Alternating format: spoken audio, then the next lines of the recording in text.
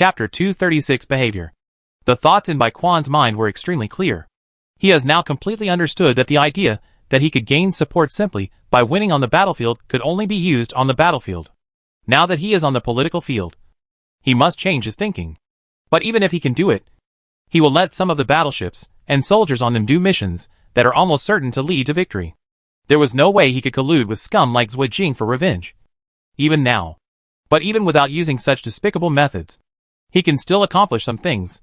With his style of combining thinking and Qin Ming's approach. When facing external dangers and targets, he must give priority to protecting himself. That is, protecting his own interests. His interests are his base, the branch of the 14th Legion, his cronies, and Qin Ming. The 14th Army Division is his most basic base. There is no doubt about this. However, the important thing about this basic base is the framework, not the actual person in it. So Bai Quan does not need to worry about the destruction of the branch's framework. And in disguise, there is no need to worry about turmoil within the framework. The confidants are all trustworthy people who came with his old boss, or were trained by him, during his promotion to Major General to Lieutenant General. He can trust these people directly without having to worry too much. Only Qin Ming is different. The relationship between Qin Ming and him is not too close. And Qin Ming has not clearly expressed a clear attitude until now. Therefore, he had to calm Qin Ming's emotions immediately. Not only because of Qin Ming's friendship with him, but also because Qin Ming is now someone he needs to rely on to a certain extent. Even if Qin Ming just sat down in the branch, he had already helped him a lot. Not to mention that Qin Ming was actually doing something. So he must give Qin Ming enough explanation to stabilize Qin Ming.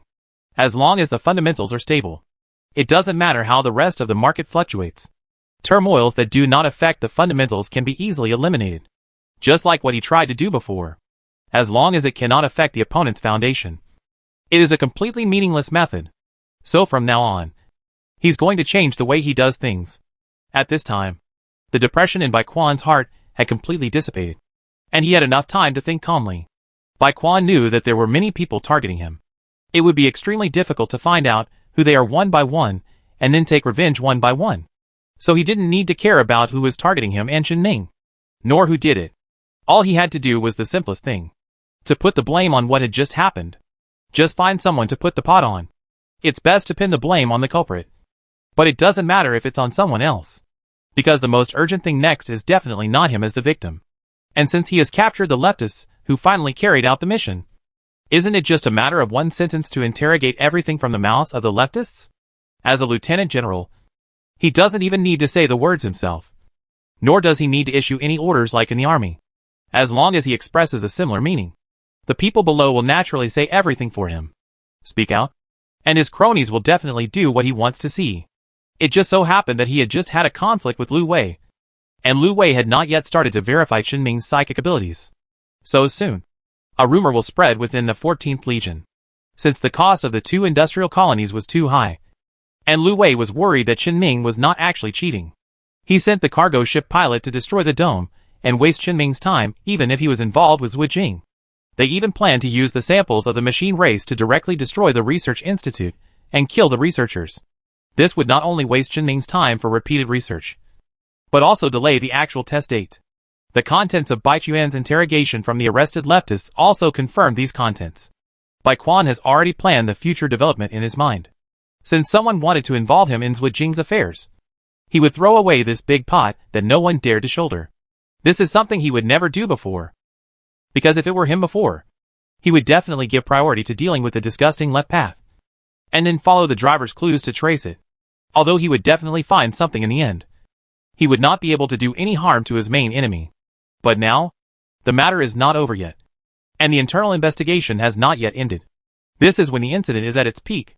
And the gambling agreement after the previous simulated battle had spread throughout the entire 14th Army in just a few hours. The combination of the popularity of the two events will definitely be the most lively and eye-catching event in recent times. No one dared to have anything to do with Zhuge Jing at this time under the watchful eyes of the entire Legion.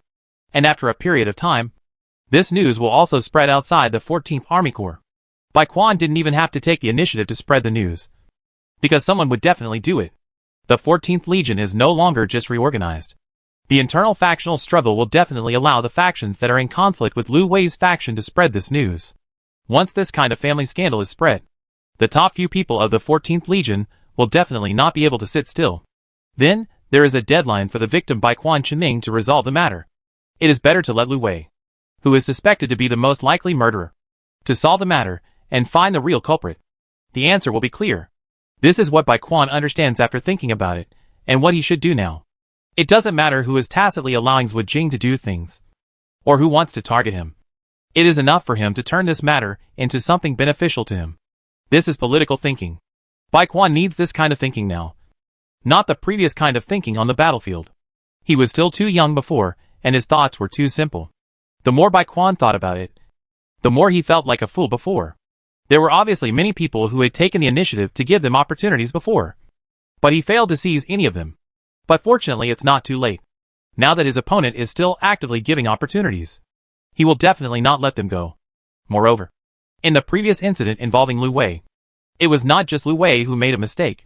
The person who provided Lu Wei with the administrator rights of the simulation device definitely had a certain status. He gave the rights to people who should not have given them. And there was also a problem. This is the key point. This is the opportunity for him to seize the opportunity and spread this incident to the opposite high-level officials. As for the method of extricating himself after taking the blame, didn't someone provide him with an example before? All it takes is a spy. The external methods have been confirmed. As for the internal ones, Bai Quan originally wanted to repair the loopholes and problems on the basis of the current branch.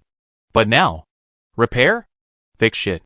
The dam, riddled with holes since its construction, needs not repairing but rebuilding. He wants to conduct an internal purge and get rid of all the people with problems. If a person suffers too much loss, he will call in new people. The Gallows Star territory is close to the border, and from time to time, it is common to encounter some scattered afterglow invasions. People who live on the border are basically bloody, and there is absolutely no shortage of soldiers if they really want to recruit. As for people in administrative positions, he came from the 14th Army Corps to work, so it was natural for him to transfer people from the 14th Army Corps headquarters. His old boss would never stop him in any way, and was even very happy to help him choose the right manpower.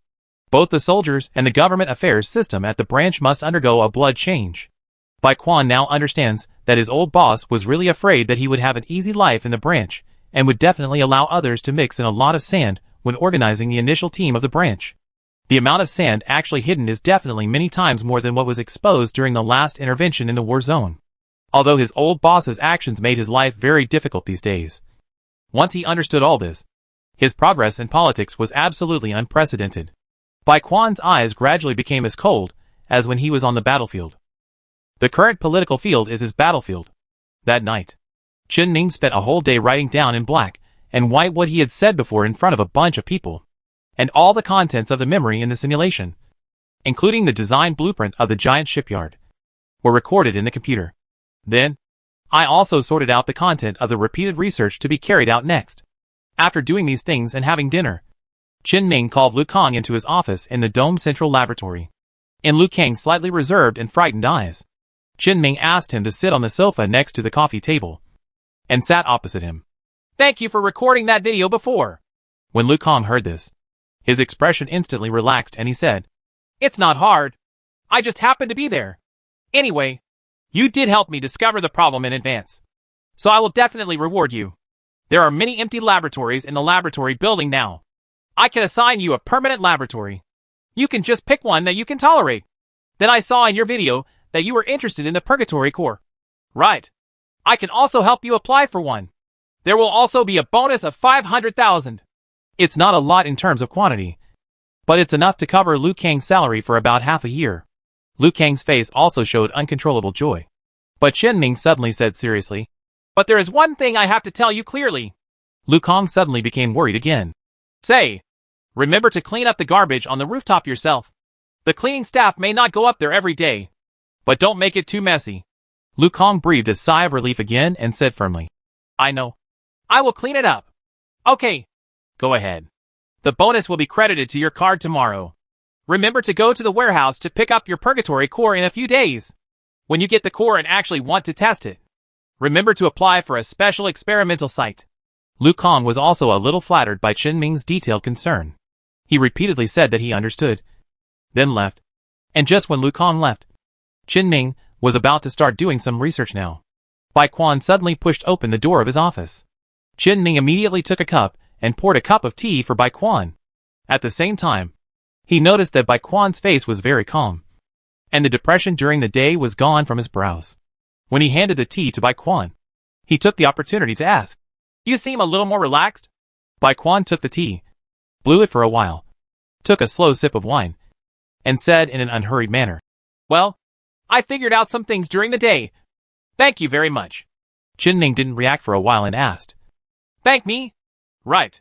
Seeing that Bai Quan didn't seem to have any intention of explaining, Qin Ming didn't pay attention.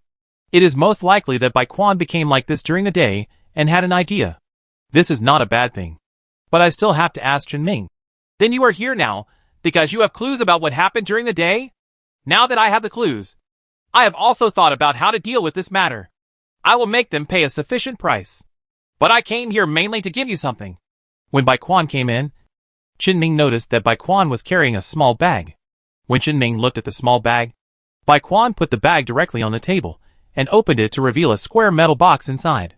Bai Quan stretched out his hand and touched the metal and something like a round button on the top. The outer SHL of the box opened by itself, displaying the contents inside in front of Qin Ming like a base. This is an irregularly shaped thing that looks like some kind of mechanical creation, but the overall appearance is somewhat weird. The overall shape is somewhat similar to the purgatory core, but it has multiple strange flat cylindrical protrusions. The angle and length of the protrusion are not large, and they are not too uncomfortable. It just looks a little special. It was so special that Qin Ming knew what it was just by looking at it. Bai Quan also said immediately, "This is the synchrotron core. Because it was delivered early, I sent it to you directly." Qin Ming reached out and pressed on the synchrotron core, and a panel that was as crude as when he opened the purgatory core panel jumped out. It can even be said that except for the 7 words, synchrotron core, in the name, the panel has almost no use. Fortunately, Qin Ming can also turn on the 3-dimensional imaging of the synchrotron core through the panel. However, just like when he touched the core of purgatory, the 3-dimensional imaging was almost incomprehensible. But as long as he is given time, he can probably figure out the role of this core. Qin Ming put the synchrotron core aside and looked at the small bag that was still bulging on the table. "What else is in there?"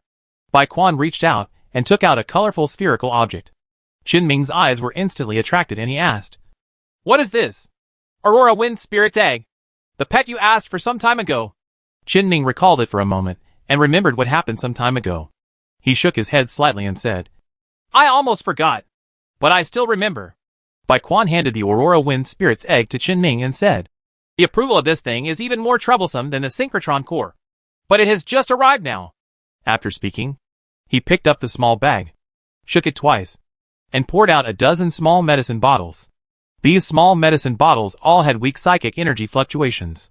Then he sent Qin Ming a document on the terminal. The content of the document is a list of medicines. "These are the medicines I told you about for psychers."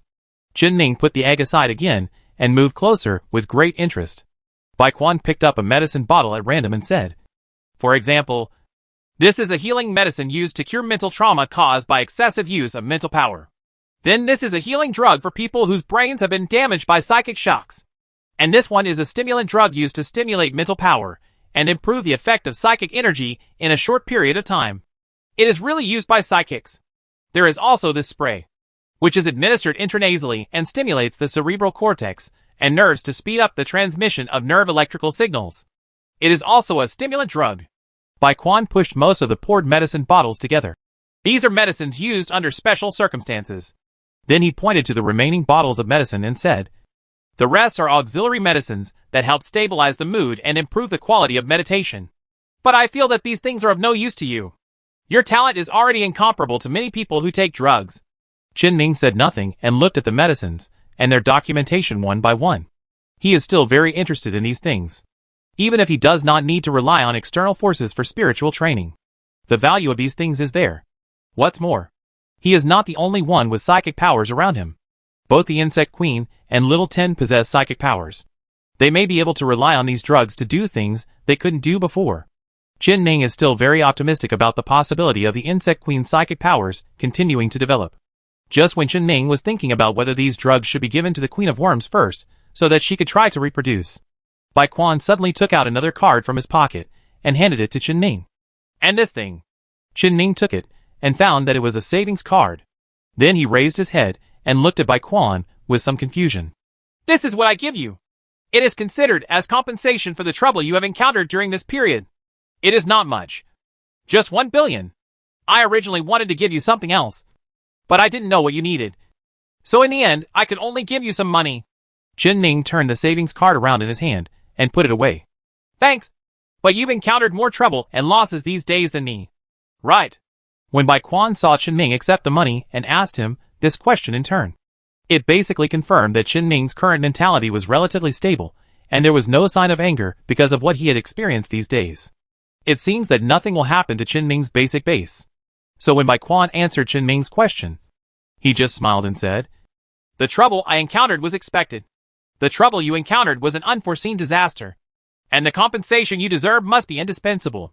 With that said, he didn't want to dwell on the issue of compensation anymore. So he directly took out a test report that looked like it had just been printed and placed it in front of Chen Ming. Chen Ming looked at it and saw that this test report seemed to be a test report on the driver's physical condition during the day. I can only say that I am very healthy and in good physical condition. But this is obviously the biggest problem. Chen Ming's face showed a slight embarrassment. The insect queen seemed to have gone a little too far when cleaning the driver's stimulants. Bai Quan said, as if he didn't see the embarrassment on Chen Ming's face. Let me ask you something. What did you inject into the driver? After injecting that dose of EP2, I asked several doctors, and they all said he would die. It should be that you injected something into him that saved his life. Fortunately, Chen Beiming had already thought of an excuse the day before and said, Yes, I injected him with the antidote I'd bought from the black market before. I don't know if it worked, but I didn't have anything else at the time. You have the medicine in hand. Just use it first. Everyone can tell that Chen Ming is talking nonsense. But everyone has their own secrets. And Chen Ming definitely has more than one secret. So Bai Quan didn't hesitate at all. And just asked, Will this medicine have any side effects? I don't think so. Bai Quan received the answer, nodded and put away the inspection report. Then it is certain that the driver's amnesia is not a physical problem, but a mental problem. This is quite important news. Bai Quan thought for a while, and suddenly said to Chen Ming, How about I tell you my future plans and plans? Chen Ming did not agree, but asked, Why do I have the feeling that you are explaining the aftermath? Once the plan fails and you die, just wait for me to avenge you. I'm not going to die that easily. It's just that I figured out something today, and I think it's best to tell you in advance when I'm doing something related to you. Chen Ming was still a little puzzled. He couldn't understand why Bai Quan changed so much at night and during the day. Just do it. Why are you telling me? Others are targeting the two of us. We are now grasshoppers on a rope. I'm still afraid that you will harm me. All right. Bai Quan nodded slightly and stood up as if he was ready to leave. But after he turned his head, a slight smile appeared on his lips. Judging from Chen Ming's current performance, he has indeed been given a lot of trust. And joining the 14th Army should be a certainty. Then he just needs to do what needs to be done. However, Chen Ming was still confused when he saw Bai Quan getting up and leaving. He still didn't understand what Bai Quan meant by some of the words he just said. Chen Ming could tell that Bai Quan had other ideas besides giving away things today. But Chen Ming didn't see what he wanted to do specifically. But it shouldn't be a bad thing anyway. Just like what he said just now. He and Bai Quan are now grasshoppers on a rope. He just needs to keep doing his own thing. Do research and find ways to make some extra money during the war. Then if you have the chance, find a way to kill the left path. If we can investigate who allowed Zhu Jing to do what he did, we will find a way to kill him. Chen Ming was really disgusted by what Zhu Jing did during the day. This was a behavior that truly exceeded his bottom line. He had to take care of this matter himself.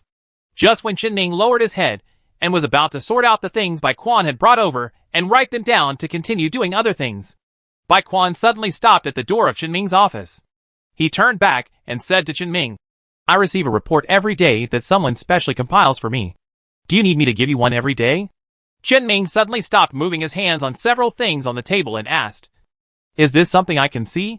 Right. Although Chen Ming still didn't understand why Bai Quan did this, he still said, Then I want it. Okay. I will teach you as usual tomorrow, and review the advantages and disadvantages of everyone's actions on the previous big battlefield. Chapter 237 The Attempt of the Special Operations Unit. After Bai Quan left, it's not too late yet. Ning took a few things said by Quan and returned to his usual resting place. It's still an independent room in a corner on the second underground floor of the laboratory. After locking the door, Ning raised his left hand and looked at the carapace wristband. The insect queen's consciousness then descended on the carapace bracer. Several insect eggs were formed on the carapace wrist guards as before, and several flexible tentacles grew. Ning placed several medicine bottles that Quan had set previously in a row on the table in front of him, and asked the insect queen's tentacles to take out a pill of medicine each, and grind some powder to absorb it. The queen of insects is a psychic creature with extremely strong survivability.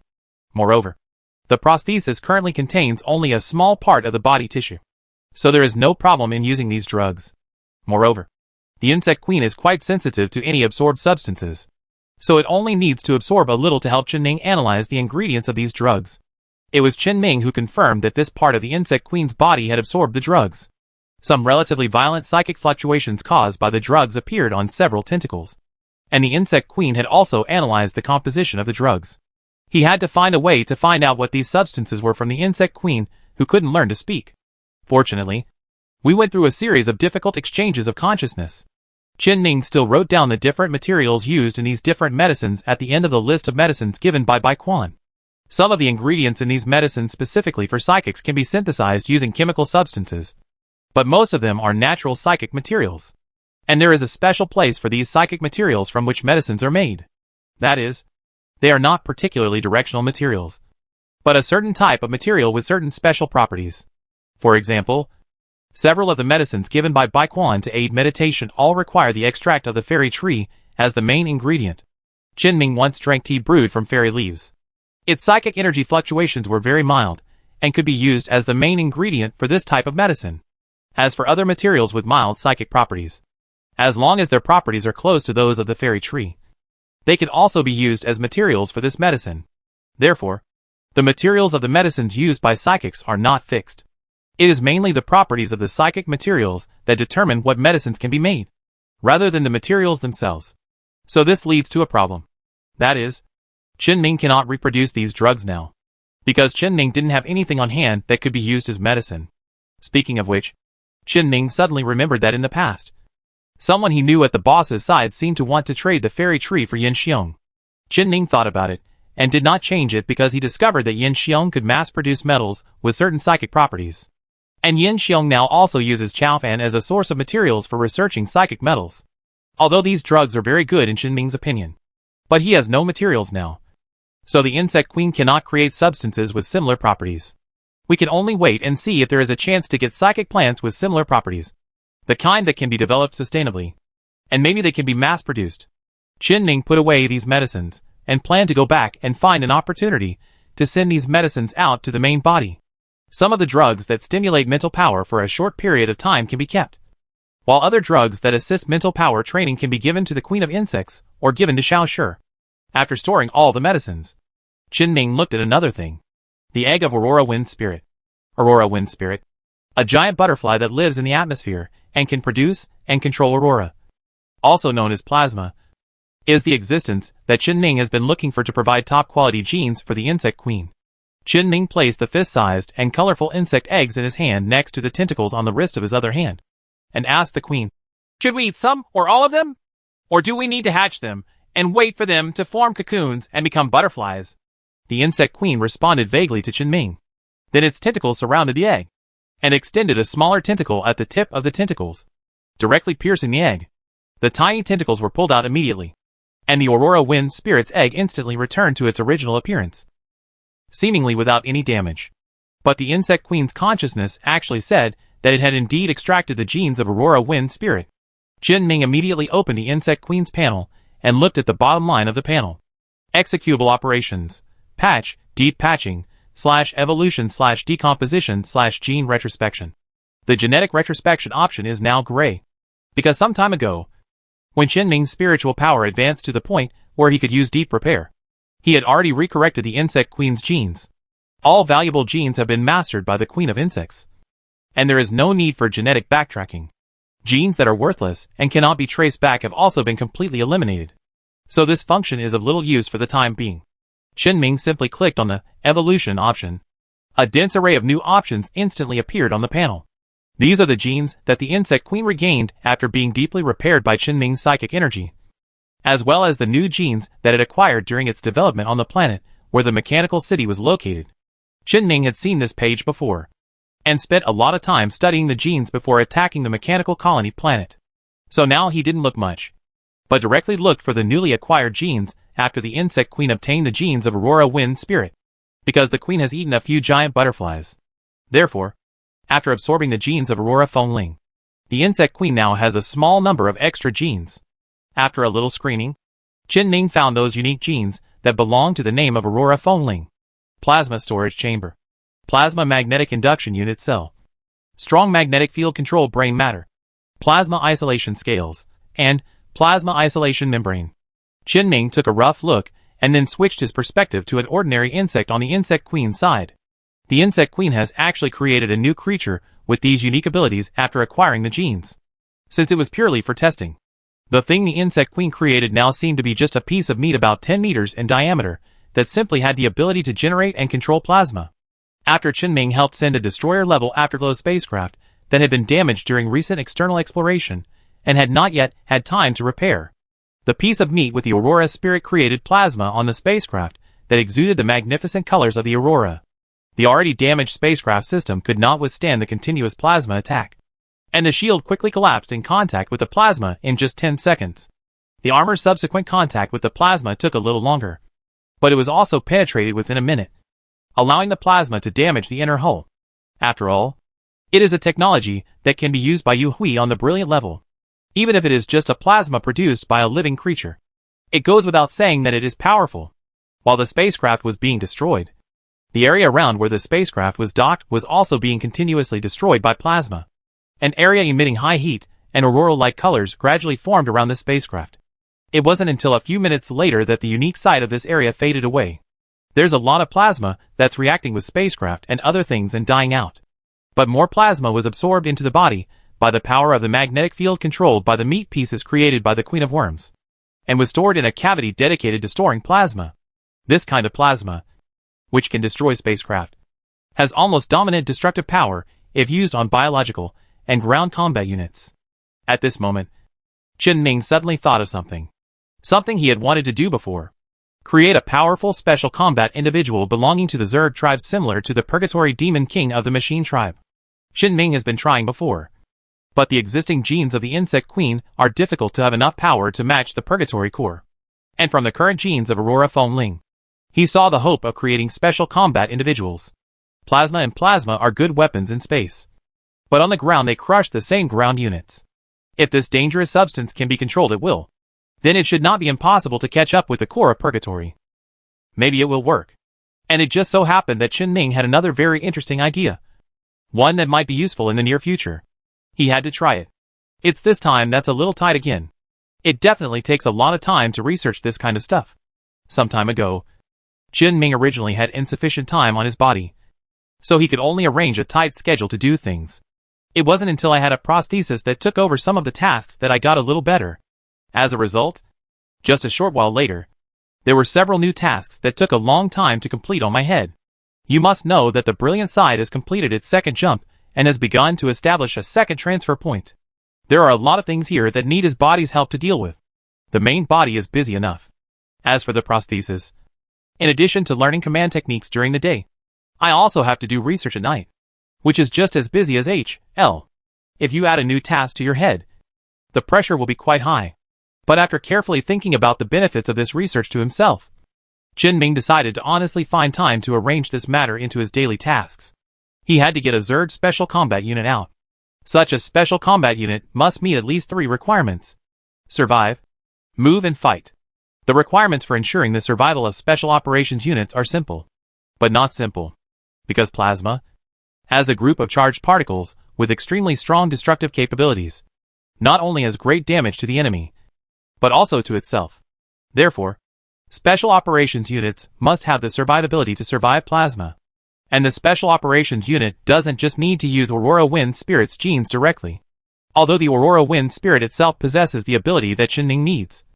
The character of this species is very gentle, and its scales and protective film are only used to prevent plasma damage from affecting itself. This protective method has almost no effect on any other attacks. And slightly sharper stone spears may directly pierce their bodies. Of course, the premise is that it can be stabbed, and the stone spear will not be annihilated by the plasma surrounding Aurora Wind Spirit. In short, on the planet where the Aurora Wind Spirit is located, the adult Aurora Wind Spirit living in the atmosphere has no natural enemies at all.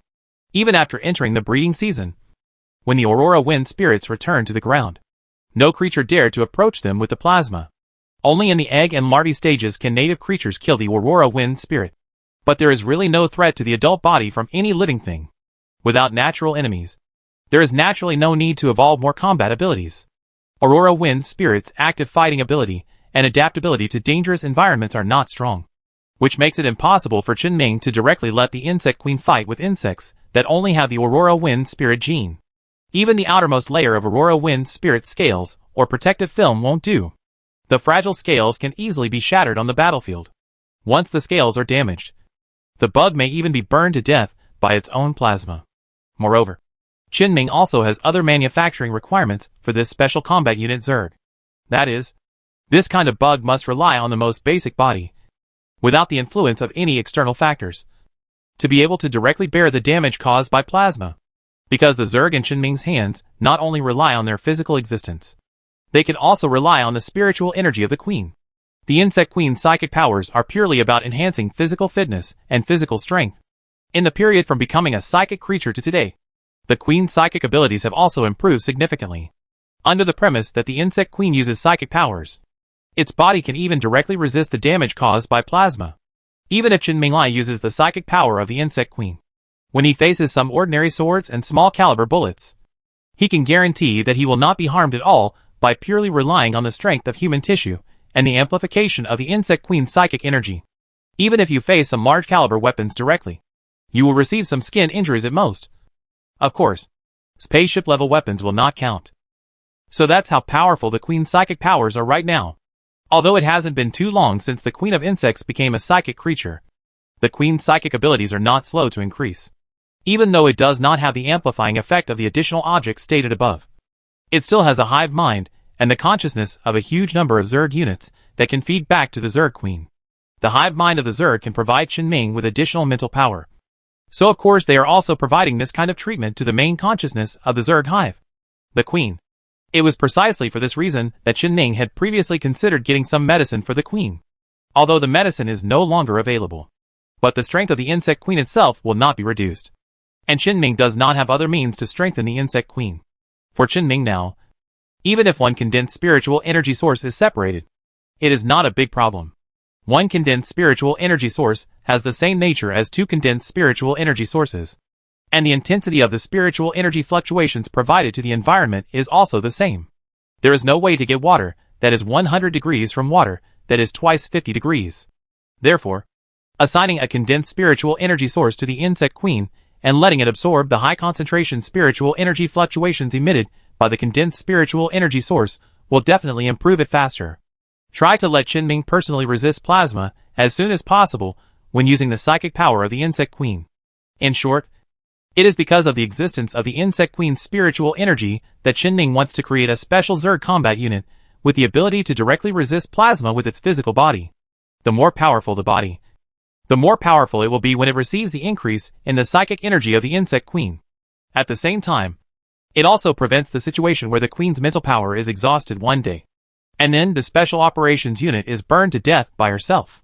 But no matter what, it is absolutely impossible to resist plasma with a jet black carapace.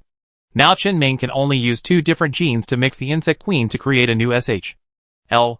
The difficulty of directly using genes to create related organisms is not at the same level as the difficulty of combining two different strings of genes to create a string of genes that can express traits normally and meet the requirements. This is the next place where Qinming will definitely spend the most time. But after Qinming assigned the task to the insect queen, Qinming suddenly discovered a problem. It's just that the deep repairability on the panel seems to have some special conditions that he hasn't discovered before. Qinming's in-depth maintenance ability is to optimize a hole to the most suitable level for its essential work. After in-depth maintenance once, there is no way to perform in-depth maintenance again. After all, The things that have been repaired after in-depth maintenance are already the most suitable existence. However, Qin Ming discovered at this time that the insect queen can perform deep repairs again. The restriction that his deep repairs can only be used once is not absolute. Things that have been deeply repaired can also be deeply repaired again. And the prerequisite for doing so. Qin Ming studied it roughly and figured it out. As long as something has been deeply repaired, there have been some overall changes. For example, if a refrigerator is repaired in depth by Qin Ming, it can become a useful refrigerator. Then he had the ability to replace the refrigeration equipment of the refrigerator with a heating equipment, turning the refrigerator into an oven. If in-depth maintenance is carried out at this time, the entire refrigerator will become an oven. Of course, such extreme changes are not actually needed. As long as part of the structure changes, Qin Ming can optimize the change things to the appropriate level.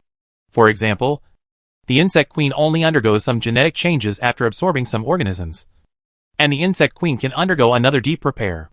Another example is the product of the fusion of the chaotic Aurora Wind Spirit gene and the Zerg Black Carapace gene created by the Queen of Insects. Even Qin Ming didn't need Aurora Wind Spirit scales and protective film genes, because the optimization effect of deep maintenance is like a barrel with one long board and many short boards. It does not use strong points to compensate for weak points, but directly uses Qin Ming's excessive consumption of mental power to make his weak points grow into his strong points. Therefore, in order to adapt to the existence of plasma, Qin Ming felt that his psychic power should be able to deeply repair the original carapace of the Zerg and the mucous membrane inside the mouthparts that are easily exposed to the outside world to the point where they can directly resist plasma. And this new carapace that has been deeply repaired will definitely be recorded by the Zerg Queen and passed down like the Zerg gadgets that Qin Ming used to use his psychic powers to create. Qin Ming's thoughts on the survivability of special operations units are basically clear at this point, and also completely transmitted this idea to the insect queen. More than an hour later, Qin Ming was about to go to bed. Good news came from the insect queen. It has created a gene that possesses the Aurora Wind Spirit's ability to control plasma-related body tissues, and injected it into a gene that has not been perfectly sorted out, and just violently mixed the plasma protection gene with the Zerg's carapace gene. A twisted mass of genes? This completely immobile mass of flesh was covered with various sharp growths and abrupt scale wings of different sizes. And it also secreted a disgusting purple viscous body fluid. This is the result that the insect queen barely completed after dozens of failures. The existence of chaos genes means that the insect queen can only do this now. But at least it is alive. And the meat's nerves also restrict the meat's instinct to use the organs that create plasma, so that it will not burn itself to death as soon as it is created. Let Qin Ming have time to use his psychic powers. It just so happens that it's almost time to take a break. Qin Ming simply washed up, lay on his bed, and closed his eyes. Then he used deep repair power on the lump of meat. Qin Ming fell into a coma amid a severe headache that Qin Ming had not experienced for quite some time. And the pieces of meat affected by his spiritual energy are gradually evolving in the direction of normal creatures under the influence of spiritual energy. After dawn, Qin Ming got up energetically. The first thing I looked at was behind the eye worm. However, something unexpected happened to him. The lump of meat still looked like a lump of meat, and there was no change to the naked eye. What's the situation? The insect queen immediately transmitted the content of a memory to Qin Ming. Just last night, after Qin Ming used his psychic energy to pass out, his psychic energy did act on this ugly piece of flesh. But his psychic energy gradually disappeared after working for a certain period of time. It was not because of any interference, but simply because the mental power to support the spiritual fluctuations was insufficient, and it disappeared. This means that Qin Ming's mental power is not enough to transform this lump of meat into what it should be in one go. The long-lost pain in his brain last night was still vivid in his mind, and the trouble caused by genetic chaos was far more complicated than Qin Ming had seen. And there should be some Aurora Wind Spirit genes in this. After all, Qin Ming had never had such trouble doing in-depth repairs to the insect queen before. It seems that he needs at least one more in-depth repair. Otherwise the mental energy consumed previously will be in vain. To be honest, the mental energy consumed by using psychic energy this time was a bit more than Qin Ming imagined. But since the consumption of spiritual energy is so huge, it means that if his attempt is successful, the effect will be absolutely unimaginable. Qin Ming felt impatient. But time would not speed up just because he wanted to. In-depth repairs still have to be done at night. Qin Ming could only praise the insect queen now. Broke off communication with the insect queen, and turned his attention to the terminal. There is a document on the terminal. which Bai Quan said more than an hour ago. Qin Ming took a look and found that this was the report Bai Quan said last night that he would read every day. The content includes, but is not limited to the current affairs news within the 14th Army. It can be said that the important news of the entire star field is condensed in this report, which is of great help in understanding the information from the outside world. The bulk of today's report mainly talks about the gambling agreement signed between Qin Baiquan and Lu Wei, as well as yesterday's news that Zuiju infiltrated the branch of the 14th Army. Just when Qin Ming was looking at more detailed content, Baiquan suddenly opened the door and walked in. Seeing Qin Ming holding the terminal, he instantly understood what Qin Ming was doing. "How's it going?" "It's quite detailed. Basically, I know all the news. But I think there seems to be a lot of false news that is harmful to you. So you just don't care about it? Don't worry. It's not a big problem. We will continue class today." Chapter 238 Ultimate Power. 3 days later in the morning, Qin Ming looked at the insect queen as usual. The appearance of the piece of meat that had been cultivated a few days ago had changed significantly. The original messy muscle tissue and redundant scales and wings have all disappeared. And the entire piece of meat is wrapped in a new carapace that combines the advantages of the Zerg carapace and Aurora Wind Spirit scales. It looks much more pleasing to the eye than it did a few days ago. It is obvious that the survivability of the sample has been improved after yesterday's in-depth patching. At this time, the insect queen also noticed that Qin Ming was paying attention here. It immediately controlled the unique organs derived from the Aurora Wind Spirit gene on the meat block, and created a large amount of plasma around the meat block. In the brightly colored plasma, the intact pieces of meat are in sharp contrast with the surrounding environment covered by the insect queen's carpet that is constantly being destroyed by plasma. And Qin Ming also noticed that plasma existed at a very high density around the meat. The carapace on the meat block cannot completely protect it, so there are still some muscle tissues and mucosal tissues on the meat block that are directly exposed to the plasma. But even so, these plasmas did not cause any damage to the meat. This situation clearly told Qin Ming that not only the outer carapace, but also the other tissues of this piece of meat had a certain degree of plasma resistance. The insect queen continued to process the piece of meat in front of Qin Ming, including but not limited to crushing with heavy objects, corrosion with strong acids and alkalis, explosion of unstable energy crystals, and various attack methods possessed by the Zerg. Test. It can be seen that the basic physical strength of these organizations has also been strengthened to the extreme. Qin Ming's hard work these days was not in vain. It not only ensures the original resistance to plasma, but also has stronger resistance to other attacks. This is the evolution after genetic fusion. Only now there's a problem.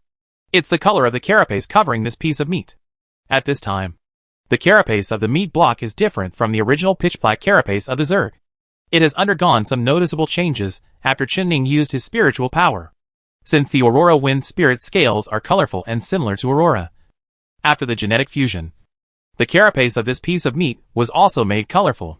Even the muscles under the carapace show different body color characteristics. It flashes under the action of plasma, just like an LED light. Fortunately, the color traits displayed by the carapace and muscles were not important genes. The queen quickly changed it back according to Qin Ming's request, returning to its previous dark and chilling appearance. Although this carapace can't kill this mass of meat, that's all. But it's not a big problem. At least the other Zerg races still have what they should look like. And that's it for now. Qin Ming's research and guarantee of individual survivability in special operations has been completed. The body of the Zerg can survive in the space environment after it has the ability to resist plasma attacks. Survival is definitely not what Qin Ming needs to worry about next. Moreover, the genes on this piece of meat that have been optimized by Qin Ming's spiritual energy have also been completely obtained by the Queen of Insects. The Insect Queen can create similar existences at any time. In other words, Qin Ming can now ask the Zerg Queen to replace some of the genes that make up the body tissues of all Zerg races, so that the average combat ability of all Zerg races can be improved to a higher level. Qin Ming is now very much looking forward to seeing these bugs that can withstand plasma attacks appear on the ground battlefield. Moreover, Qin Ming's research this time has some additional byproducts. He got the inspiration from the previous attempts by the Queen to create mixed gene meat pieces, a weapon that can be used on the Queen's biological ship. The biological spaceship of the Zerg Queen can be regarded as the template for the biological spaceship that the Zerg can now cultivate.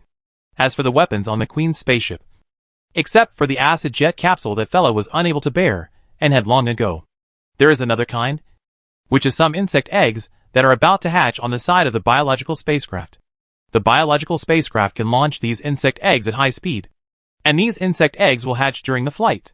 These hatched bugs can quickly grow into a large number of flying bugs with the ability to interfere with or destroy the shield and armor of the spacecraft, and continue to rush towards the enemy at high speed in space with the power of launch. Similar to an assault boat, the original generation of insect queens used this method to switch from the original abandoned spaceship of the space station to the spaceship of the pirates, who listened to the rescue signal and came to take advantage of the fire, and ran all the way outside the Empire. This kind of flying insect was originally a type of Zerg combat unit that Chen-Ning was more optimistic about. After the energy crystal, a thing that concentrated a large amount of energy, was found, he had also asked the insect queen to rebreed several generations of more powerful flying insects. During Chen-Ning's research on plasma genes this time, when he saw the bugs that the insect queen had failed to create, and were burned to death by the plasma she created, he had new ideas in his mind. He can breed some plasma self-destructing flying insects that are purely used for self-destruction. It is a self-destructing plasma insect that completely abandons all other abilities, including self-protection capabilities, and focuses on strengthening its plasma production capabilities. Of course, normal ones have perfect plasma control and plasma protection capabilities, and pure evolved flying insects. Plasma flying insects are also in Chen-Ning's plan. However, the damage caused by disposable consumables such as self-exploding flying insects in a short period of time will definitely be much more powerful than that of serious plasma flying insects. Chen-Ning didn't like Zhu Jing very much, but he always thought the techniques related to self-destruction he learned from Zhu Jing were good. So this idea naturally appeared in his mind and was perfected. With these two technologies, if you really want to fight later, you will first release a wave of plasma self-exploding flying insects to destroy the shield armor. Then the plasma flying insects enter the field and are responsible for ending the battle. Follow this train of thought. Chen-Ning also thought of another direction that he had not thought of before. Those eggs launched by biological spacecraft can carry parasites. Parasites that can directly control individuals of the mechanical race. These parasites do not need to hatch on the way to space. As long as the eggs can hit the target, the parasites can use the energy of the energy crystals they carry to grow and parasitize within the spacecraft. Use parasites to control your spaceship, although it may be a little difficult. After all, the size of the parasite is comparable to that of ordinary mechanical units, but it is still a bit difficult to face the spaceship. But even so, Chen-Ning still feels that this solution is valuable, even if it cannot control the entire spacecraft. Controlling a part of it and causing interference to the driving of the spacecraft should not be a problem. Chen-Ning has already thought of names for these three new types of biological spacecraft weapons. Biological missile parasite, biological missile plasma self-destructing flying insect, and biological warplane plasma flying insect. They all have practical application value. Chen-Ning even felt that he should let the biological spacecraft of the insect queen specifically develop in this direction, which should be regarded as an aircraft carrier, relying on self-destructing flying insects and other combat flying insects. A combat method combining missiles and fighter planes was established. But this is just an idea for now. The most important thing now is to get the special operations units out. The survivability of the special operations units has been guaranteed, and then the next stage begins. But there is still no rush to start, because it's still early morning. After Chen-Ning got up and washed up, he quickly sent someone a breakfast, and then picked up the daily report sent from Bai Quan today. Ever since Bai Quan gave him this report for the first time a few days ago, he has been studying the contents of this report all day long. After all, this allows him to learn a lot of information without leaving home. And some of it can also be verified through his relationships outside the home, especially for some changes in public opinion. Chen-Ning can understand very clearly. After all, the public opinion that Bai Quan mismanaged the 14th Army branch and seemed to be suspected of corruption was not so easy to ignore. It can be said that this kind of news is spreading throughout the entire star field. Even the report given by Bai Quan clearly stated these contents. Chen-Ning went out of his way to verify it, and indeed found that such public opinions were spreading in many places. This is not just the timely transmission of information from Lao Wu and glasses. There must have been others who contributed to the spread of these messages. Only then can people outside the 14th Army learn about this false news so quickly and promptly. However, Bai Quan must have seen it before him. And Bai Quan was still the same when he was teaching. So Chen-Ning didn't ask any more questions. Bai Quan happened to ask for a leave of absence from him today, saying that he had something to do in the morning, and would make up for the morning lessons in the evening. By the way, he also asked Qinming if he was free to attend a meeting he was going to have today. They said they were going to announce new rules, regulations for the branch. Qinming can actually go over and listen to military meetings. But Qinming has basically never touched on such obviously political matters. In addition, Bai Quan just said it casually, and did not say that Qinming must be what he was in the past. So Qinming refused. Anyway, he could tell from these actions that Bai Quan must be pushing for something. Now that things are progressing, there is no need for Qinming to focus all his thoughts on this matter. He just spent this morning doing research. After Qinming had breakfast, he opened the terminal and played Baichuan's meeting. While listening half underlying to the content of Baichuan's meeting, he was doing his own thing. In the past few days, in addition to the research conducted by the Insect Queen, Qinming was also conducting research on simulation experiments. The main reason is that the data previously tested in the simulation must be reproduced. But this is quite simple. As long as you have the initial idea, write down the rest that you will use later. Then throw it into the computer and let the computer do the math. In just a few days, Qinming had already reproduced most of the research processes done in the simulation. What follows is all new research. Qinming even had to spend some time thinking about what content he had not done yet and needed computer simulation, so he can put it into the computer to calculate, add it to the content he has studied, and ask Lu Wei to pay more. Research on other synchrotron cores is also progressing steadily. It's just that it still has the same shortcomings as when I studied the Purgatory core before. Since this task was assigned by Bai Quan, Qinming does not need to spend money to buy equipment or anything else. He just needs to tell Bai Quan and wait for it to be delivered. It should arrive tonight or tomorrow. However, judging from Qinming's current research on synchrotron cores, he can clearly feel that the emphasis of synchrotron cores and purgatory cores is different. The main focus of the latter is combat. As for the former, after these 2 days of superficial research, Qinming can basically confirm that it is used in logistics. There are also backdoors for psychers on the synchrotron, which should also be used to enhance logistics capabilities. Moreover, it seems to have some important connections with the nanorobots that are inseparable from the mechanical family.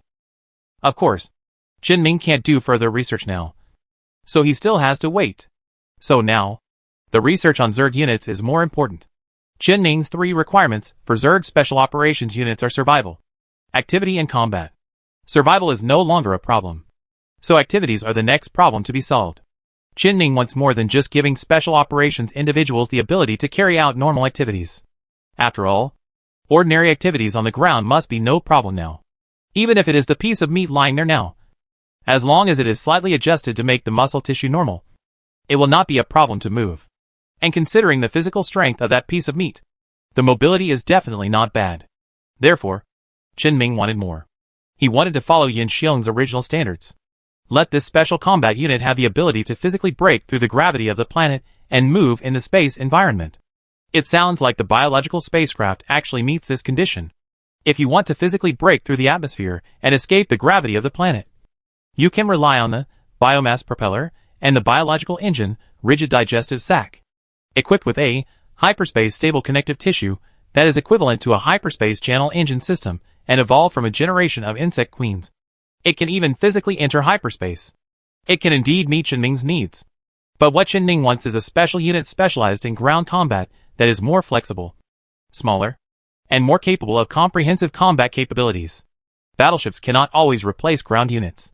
Qinming just needs the special combat units he is currently researching to have the ability to move in space and avoid interception.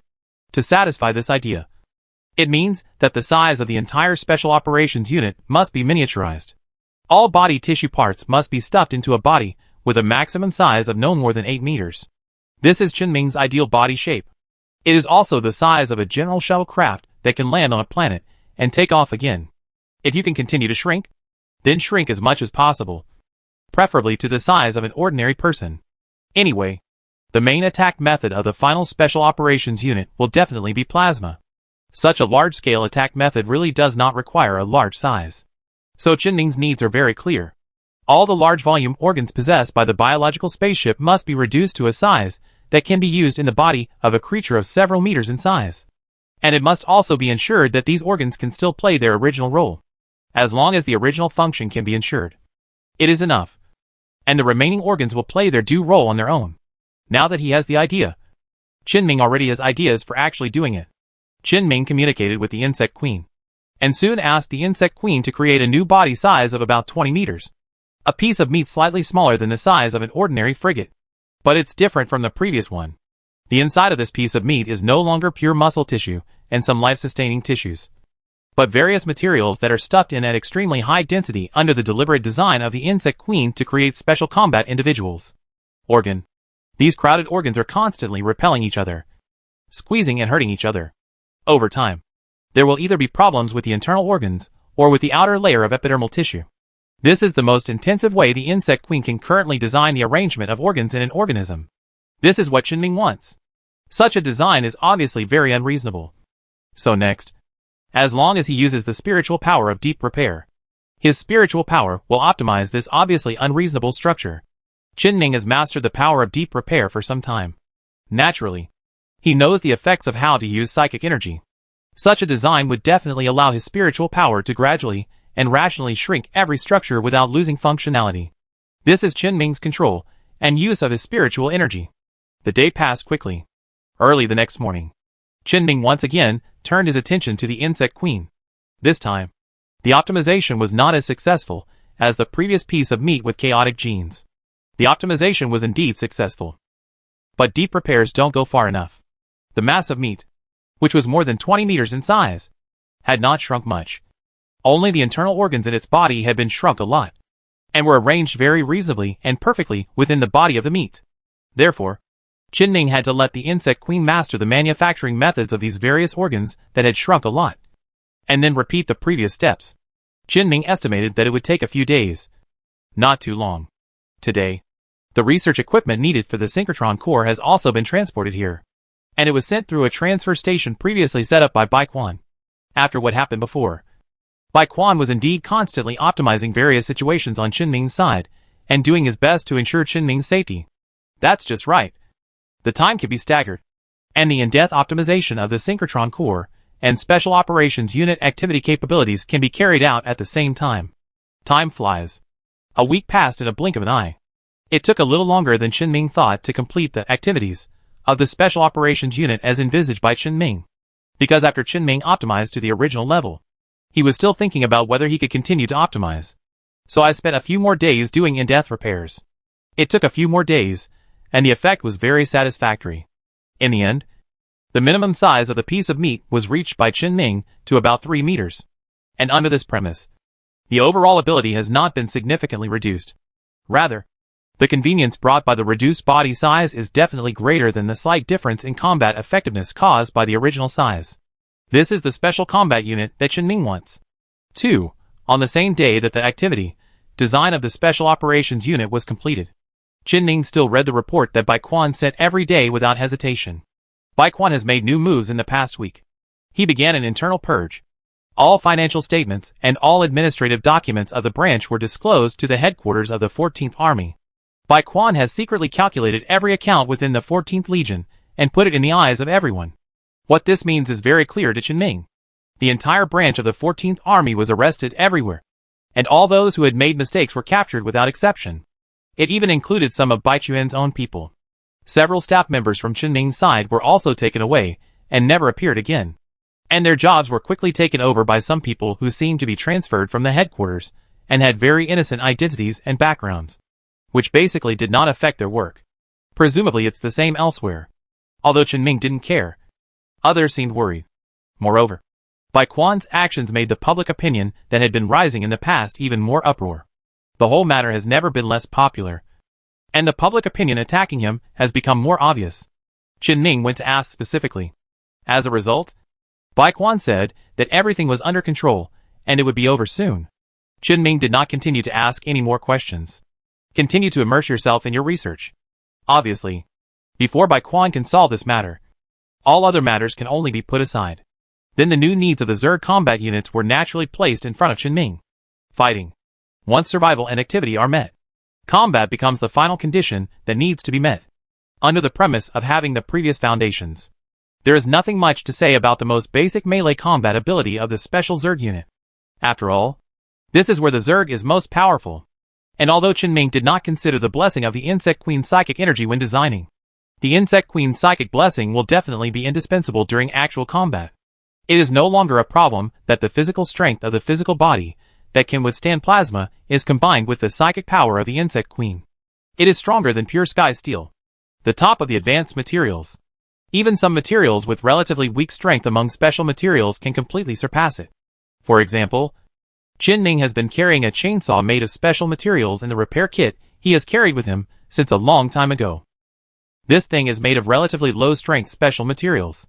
Under normal circumstances, it can directly cut through the rear armor of the cruiser. Of course, forget about the front armor. But the rear armor of the cruiser is also the armor of the cruiser. So its value lies there, which is proof of Sindar Company's wealth. So with physical strength that exceeds the strength of this chainsaw, there's really nothing to say about the hand-to-hand combat capabilities of the Special Operations Unit. So with this foundation, Qin Ming doesn't plan to add too many other attack methods. 3 are enough. There's nothing much to say about plasma, the main means of large-scale attack. One of the 2 remaining methods. Qin Ming's choice is Parasite. This thing's ability is very useful when facing the mechanical race. It just so happened that Qin Ming couldn't indirectly control the mechanical race through Afterglow or other means. He could only do it in person. So the Parasite was very valuable. The last resort is to cooperate with the creep of other Zerg units. In fact, it's not quite right to say that these 2 are attack methods. After all, Parasites are not considered attacks. And creep is the basic ability of current Zerg units. Therefore, the special combat unit designed by Qin Ming is actually very simple. Extreme physical strength combined with extremely destructive plasma. This is what Qin Ming wants. Chapter 239 completed. After Qin Ming had a complete idea, the design of the special combat unit, combat, is actually the simplest of the 3 design requirements. It only took the Insect Queen a few hours to create an actual sample by relying on the biotechnology accumulated previously. Although the initial samples were a bit rough. Under the influence of Qin Ming's spiritual energy, all the unreasonable and imperfect areas were erased by in-depth repairs. The last person standing in the deepest part of the nest was a small, terrifying creature that was only about 3 meters in size, but had powerful intimidation. It was obviously motionless now, but the danger it exuded made some bugs deep in the nest deliberately stay away from it even without special orders from the Queen. And to say it is small as compared to other Zerg units. The height of about 3 meters is no longer small from a human perspective. The appearance of this special combat unit looks somewhat similar to the Zerg power armor that Qin Ming made before, and the overall appearance is more humanoid. However, compared to the mechanical and insect composite structure, the power armor is more streamlined and lacks some offensive spikes, only near the joints, or under the carapace of the limbs used for close combat. Are there some inconspicuous spikes that can be retracted? Because Qin Ming discovered that the killing effect of blunt blows brought by extreme power is sometimes stronger than sharp weapons. This is why he came up with this design. This is what Qin Ming wants. At this point when the finished product comes out, there are only the last 2 problems left for Qin Ming to solve. One of them is a problem that Qin Ming discovered when he just started the design of battle. It's just that the consciousness of ordinary Zerg units cannot support such a powerful body. And their consciousness cannot bear the intensity required to control this body. If you want to make this body move, either the consciousness of the Insect Queen comes into play, or Qin Ming takes charge personally. Qin Ming was not entangled in this issue. Originally, this body must have been controlled by him, or the Worm Queen. And he and the Insect Queen are the same. Almost the same. Moreover, the Insect Queen itself is not very good at fighting.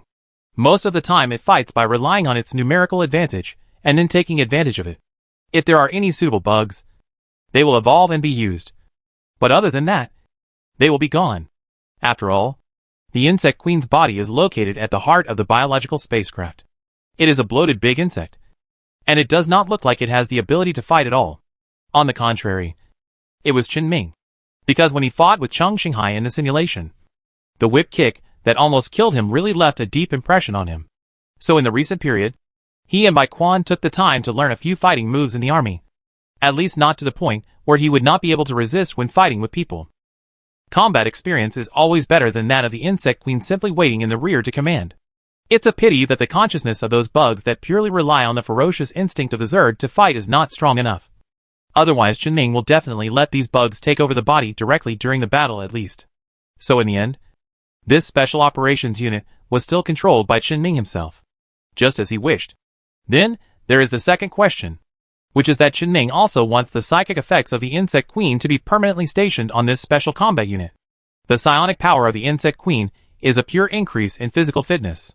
And for the Insect Queen herself, in addition to the effect of greatly improving her physical fitness when the psychic energy is activated, the physical fitness of the Insect Queen itself also increases significantly when the psychic energy is not activated.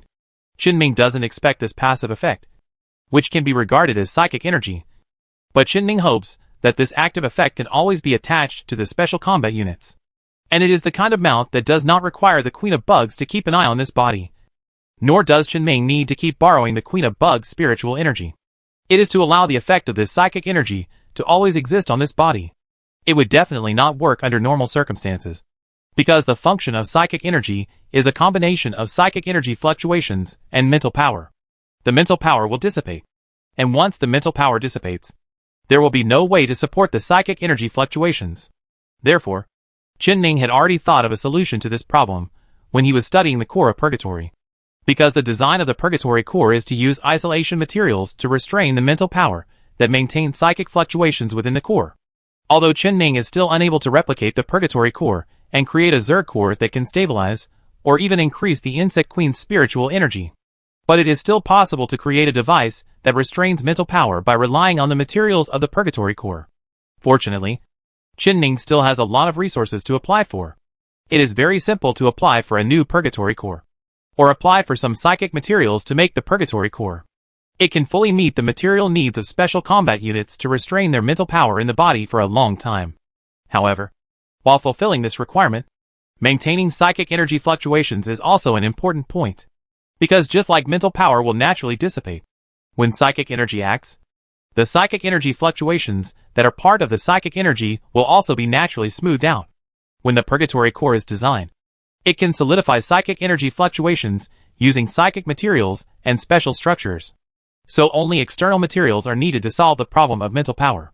But since Qinming was unable to completely reproduce the core of Purgatory, especially the most complex and difficult to reproduce core part, he had to use other means to try to solidify the psychic fluctuations of the Insect Queen. Therefore, Qinming now not only needs restraint materials, but also an energy source that can maintain psychic fluctuations. It just so happened that Qinming had something extremely suitable on hand. Gather the source of spiritual energy. The nature of this thing itself can be used to create a stable psychic fluctuation environment. As long as simple adjustments are made, it will definitely not be a problem to stabilize the psychic fluctuations of the Insect Queen, who is closely related to Qinming. It was originally said that this thing was going to absorb psychic energy waves for the Insect Queen, but now it seems that it has to be used as the biological core of the Zerg Special Combat Unit. But just when Qinming was thinking about the general structure of the simplified version of the Zerg core, the Insect Queen understood Qinming's thoughts by connecting with his consciousness. Then, a special emotion suddenly came over it. It wants Qinming to hand over the source of condensed spiritual energy to it. Qinming thought for a moment, and took out the condensed spiritual energy source that he personally condensed on his body. In fact, he has never thought about the use of condensing the source of spiritual energy.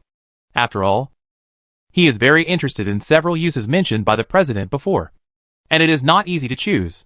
But since the Insect Queen now takes the initiative to bring it up, and it is indeed valuable and qualified to get this thing from him, then Qinming wouldn't mind choosing to hand over the source of condensed spiritual energy to the Insect Queen. Ordinary creatures swallow the condensed spiritual energy and become psychic creatures. And if a psychic creature devours the source of condensed psychic energy, it will be connected to the creator of the condensed psychic energy in terms of mental power. And this connection is controlled by the creator, who condenses the source of psychic energy. That's why the president of the Psychic Association told Qinming how to use it. A psychic creature with connected consciousness and completely obedient to the creator of condensed psychic energy is indeed good. Especially the psychic creature that devoured the source of his condensed psychic energy was the Insect Queen. As for the condensed spiritual energy source that Qinming chose, that he personally condensed, although it looks more ordinary than his other condensed spiritual energy source that he obtained from dimensional infection. After all, there is no mini iron or ship in it. But correspondingly, it is also more closely related to Qinming. If you want to use the condensed spiritual energy source on the Insect Queen, this condensed spiritual energy source is obviously more suitable than the other one. After getting Qinming's permission, several queen worm tentacles grew on Qinming's wrist. The Insect Queen controlled these tentacles to wrap around the source of condensed spiritual energy. gradually swallowing the source of condensed spiritual energy.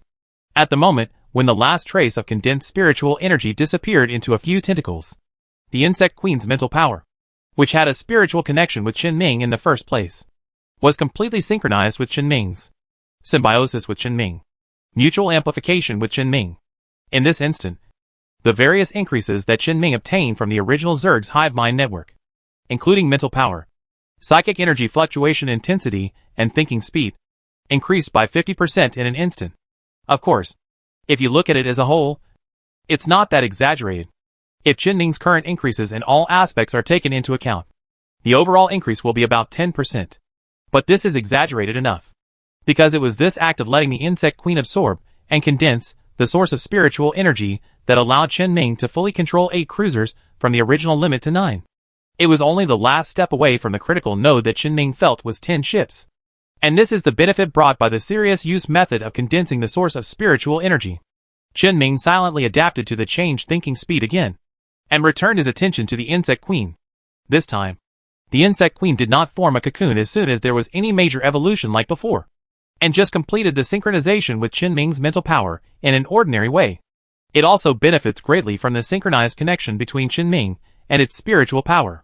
Almost all the additional increases that Qinming possesses can appear on the insect queen in a certain proportion.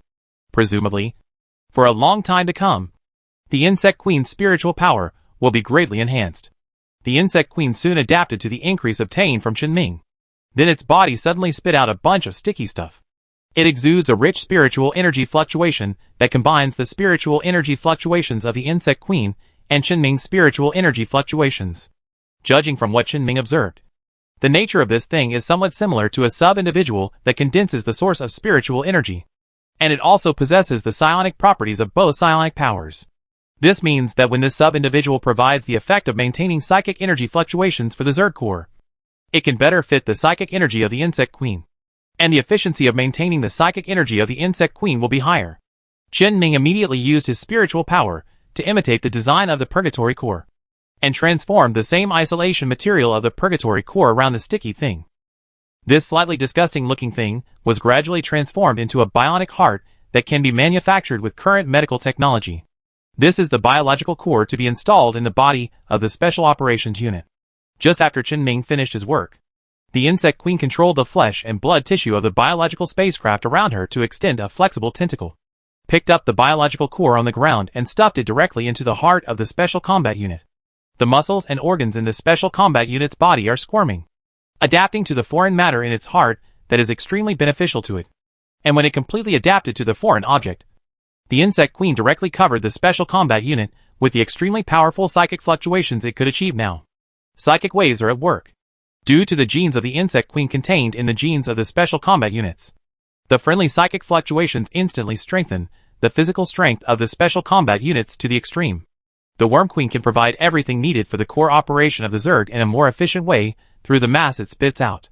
Qinming never thought that the Insect Queen would have such abilities. But since the Queen of Insects has shown it now, and before she showed this ability, she had handed everything over to him by condensing the source of spiritual energy. What else can he say now? Being nice while getting a bargain is not something Qinming likes to do. Soon, the psychic energy fluctuations on the Insect Queen's body are gradually becoming weaker. However, the psychic fluctuations belonging to the Insect Queen in the Special Combat Units have always been at their peak with the assistance of the Insect Core. This is the effect Qinming wants to see. Next comes the final step. Qinming's eyes focused on the Special Operations Unit. Suddenly, its figure began to become shriveled, and it was slowly shrinking as if it was dehydrated. It took more than 10 seconds to shrink to the size of a normal person. And it also had a human shape. To be precise, it is a prosthesis about 1.9 meters tall. It's not the completely anthropomorphic prosthesis that Qinming had in the 14th Legion. This prosthesis is just a thing with a prosthetic SH.L. Under this anthropomorphic SH.L, all the tissues and organs belonging to the Special Combat Unit that could be quickly manufactured were turned into the most basic nutrients. And all the things that were inconvenient to be quickly manufactured were curled up in the body of the prosthesis. As long as Qinming wants to, he can instantly release the original monster in this prosthetic body. Of course, it can only be released from this prosthesis. What this Special Combat Unit possesses is not comparable to other mass-produced Zerg. and it cannot be manufactured. It will like the power armor worn by Qinming. It is now the strongest ground combat capability at Qinming's disposal. It is also the key to what Qinming will do next. Although Qinming had previously considered the mental burden brought by multiple prostheses. But this prosthesis does not require the same mental work as the original body and the prosthesis of the 14th Legion. So after a simple calculation, Qinming was sure that he could control it without any burden. In addition, this prosthesis was not made by Qinming using his own genes. Instead, he asked the insect queen to imitate his genes and create a completely independent prosthesis. In other words, although this prosthesis looks like a person, it can still be seen that it is a person when passing through most detection devices, including the most stable genetic testing methods. Those detected are also individuals. But there are no people with such genes in the Empire. The appearance of the prosthesis also looks ordinary due to Qinming's design. Although he originally wanted to pinch Hu Yi's face because Bai Quan had shown Qinming Hu Yi's photo before. Qinming felt no pressure at all when doing things in front of Hu Yi. But after thinking about what he had to do after the prosthesis, he still didn't do it. In short, in this case, no one can blame Qinming for what this prosthesis did. It allows Qinming to appear in the Empire with a new identity and do things that he and his other prostheses are not easy to do. Qinming named this prosthesis Enwhooping because he had no talent at all in naming. He used Lao Wu's name in a different order, and surprisingly it sounded pretty good. Enwhooping will soon leave the insect queen and step into the territory of the Empire. It won't take long for it to work. After making arrangements for Enwhooping, Qinming's research on special operations units has come to an end. Then he picked up the daily report as usual. At the same time, the contents of the reports from the past few days flashed through his mind. The situation in the past few days is the same as what Bai Quan said. After Bai Quan completed the internal purge, the negative public opinions about Bai Quan from outside subsided in an instant. Because Bai Quan truly made sure that every asset of the 14th Legion that passed through his hands was actually put into effect. Although he told Qinming some time ago that it is normal for the army to resell some outdated military supplies. But after Bai Quan fully announced the financial statements of the 14th Army Division, everyone could see that every account Bai Quan handled was not unclear. Compared with the others, there is an extremely huge gap. Moreover, at the headquarters of the 14th Army, the faction to which Bai Quan belongs, his old boss is also very cooperative with Bai Quan. After Bai Quan proved himself, he took the initiative to conduct a similar internal investigation within the headquarters to clarify the ambiguous accounts of the 14th Army in recent years. Then the signs of this incident were suppressed in an instant. The reason is obvious. Of course, the old boss did not receive any other unfair treatment at all. After all, this is Bai Chuan's peak moment, and no one dares to touch this bad luck. And on the day Qinming saw the news, Bai Quan couldn't hold back the corners of his mouth during class. And he was so happy. Therefore, Bai Chuan's positive reputation in public opinion becomes even more difficult to suppress. Qinming has seen that Bai Quan has a winning chance in this incident. And just today, Qinming noticed that there was a record in the report that another wave of public opinion was rising. Public opinion about Zhuo Jing. Now that Bai Quan's public opinion problem has been resolved, Qinming will know who this public opinion is directed at. The finger in Bai Quan's hand has begun to point at the other party's senior management. And the opposite party has an affair with Zhuo Jing. Anyway, the captured Zhuo Jing is in his hands. So whatever he wants to say is what he wants. If it were the previous Bai Quan, he might have convicted leftist elements and related personnel first, and then investigated the people behind them. But it's different now. Bai Quan has already completed the investigation, but he hasn't made a direct conclusion. Instead, he still wants to put a blame on the other side. Anyway, the words are not dead. Bai Quan's outward expression is just suspicion, hoping that the other party can give some explanation. Then, there is a rumor circulating that in order to delay the date of the gambling agreement, Lu Wei deliberately relaxed the control of Zhuo Jing and allowed Zhuo Jing to carry out an attack on Qinming's dome. The two messages appeared together, one above and one below, completely making it impossible for the other party to explain clearly. Combined with the previous high-profile scolding of Bai Quan, high-profile purges, high-profile work, and then high-profile review of Zhuo Jing's series of actions, public opinion on this matter can no longer be suppressed. So this is what you did? Qinming raised his head from the report, looked at Bai Quan who had just opened the door and walked in, and continued, Transfer the pressure of Zhuo Jing's public opinion to the opponent? Yes, this is what I should do. Bai Quan nodded and said, Under normal circumstances, The public opinion I will actively spread later will not ferment so quickly, nor will it spread so widely. Even if I point the finger at the opponent in advance, the opponent can just slap his hands and kill him. But if they want to take advantage of my decline to expand public opinion, then there will no longer be a possibility of suppressing this matter. They still treat me as someone who doesn't understand anything, so they have to pay the price.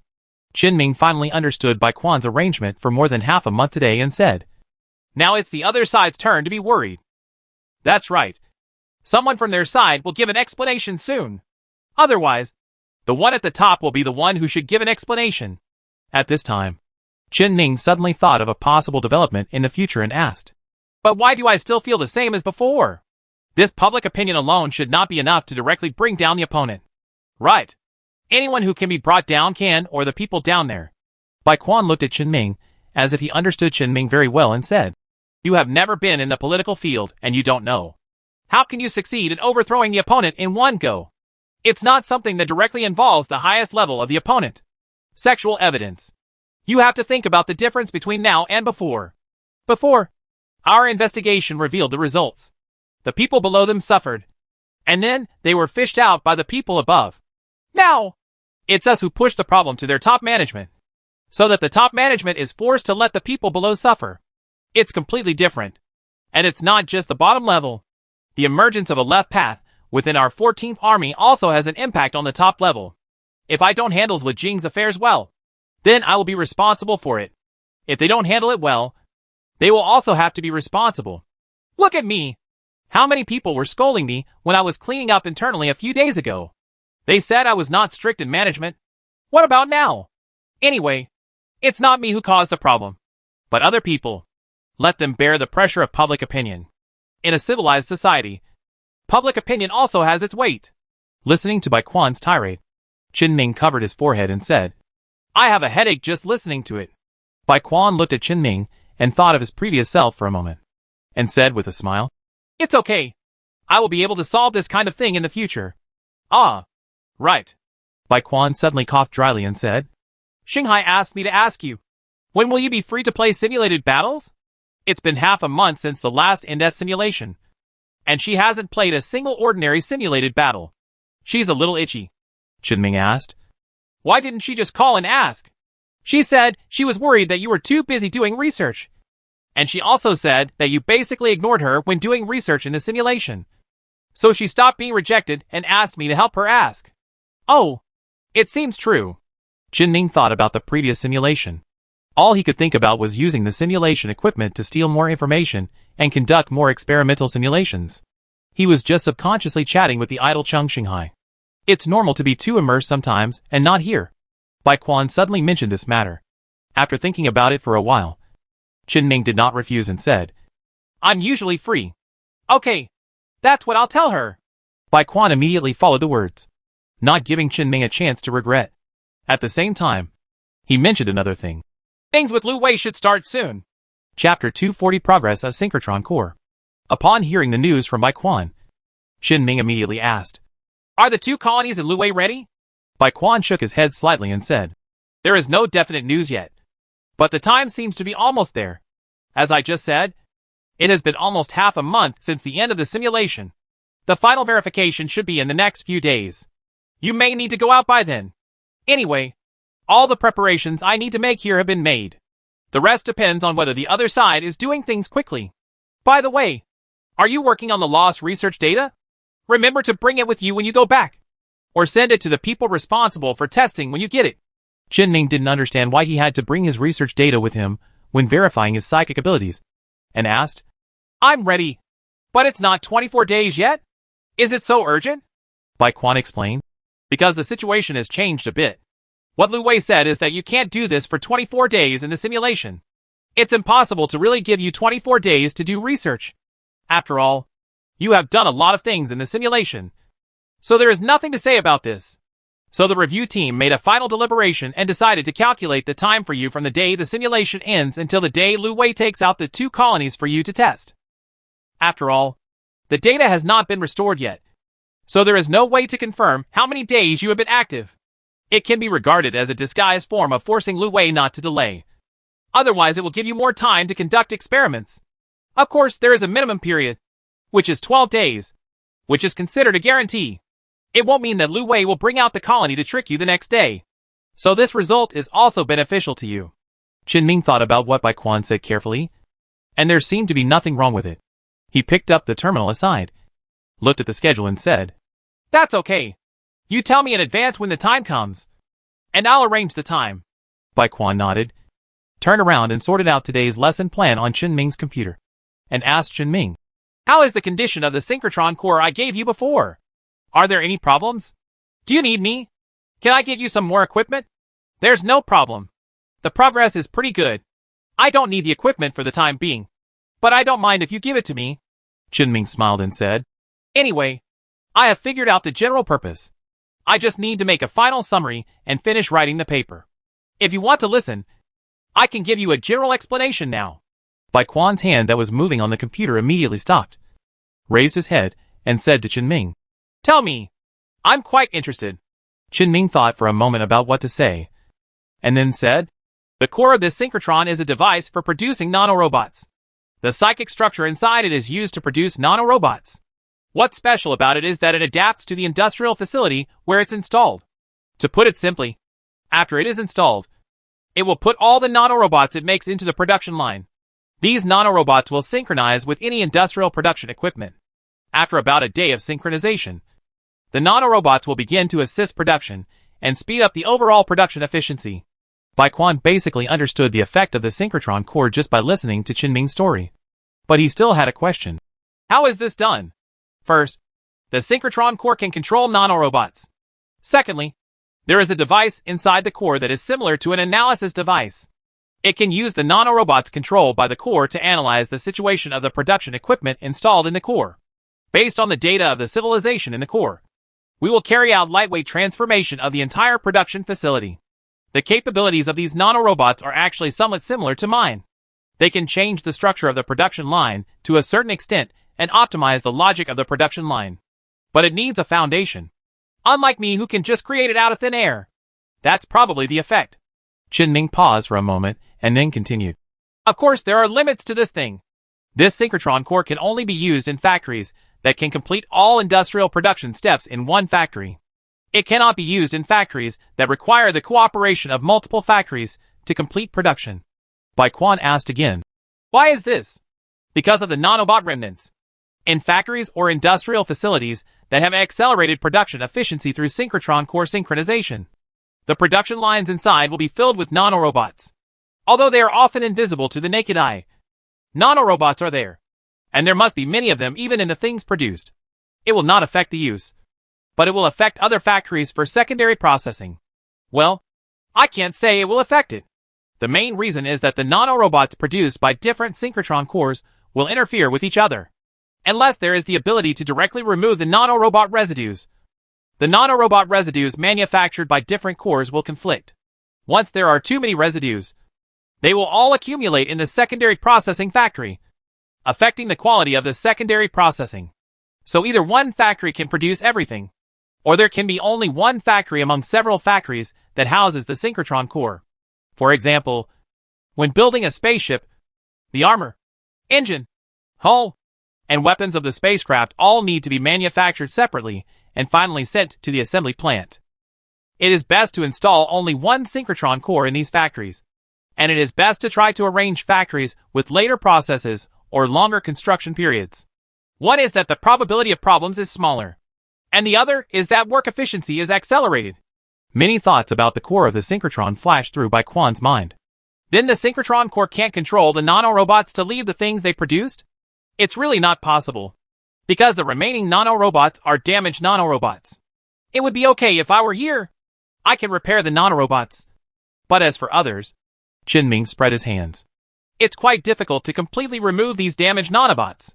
Anyway, I don't have the ability to clean these things up now. Anyway, it's not bad even if there are such restrictions. If I were to do it, I would definitely throw the synchrotron core into a production equipment related to antimatter technology, preferably into an antimatter fuel production factory. Because this antimatter fuel production is only one production line, and the products produced are consumables. There is no cross-interference of nanorobots due to secondary use, so it should be the most suitable. Bai Quan also nodded and agreed with Qin Ming's opinion, and then asked, "Does it have special effects for psychers, like the Purgatory Core?" "Yes. It is similar to the Purgatory Core. It requires psychers who have knowledge in this area to use it. Ordinary people can only be responsible for installing the synchrotron core, and then let the core take care of the rest." Bai Quan suddenly felt a headache when he heard this and said, "Where did such a psycher come from? That it's not my problem. The Empire is so big anyway. Maybe it's somewhere? Didn't you find a psycher who knows something about thermodynamics before?" Bai Quan really had nothing to say. After all, Qin Ming had done everything he had to do. It would be a joke if he couldn't do the rest. Upon seeing this, Qin Ming continued to explain to Bai Quan the use of the synchrotron core in the hands of psychers. "The effect of psychers using this core personally is that they can use psychic energy to accelerate the manufacturing process of nanorobots and batches with higher efficiency, making nanorobots. You can also actively use the core to control the manufactured nanorobots and put them into industrial production, instead of waiting for the core to automatically adapt." Bai Quan listened to Qin Ming's words, and a trace of disappointment suddenly flashed in his eyes. Not to Qin Ming, but to the synchrotron core. Qin Ming also saw this trace of disappointment and explained, "It does not seem as strong as the Purgatory Core, but the psychic effect of the Purgatory Core's entropy control is really a bit outrageous. But to think about it differently, instead of comparing it with the Purgatory Core, a core that can continuously supply nanorobots as long as there are materials is generally okay. And with the Empire's current technology, research on nanobots should have already started. Right. At best, there aren't many results yet.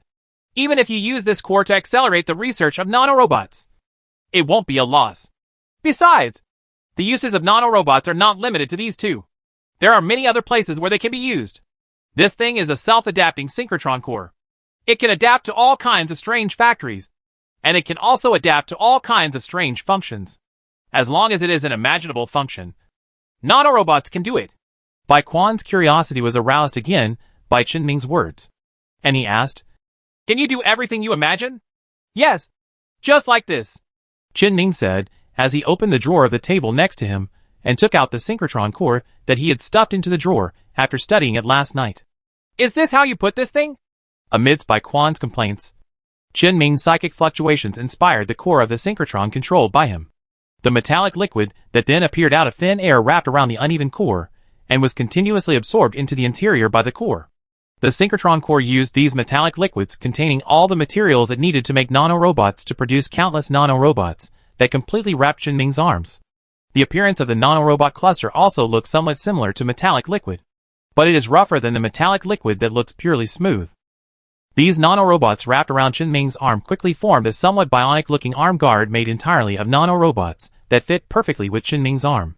Qin Ming patted his arm, and it made a solid and dull sound instead of the crisp sound of metal. "This thing should have been called nanorobot power armor, but I prefer to call this nanosuit." The nanorobots that make up the nanosuit arms on his arms freely form various structures under his control. Tools, weapons, armors, no matter how complex or exquisite the structure is, there is nothing that these nanorobots cannot reproduce. The number of nanorobots produced at the core of the synchrotron was still increasing, gradually enveloping him completely. It constitutes a complete set of nanosuits designed by Qin Ming with reference to many games and movies. Qin Ming used the metallic liquid to create a suspended iron block, and then punched the center of the iron block with such force that even Bai Quan could not react. When he removed his hand, a clear fist mark appeared on the metal block. This effect is slightly inferior to that of Zerg power armor, but the dexterity brought by the lightweight nanosuit cannot be matched by Zerg armor.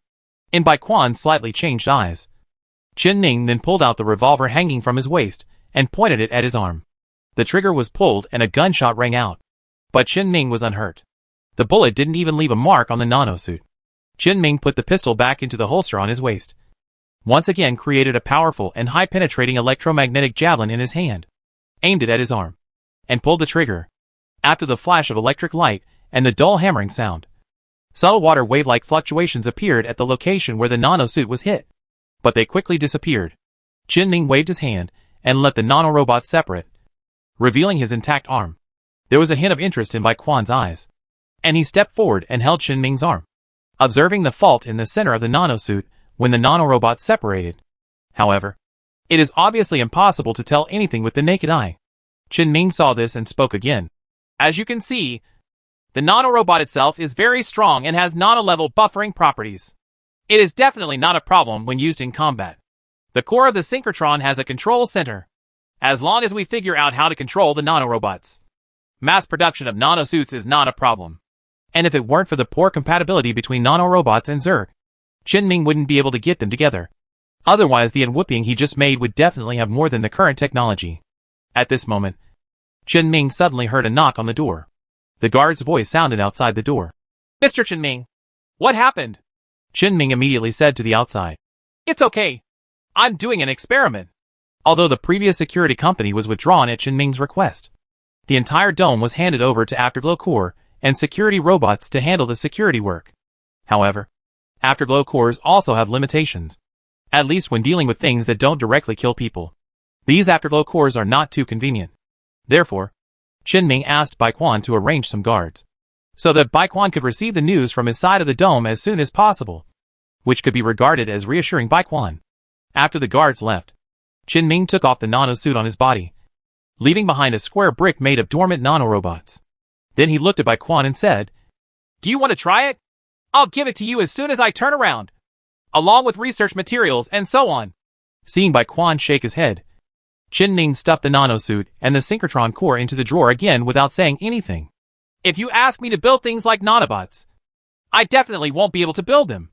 But if you ask me to use them, I will definitely use them." Qinming stretched out his index finger and nodded his head and said, "I still have many ways to use nanorobots in my mind. Look at those mechanical tribes. Each individual has nanorobots that can remain active for a long time. These nanorobots are responsible for maintaining and repairing the mechanical tribes. Just from this function, it can be completely extended. Everything from the nanosuit on my body to the warships in the sky can use this thing. This nanorobot can definitely develop more uses that I haven't thought of." Baiquan also changed his initial thoughts and said in agreement, "Indeed, this thing seems to be more useful than I thought. Of course, it's just that the technology of nanorobots is not too far away in reality. So it gives you this illusion. At least until we can really mass produce and control nanorobots like synchrotron cores. Synchrotron cores are still very useful. But I'm curious, is the quantity of this thing the same as the purgatory core?" Baiquan immediately waved his hand and said, "That's not true. The number of synchrotron cores is quite small. I rarely get it. The main reason is that the function of this thing is never clear. So I leave it to you. So I estimate that after your complete report comes out, those synchrotron cores will be sent to industries related to antimatter technology for operation as you thought." Qinming nodded slightly and said to Baiquan, "I am becoming more and more curious now. How many good things did the Empire get from another civilization? There are definitely good things out there. But a lot of them are like this synchrotron core that no one can figure out what it's for. Only you can do it. I will definitely continue to arrange such tasks for you in the future. I hope you won't find it troublesome." Qinming immediately responded, "I have no objection. Just give me more equipment and a few more samples every time you give me a mission. If there is only one. Sometimes it won't be easy for me to do destructive research. Okay. Next time I will apply for 2 for you. As long as there is some success. It is no problem to apply for 2 more." Qinming felt slightly satisfied and said, "The research report on the synchrotron core will be out in about 2 days. This time it shouldn't be the same as last time. Right? Your military merit has not been fully developed yet. And the first-class merit of a psyker is not the same thing as the first-class merit of an ordinary person. Well, I also said before that I actually don't know much about it. And I only asked about it later. Know the difference. It should be the same this time. And it will be counted as a first-class merit in the category of psyker. It can only be said that the research on this synchrotron core is still not enough. Only antimatter technology and your previous hyperspace jump can be considered special." When Qinming heard this, he immediately said, "So you can make up for me." Ahem. Baiquan coughed twice, changed the subject and said, "You still have to wait for about half a month for your military merit. The approval of military merit is not that fast. It will take at least a month. I also have some connections to help you find out the final grade for you." Qinming did not hold on to the technology of the hyperspace jump device, and followed Baiquan's words and asked, "So what rewards are there for psychers? Anyway, that's all. Psychic weapons, psionic equipment, psionic medicines, various auxiliary products, psionic plants, psionic animals, etc. In short, Anything related to psionic energy. You can exchange it for it with military merit. Correct. Replace it. Right. I remember you talked about it before. So what exactly is the replacement method? Contribution points. You can check it yourself. As for the psychic senses network that registered you before, there is also a subnetwork belonging to the Imperial Army. You can log in with your current identity. How come I didn't know there was such a thing before? Because I forgot to tell you last time. Chen-Ning was speechless as he picked up the terminal and opened the Psyker Census website, and found a new web page entrance in the corner. After clicking on it, Chen-Ming said subconsciously, "What a simple web page." Bai Quan showed a helpless expression and said, "The websites of the government affairs system are like this. Don't look at whether they are ugly or not. Just look at whether they can be used. The military merit contribution points of a psyker are divided according to the military merit level. It is very simple and crude. The third grade is 500. The second grade is 2,000. The first grade is 5,000. And the special grade is 10,000. Chen-Ming's eyes moved on the web page and suddenly said, "I now have contribution points. 723? Where do they come from? You presided over a meeting of the mechanical clan before." And then demonstrated the actual control of the mechanical clan, and protected the safety of everyone present when something went wrong this time. You should be given extra points for these. You can't get contribution points only by making meritorious deeds. Right? You can get points for some things. But I really don't know the details. Anyway, I'll just add them to you.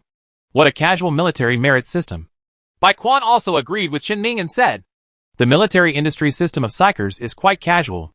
However, the military merits of ordinary people are fixed and have been arranged. Even if you have opinions, you can only refer to them. The main thing is to follow the rules. Unlike the military merits of psychers, you have room for choice. By the way, this page doesn't seem to have been around for a long time. Maybe about a year or two. So this is just an attempt. Maybe it will be better in the future. What about before? It was pretty much the same as it is now. Just more verbal. You can't really mistreat the psyker." "Fine." Chen-Ming responded and turned his attention to the web page. At least many of the things that can be exchanged are really interesting to him. Chapter 241 Intruder. Chen-Ming searched on the web. As he glanced across the wide variety of options, he suddenly saw an option for a customized psychic weapon that Bai Quan had given him some time ago. 1,000 contribution points are required, and you must bring your own materials. I don't know where Bai Quan, a non-psychic person, got this thing from before. In addition to choosing this customization, you can also actively purchase some unique weapons and equipment with psychic properties on the website. They all seem to be found in the ruins of another civilization. For example, psychic energy fluctuations can be converted into weapons with physical killing properties. And by injecting mental power in advance, using the special structure in the device to create a layer of equipment such as a mental shield, etc. However, compared to these things that he can replace with his own abilities, he is still more concerned about another psychic melee weapon with the characteristics of ectoplasm stone. The category of melee weapons is quite special. If there is not enough coordination, melee weapons will definitely not be able to compare with long-range weapons such as guns. But what is strange is that the prices of several melee weapons that Chen-Ning sees now are higher than those of other weapons with psychic properties. And what this price exceeds is not just the name and gimmick of a psychic weapon that can only be used as an auxiliary, but a real psychic weapon that can transform psychic fluctuations or use mental power as a means of output. Arms. Chen-Ning took a brief look at the introduction and found that these melee weapons were also found from another civilization. The introduction said that this is not about embedding the ectoplasm stone in a psychic weapon, nor is it polishing or forging the ectoplasm stone into some cold weapons with a simple structure. Instead, the effect of the ectoplasm stone and the weapon are completely integrated. This means that the ectoplasmic stone is very compatible with the psychic materials that make up the weapon. It's not like Chen-Ning simply embeds the word of madness spiritual stone into his Ming, like he does now, but the real effect of combining the two into one. If the user has a good compatibility with this kind of psychic weapon, the increase obtained from the psychic weapon will definitely increase exponentially. Even if the compatibility between the user and the material properties of the psychic weapon is not very good, it is definitely better than other psychic weapons that are randomly inlaid with spiritual stones. Chen-Ming's Ming gave him a basic mental power increase of 1.1 times when he first obtained it. after the mad word spiritual stone is embedded in the back. The effect reaches 1.3 times. Overall, it doesn't look like much. The reason is that the designer chose materials with relatively neutral and peaceful properties to make Qinming's psychic weapons. After all, Qinming has not undergone a systematic physical examination until now, and the nature of Qinming's psychic powers is still uncertain. Therefore, the selection of materials must be based on materials with a wide range of applications. However, because the nature of the mad word spiritual stone inlaid by Qinming is relatively violent, the superimposed bonus of the two is not much. But if the psychic weapon itself is made of materials with more extreme properties, or if Qinming also chooses to inlay spiritual stones with more ordinary properties, then the superimposed effect of spiritual stones of the same nature will definitely be extraordinary. This is just inlay. If you want to achieve a perfect fusion effect, then the material properties of the two absolutely need to be approximated to almost the same level. The final incremental effect on users can be imagined. The exaggerated increase alone is enough to make people greedy. And another very special thing is that this kind of psychic melee weapon really has modern and even futuristic technology. Because the name of the melee weapon that Qinming was interested in was the single molecular crystal golden sword. Single molecule means a single molecule at the edge. Crystal gold is a special grade material. A sword made of a special grade material has only one molecule on the edge. So the cutting strength seems to be a bit exaggerated. Wait a moment. Qinming was so busy thinking about the purpose of this thing, and whether its function was powerful, that he almost forgot one thing. Hasn't his spiritual power already touched the microscopic realm? He has long been able to control materials at the atomic level, which means he can also create single-molecule swords. Qinming raised a hand. The metallic liquid condensed in his hand out of thin air, and a long sword with a sci-fi style exactly like the one on the website appeared in his hand, except for the slightly different composition of materials. Because Qinming did not have crystal gold, he could only use other special grade materials instead. And except for the nanobots inside the handle, it's just a single molecule sword. Bai Quan, who was still sorting out lesson plans next to him, saw this scene and immediately asked, "What are you doing?" "I'm looking to see if these things are worth the price."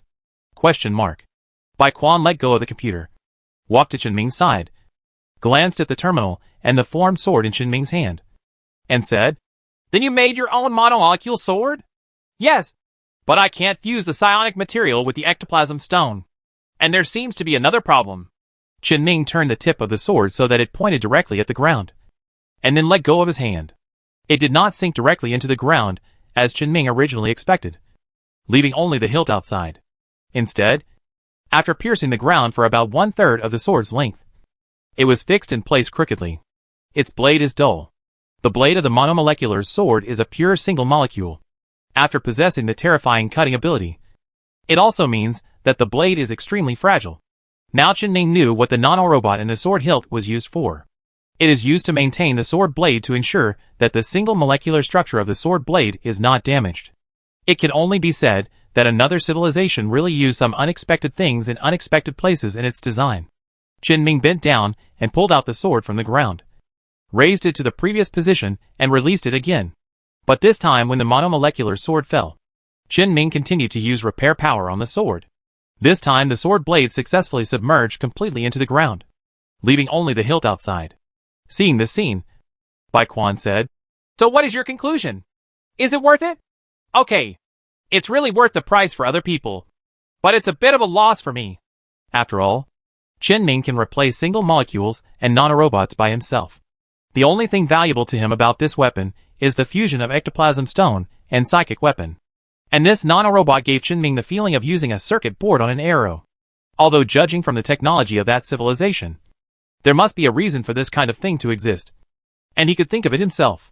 For example, once any psyker with super dash and movement abilities gets this monomolecular sword, its strength will definitely be acceptable. But if there is no need for close combat, or if it can be guaranteed not to be approached, then this thing is difficult to say. Qinming would not normally take risks. The chance of being kissed in the face will probably disappear after getting a prosthesis. Therefore, although Qinming does think that this kind of complete fusion of ectoplasm stone and psionic weapons is good, it is still not worth it if you have to lose money to get it. Just get an ordinary monomolecular sword and use it. Qinming passed the psychic monomolecule sword and looked at something else. Soon, two unique weapons appeared in his eyes. Psychic Blaster Gun and Psychic Delirium Gun. The size of a rifle. It looks black and green on the outside. But its shape is simple and barely resembles a gun. Their effect is also simple and crude. That is, they directly release psychic pulses.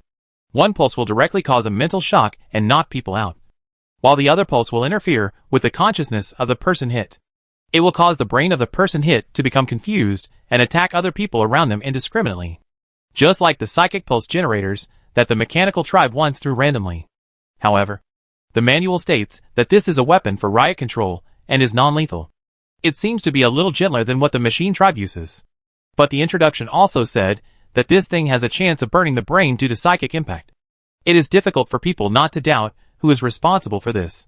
In short, Jinming had already obtained the device that emits psychic pulses, so he didn't need it now. He probably looked at it for a few times, and then continued to look at other things.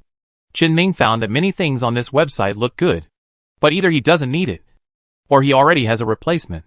So in the end, Jinming barely marked a few potentially useful things, and then looked at the material area. Materials are much more useful to him than other things. At least, he can freely make the materials into what he needs. The value of various psychic materials ranges from a few contributions to hundreds or thousands. The most expensive ones are basically special grade materials with psychic properties. For example, the single molecule psychic crystal gold material used to make the psychic crystal gold he just saw. Even if the crystal gold is only in the middle and lower reaches of the special materials, the value of 1 kilogram is only 1,200 minutes or so. There will also be different price trends depending on the nature of the psychic energy. The more positive the emotion, the higher the value. And the more extreme the emotion, the higher the value. The most valuable among them is a crystal gold material with a material property of ecstasy. And the price is even 3,000 contribution points. It's no wonder that a single molecule sword is so expensive. And materials account for a lot of it. Then Jinming can't buy this thing even more. After firming up his thoughts, Jinming continued to read. In addition to these materials that can be mined naturally, the others are materials obtained from psychic creatures. There are skin, flesh, bones, blood, etc. After all, the psychic energy of a psychic creature exists in itself. So the entire psychic creature is valuable.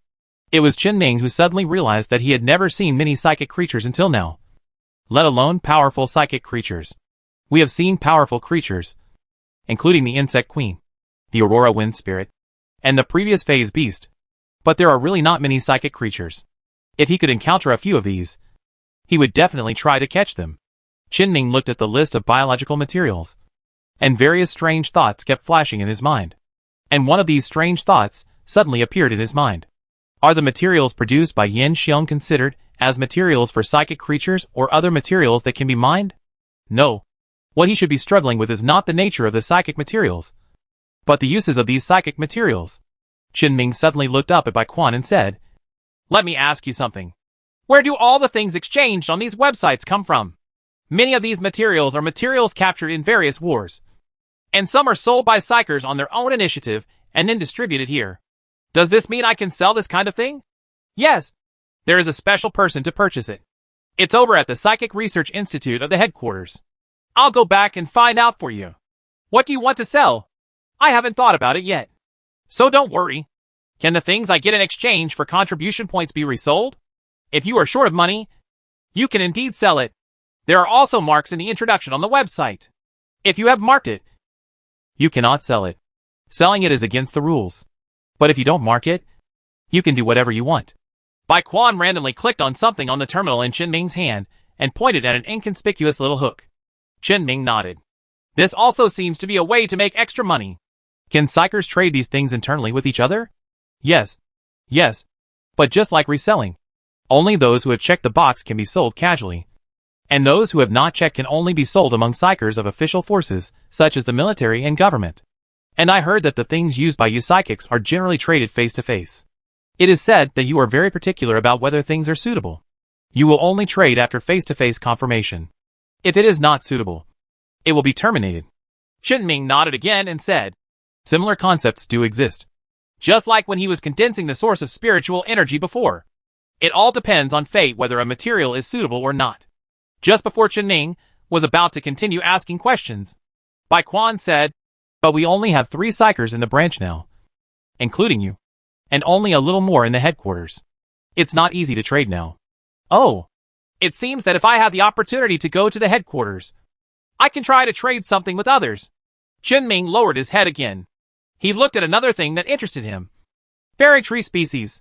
However, when Ming saw the price, he immediately ignored it. The value of a fairy tree species is 20,000 contribution points. Although this is a raw material for making many medicines and plays an extremely important role for psychics, Ming really doesn't have that many points. He can only temporarily mark this tree species. And by the way, he raised Yin Xiong's value in his heart. After all, there were people who were willing to exchange the fairy tree seedlings for Yin Xiong before. Then he turned his attention to another thing that was more important to him than he could probably afford now. Artificial enlightenment nerves. Ming is now only a little bit away from the key node. If he can use this spiritual nerve, he might be able to cross it directly. The value of an artificial spiritual nerve is 10,000 contribution points. It is equivalent to exchanging a special merit for an opportunity to become a psyker. Ming suddenly raised his head again and looked at Bai Quan. Bai Quan had already sorted out the lesson plan and asked, "Have you finished reading? You can start class now." "Wait, there is another question. Where did the spiritual nerve you gave me before come from? This should be something that can only be obtained by psychers with special skills." "Right." Bai Quan recalled it for a moment and said, "It's not something that only psychics can get. It was given to me by my superiors when I was promoted to Major General. But I never used it. So I gave it to you. I'm not interested in betting on this low probability. Why don't I use it elsewhere to exchange for some resources? As you know, I got a Lieutenant General." Ming suddenly frowned slowly because he suddenly thought of the past. Are the chilling nerves for sale? Can anything of the special level be sold? And I heard that under normal circumstances, when this kind of artificial spiritual nerve is implanted in a non-psionic person, except for slightly activating the implanted person's mental power, it can actually be said to be completely meaningless. A special merit can only be exchanged for something with such a strong gambling nature. Is it really okay? Bai Quan looked at Ming in surprise and asked, "Where did you hear this?" The bosses sighed. "Oh, that's actually quite different. What Wu is talking about is the spiritual enlightenment nerve that is sold to external parties, which is different from the spiritual enlightenment nerve that we actually use to give us the probability of becoming a psyker. Let me put it this way. After the spiritual nerves sold to the outside world are implanted, the probability of awakening spiritual energy through this spiritual nerve is 0%. 0%? Yes, it's that low. Those who seem to have awakened their psychic powers after being implanted with spiritual enlightenment nerves are 100% people who can awaken their psychic powers in the first place. As for whether it's worth it to have special merit in exchange for this, I can only say that this is a choice, and you don't have to choose it. Besides, these 10,000 contribution points are not only spiritual enlightenment nerves, but also supporting things." Bai Quan once again recalled the various precautions for using this spiritual nerve that had been explained to him. First of all, if you want to implant the spiritual nerve, you must first go to the Fanchao Research Institute and undergo a physical examination to confirm your physical condition and confirm your mental state. Then after a period of active training to ensure mental activity, it is finally absorbed under the protection of various supporting medical facilities to ensure the safety of the absorber. Seeing Ming's expression as if he wanted to say something, Bai Quan said directly, "Not everyone is as fierce as you and can eat chilling nerve alive. The Fanchao Research Institute is the department that mainly studies this thing. The rules they set must follow their side. The directors of the Psionic Research Institute of our 14th Legion can only go to them to study. If you think about the full set of services provided by the Fanchao Research Institute, they are worthy of special honors. Right? As for the spiritual nerves bought by rich people, that's fine. Just find a local psychic research institute and implant them. As long as you don't torture people to death, you can do whatever you want. This is also a way to recover some additional assets from wealthy people." Ming suddenly couldn't understand again and asked, "Recover assets? Isn't Fanchao Research Institute an independent research institute?" "Of course not. It's a research institute directly under the Empire, belonging directly to the Empire." Bai Quan explained to Ming, "The government, the army, and the ruling party of the Empire are three different concepts. Generally speaking, those who are directly affiliated with the Empire refer to those who are directly affiliated with the ruling party of the Empire." "I know. I just feel a little surprised. You know my hamster, right?" "I know. I don't know where you picked up the pet rat in Fonch's laboratory. Rui Muxing. Qinming answered Bai Quan's question and said, the problem lies with the hamster. I didn't expect that a laboratory directly under the Empire would study this. I always thought that it was because the Fanchao Research Institute is an independent research institute. Study some weird stuff. Forehead. Bai Quan also suddenly realized that there was something strange about it, and said with some uncertainty, maybe someone within them took the time to work on this thing.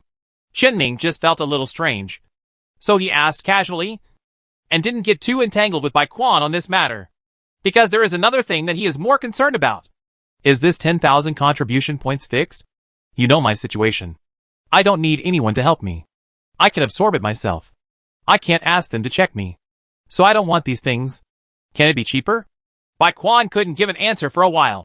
How about I go ask it for you? Can't you make the decision? The matter of Psychers is not only an internal matter within our 14th Legion. All the resources of Psychers are integrated by the entire Empire.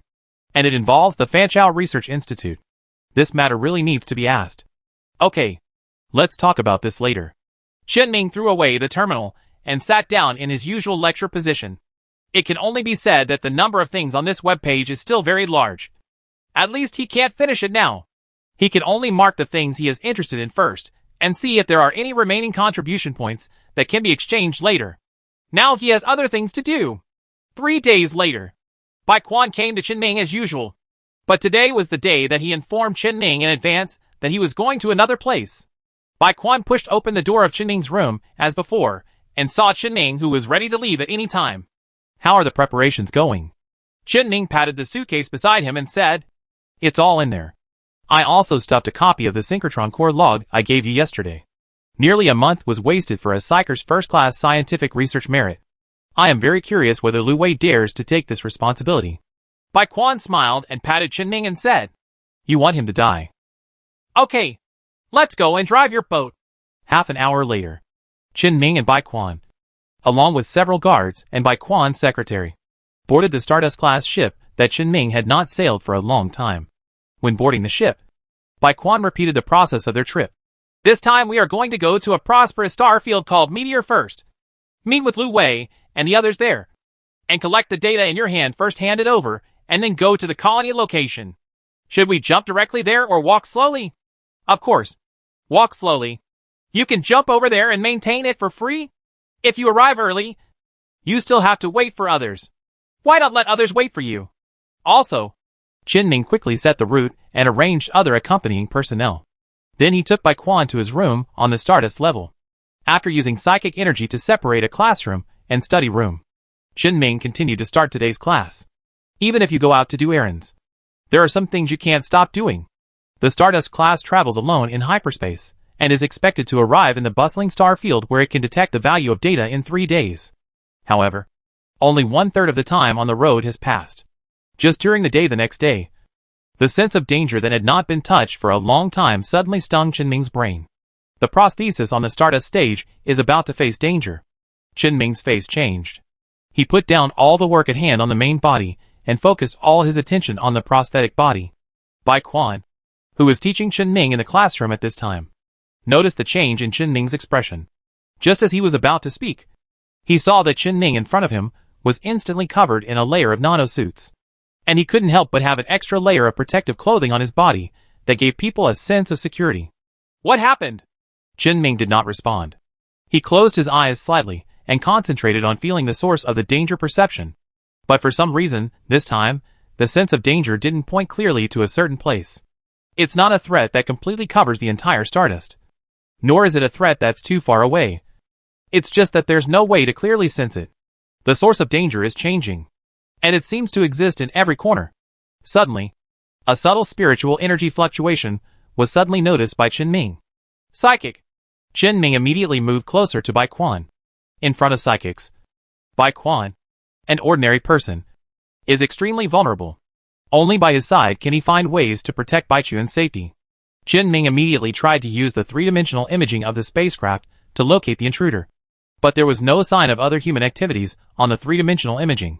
No trace of the intruder could be found in any monitoring equipment on the spacecraft. Qinming could only release a large amount of spiritual energy fluctuations around his body. constantly trying to sense the source of the spiritual energy fluctuations. But just before he finds the intruder, he suddenly notices that the overall temperature of the ship is rising and the entropy is increasing. "It's Hui!" Qinming reminded by Quan again, and stretched his other hand to his waist. There is a purgatory core in the satchel on his waist. Right now. On the ceiling above Qinming. In the darkness where the lighting equipment was not fully illuminated, an extremely dark hand wrapped in black mist was slowly reaching out. This hand holds a long sword that exudes psychic energy fluctuations. He suddenly swung at Qinming's neck. Chapter 242 Fight. Ding. The sound of swords clashing sounded in the room. The source of the sound was that Qinming put the monomolecular sword he had just created above his head with his backhand, blocking the extremely black sword held by the black mist arm extending from the ceiling. "I just want to hide in the shadows, but I still want to sneak attack when I come out. What do you think I am? A blind man?" His eyes glanced at Black Mist's arm. "This Black Mist. You were the one who took Hui away last time. Right. I never thought you would dare to come to me again." As Qinming spoke, he was thinking about the effects of this psychic psionic energy. The black fog arms extending from the relatively dim corner, where the lighting equipment on the ceiling is not fully illuminated, basically shows that this black fog is based on the existence of shadows. That is to say, when Qinming and Heiwu's swords were interacting with each other, they were in a stalemate. All lighting equipment throughout the Stardust class suddenly activated at maximum power. The lights were all on, and the dazzling light almost turned the entire room into a space of light. There was nothing to hide from the black mist, and the black mist arm and the dark sword were instantly obliterated by the strong light. Qinming's arms relaxed, but his heart did not relax at all, because the spiritual energy fluctuations on the intruder did not disappear, but were still wandering around. Even this psychic wave is getting clearer and clearer, as if the black mist psychic is approaching here personally. At this moment, under the chair next to Qinming, there was a small area that was not even a shadow. It could only be said to be a relatively dark place. Another black mist arm stretched out from it, and it also wielded a long black sword and slashed at Qinming's calf. But Qinming never relaxed and kept paying attention to the surrounding environment. The moment Black Mist's arm appeared, he thrust the monomolecular sword into the ground, blocking the dark blade. No matter how high the intensity of light is, as long as there are things in the room, there will be shadows in the room. This is inevitable. This Black Mist arm and pitch black sword blade were quickly annihilated by the strong light after being blocked. But this time, its annihilation speed was obviously much slower.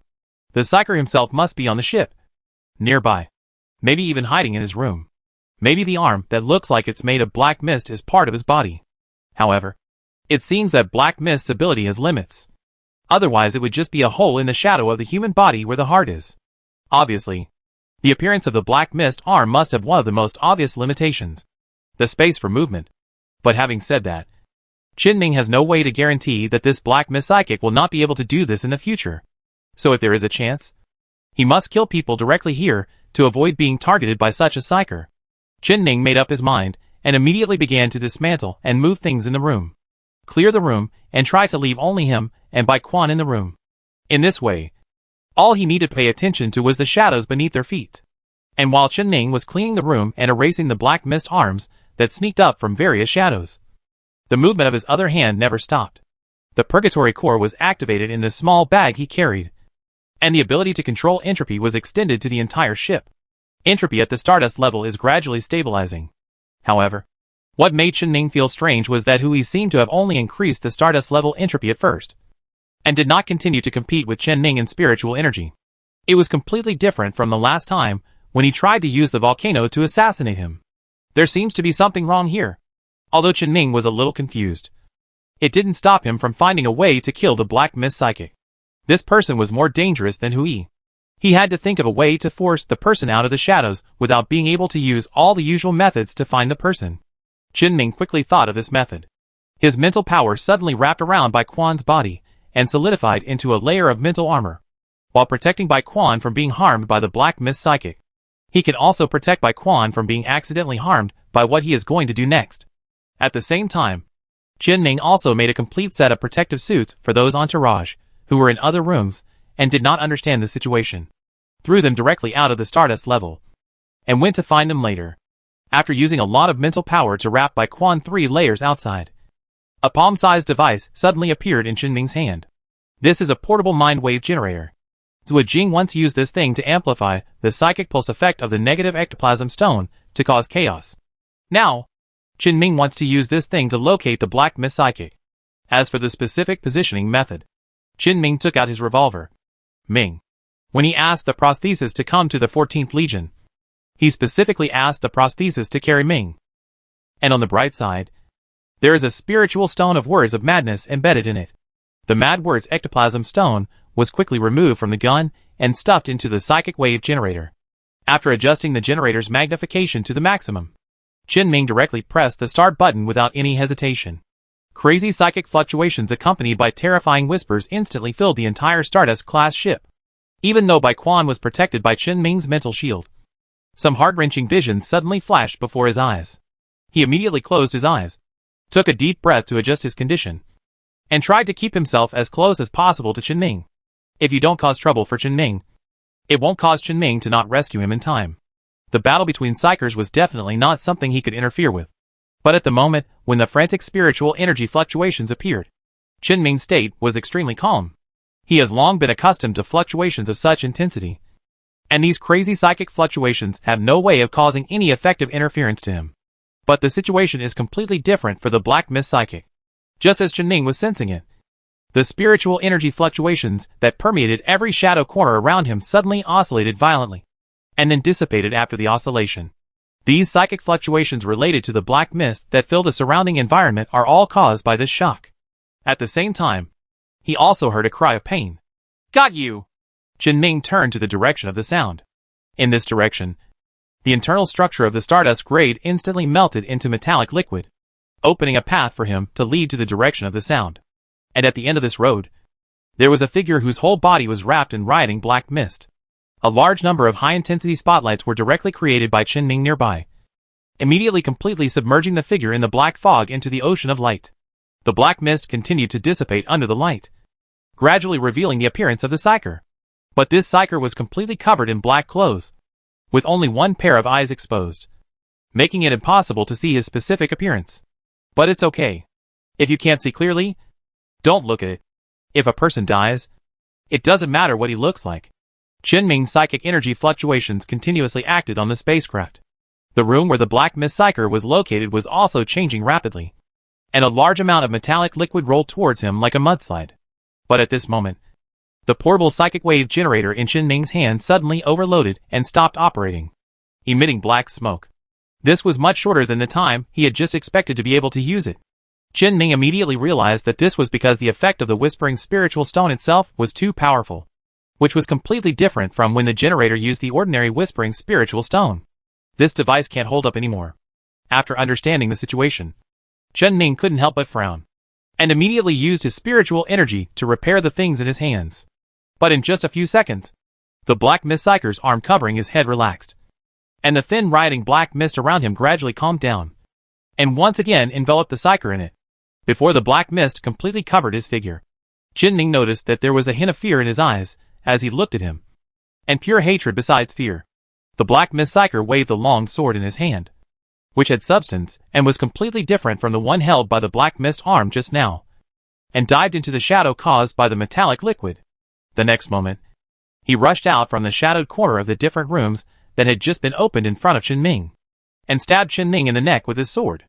Qin Ming held the sword tightly with one hand and swung it away. The two swords collided. This time, the Black Mist Psyker did not dissipate like his Black Mist arms, but instead wrestled with Qin Ming on the spot. The two sides were in a stalemate for a while, but the power provided by Qin Ming's nano suit gave him a strength advantage. The blade has begun to tilt in the direction of the Black Mist Psyker. However, the Black Mist Psychic suddenly gave up his strength and retreated, his figure gradually disappearing. Qin Ming took advantage of the victory and pursued the attack, sweeping across with his sword, leaving a trail of blood before the Black Mist Psyker disappeared completely. He didn't completely turn into a black mist that was completely impossible to hit. In the next moment, the dark figure appeared behind Qin Ming again. However, Qin Ming maintained his psychic perception, and with the assistance of the additional physical fitness provided by the nanosuit, he turned around and faced him with his sword without any delay. But this time, a dark arm suddenly stretched out from the shadow on the ground behind him, raising the long sword in his hand. Fortunately, Qin Ming had anticipated this possibility just now, And as soon as he noticed it, he immediately turned sideways and slashed with the long sword of the Black Mist Psyker. The Black Mist arms on the ground cannot exist under strong light like the Black Mist Psyker itself. They only exist for 3 seconds at most. But just as Chen-Ming adjusted his position and avoided the Black Mist arm, the Black Mist Psyker approached again. At the same time, more Black Mist arms poked out from any slightly dim position around him, and several long black swords all struck at his fatal position. She relied purely on reflexes and physical fitness to forcefully twist away several slashes from the Black Mist's arms in the first round. But immediately, as the previous round of Black Mist arms dissipated, more Black Mist arms slashed at Chen-Ming with long swords. Unless his movements could be 3 times faster, he would never be able to escape from so many swords now. This scene gave Chen-Ming the feeling that everything just now was just a test. And it was only now that the Black Mist Psyker really started to attack. Just based on this scene, Chen-Ming believed that he would never be able to defeat this Psyker in close combat. But he had other means to fight back. The spiritual energy fluctuations accumulated around Chen-Ming's body suddenly exploded, and the violent spiritual energy impact dispersed the Black Mist arms that were about to hurt him. The portable mind wave generator he held in his left hand was completely restored at this moment.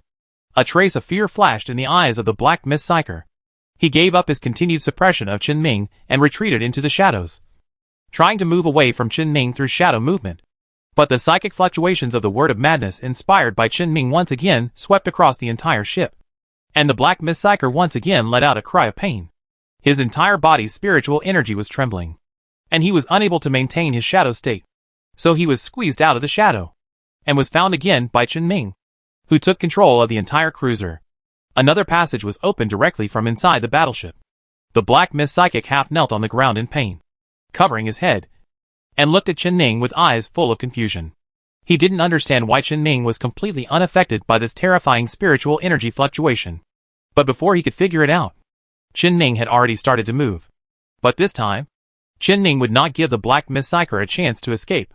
He always maintains the maintenance of the portable psychic wave generator to ensure that the generator can always keep the surrounding environment filled with violent psychic impacts. Only in this way can he be completely suppressed. A huge amount of metallic liquid is sweeping around him. There was a trace of madness in the eyes of the Black Mist Psychic, and he kept muttering something in a low voice.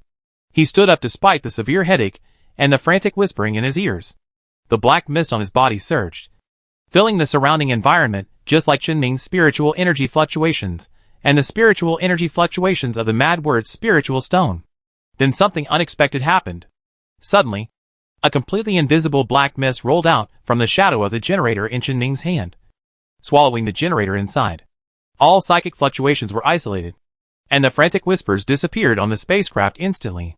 Chen-Ming immediately tried to use psychic energy waves to break through the blockade of the black mist.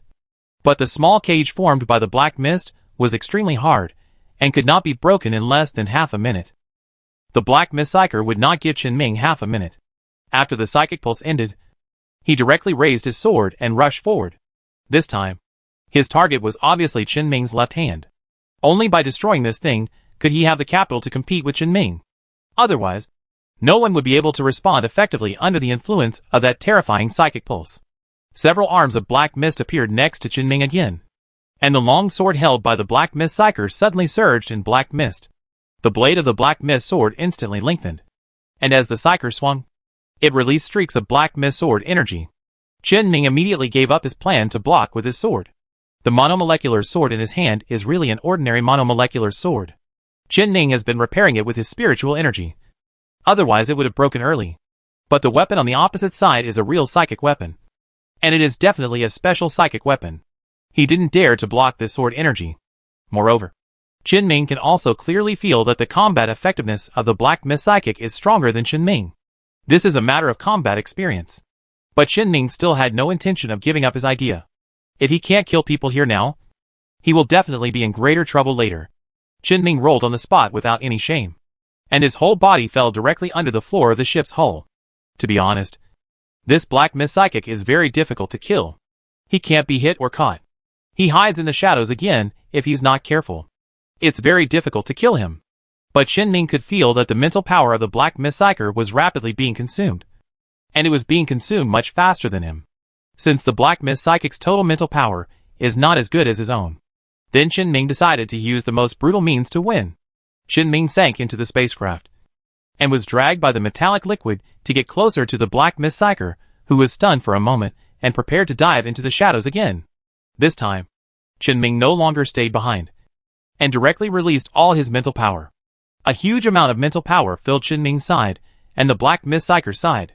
This mental power began to pull the mental power of the Black Mist Psychic, dragging it into the consciousness space that Qin Ming had not entered for a long time. This was the method the flesh and blood psychic creature used against Qin Ming when it was pushed to its limit during the dimensional invasion. At the same time, this is also what the boss said is the most essential, basic, and terrifying way for all psychics to fight against each other. Once two psychers are dragged into the consciousness space, at least one person's spirit will be severely impacted. In Qin Ming's eyes, he could vaguely see the scene that had undergone tremendous changes compared to before. The steel forest that expanded hundreds of times, and the huge mountain made of the abandoned shapes of all the spaceships controlled by Qin Ming. Qin Ming also saw the appearance of the consciousness space on the opposite side. It was a lightless island completely shrouded in thick black fog. But right now, the Black Mist Psyker was afraid. He suddenly gave up a lot of mental power, forced away Qin Ming's mental power, and broke the hedging link of mental power. He didn't dare to continue fighting with Qin Ming.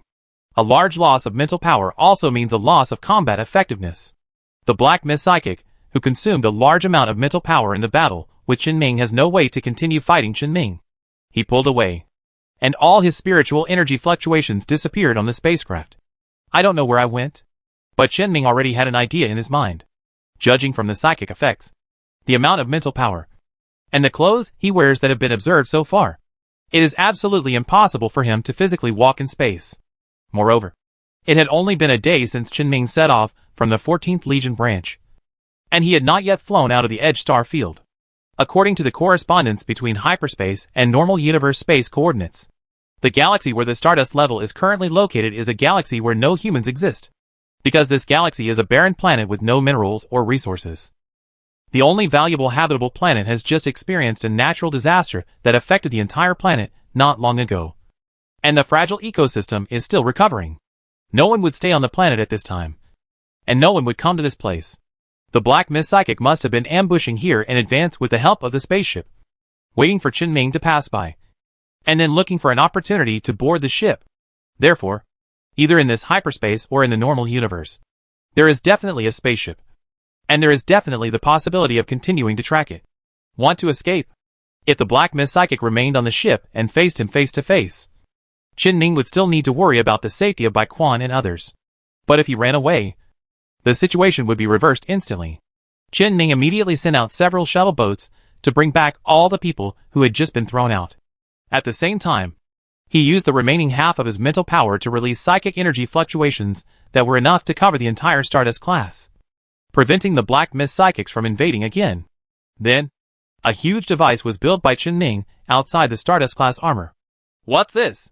Bai Quan, who already knew he was safe, followed Qin Ming, looked at the behemoth that appeared on the monitoring equipment outside the spacecraft in front of Qin Ming, and asked this question.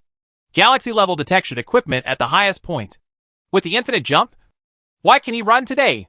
Now, in normal cosmic space, it is a place that is at most half a galaxy away from the Stardust after it leaves hyperspace. There is a small fleet here, dozens of spaceships. A quarter of them are expelled, and the rest are all escorts. In the captain's cabin of the fleet's flagship, Black Mist Psyker suddenly emerged from the shadows. He suddenly knelt on the ground exhausted, panting heavily, and shouted with a black face to the stunned captain next to him.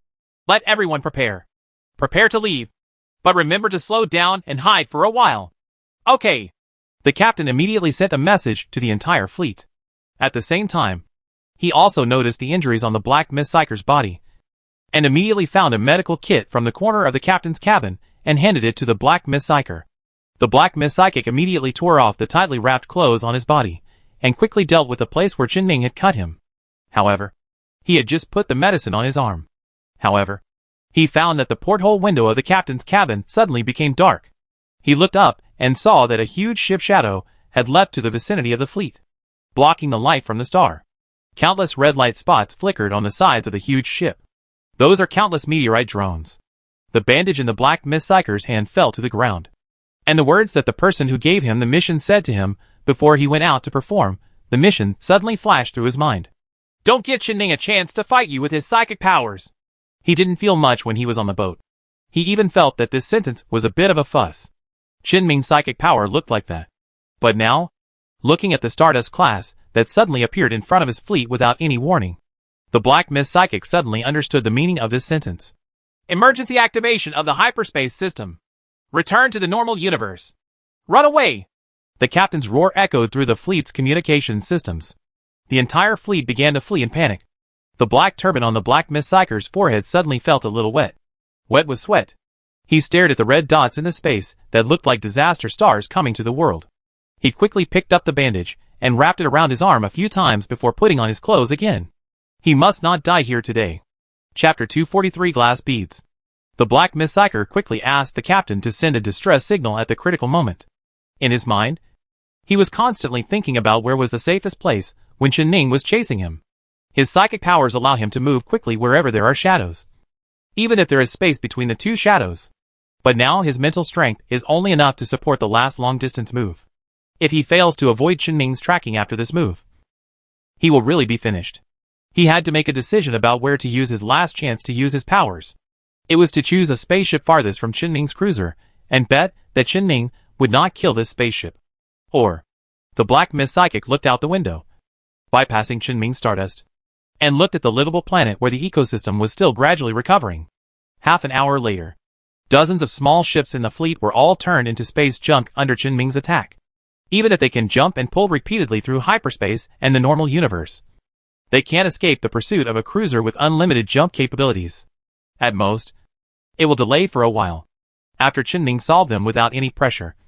He also confirmed the condition of the wreckage of the spacecraft through high-intensity scanning equipment. But until the last escaping boat was destroyed, he found no trace of Psykers on any of the ships. Chinming did not find the body of the Black Mist Psyker on the only ship with residual psychic fluctuations. Not even the remains of the body. Although there is. But Chinming believes that even if the Black Mist Psychic is close to exhaustion of mental power, it is impossible for him to die along with the spacecraft on the spacecraft. He must be hiding somewhere. For example, the escape capsules launched from these spaceships that were not intercepted by him, or among the wreckage of a certain spacecraft that he had already scanned. It is even possible that he put on protective clothing and hid somewhere in the universe through spiritual energy. He couldn't have run too far. He must still be in this galaxy. There may be misses in any of these areas. But if the search continues, it may take days. And finding the Black Mist Psyker and pinpointing him will be even more difficult. After all, the Black Mist Psyker is a Psyker, and his mental power can be restored. If you delay him for a while, he might be able to hide in a place that Chinning has already checked. The possibility of continuing to catch him has been reduced to the extreme. No. It seems there is still a chance. Chinning suddenly discovered that he could still slightly perceive the psychic energy fluctuations of the Black Mist Psyker. It seems that because of the previous mental strength-proof confrontation that ended before it officially started, Chinning can now detect the location of the Black Mist Psyker's psychic energy fluctuations. Although this feeling is very weak, a slight fluctuation in mood is not noticeable, and it still looks like it may dissipate at any time. But at least when Chinning calmed down, he could pinpoint the whereabouts of the Black Mist Psyker. The Black Mist Psyker didn't seem to stay in the wreckage of those spaceships or an escape capsule. He chose to go to the habitable planet, without the need for equipment scanning. Chinning directly controlled the Stardust level to land on the planet, where the Black Mist Psyker's psychic fluctuations were last detected. This is an area with almost no vegetation. Only earthy yellow desert. On a prominent rock protruding from the ground in this area, Chinning found the long sword of the Black Mist Psyker. There is obvious mental power of the Black Mist Psychic left on the sword. But the Black Mist Psychic has disappeared, and the remaining mental power is gradually dissipating.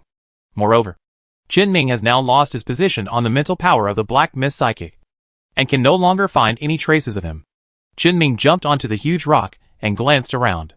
But it's obvious that Black Mist Psychics will never leave traces that can be easily discovered. Chinning shook his head, turned around, and pulled out the long sword stuck on the rock. The remaining mental power on the sword completely dissipated when Chinning held the hilt. Without the continuous supply of the Black Mist Psyker's psychic energy, the dark long sword revealed its original appearance. A pale sword made of bone psychic material. This means that Chinning cannot directly control it with his spiritual energy, like when he comes into contact with a metal sword. At the same time, he cannot know the name of this thing until he gets on the spaceship. However, Qin Ming could feel that the spiritual properties of the bone material made of the long sword tended to be negative, probably gloomy or low. And the psychic energy of the psychic creature from which this bone comes is definitely related to shadows. This sword is a perfect match for the Black Mist Psyker.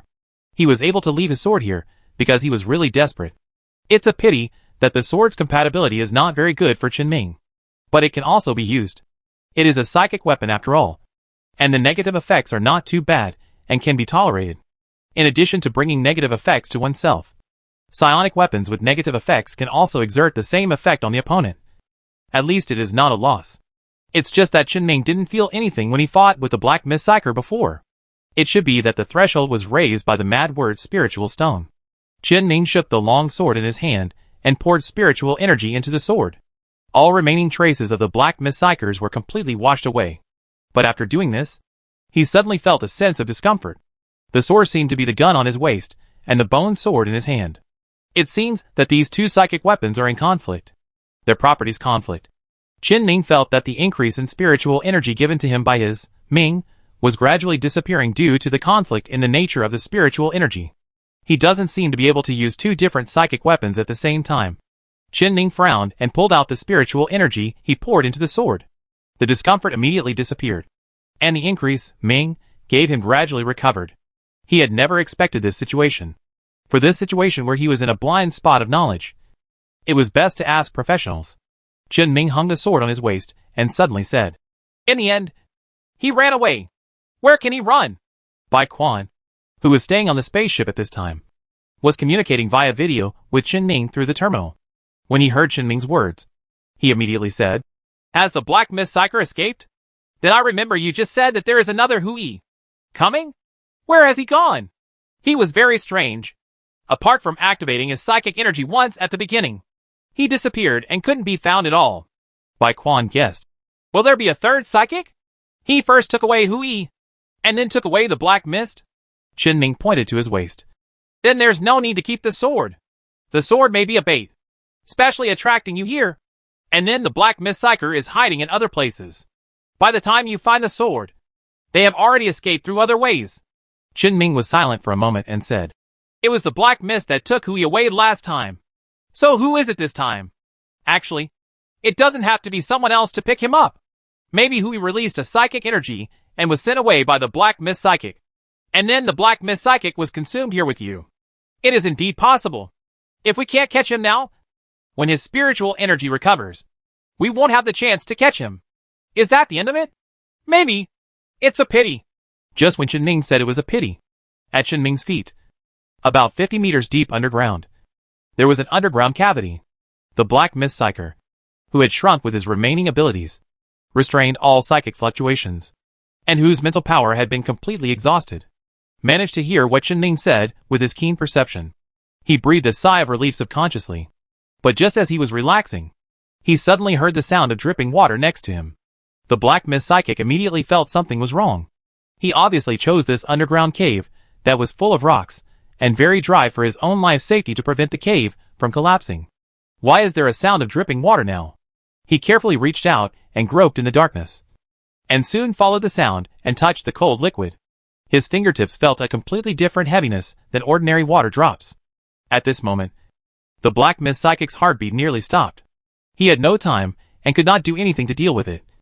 And the next moment, he was violently dragged to the ground by the metallic liquid that seeped into the ground. In addition to the turbulent sound of breaking ground, Qin Ming's voice was full of surprise. "It doesn't seem to end here." The Black Mist Psychic was hit to the ground by the metallic liquid. He was knocked to pieces for a moment, and his vision was pitch black. He wanted to escape, but he could only helplessly let Qin Ming trap him in the solidified metal liquid, just like the left-wing elements, who were preparing to cause trouble on the dome. The exhaustion of his spiritual energy prevented him from moving even a little bit, and he could only show a look of despair like an ordinary person. Qin Ming didn't waste any more nonsense. He stood in front of the Black Mist Psyker and said, "Let me ask you a question. Who ordered you to come?" The Black Mist Psychic responded in silence, not wanting to reveal even a single word. When Qin Ming saw this, he did not use any violent means to interrogate him. He just took out the Mad Word's ectoplasm stone from the mind wave generator.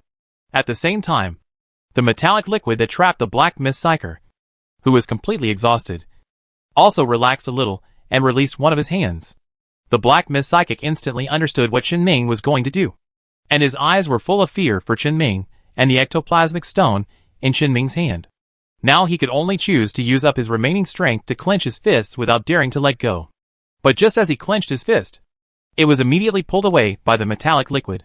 The power of the human body was completely powerless against the power of psychic energy. Seeing that the Psyker in the black room still had no intention of speaking, Chen Ming no longer deliberately slowed down his movements and directly placed the mad word spiritual stone in his hand. A large amount of bloodshot eyes suddenly appeared in the eyes of the Black Mist Psyker, whose mental power had been exhausted.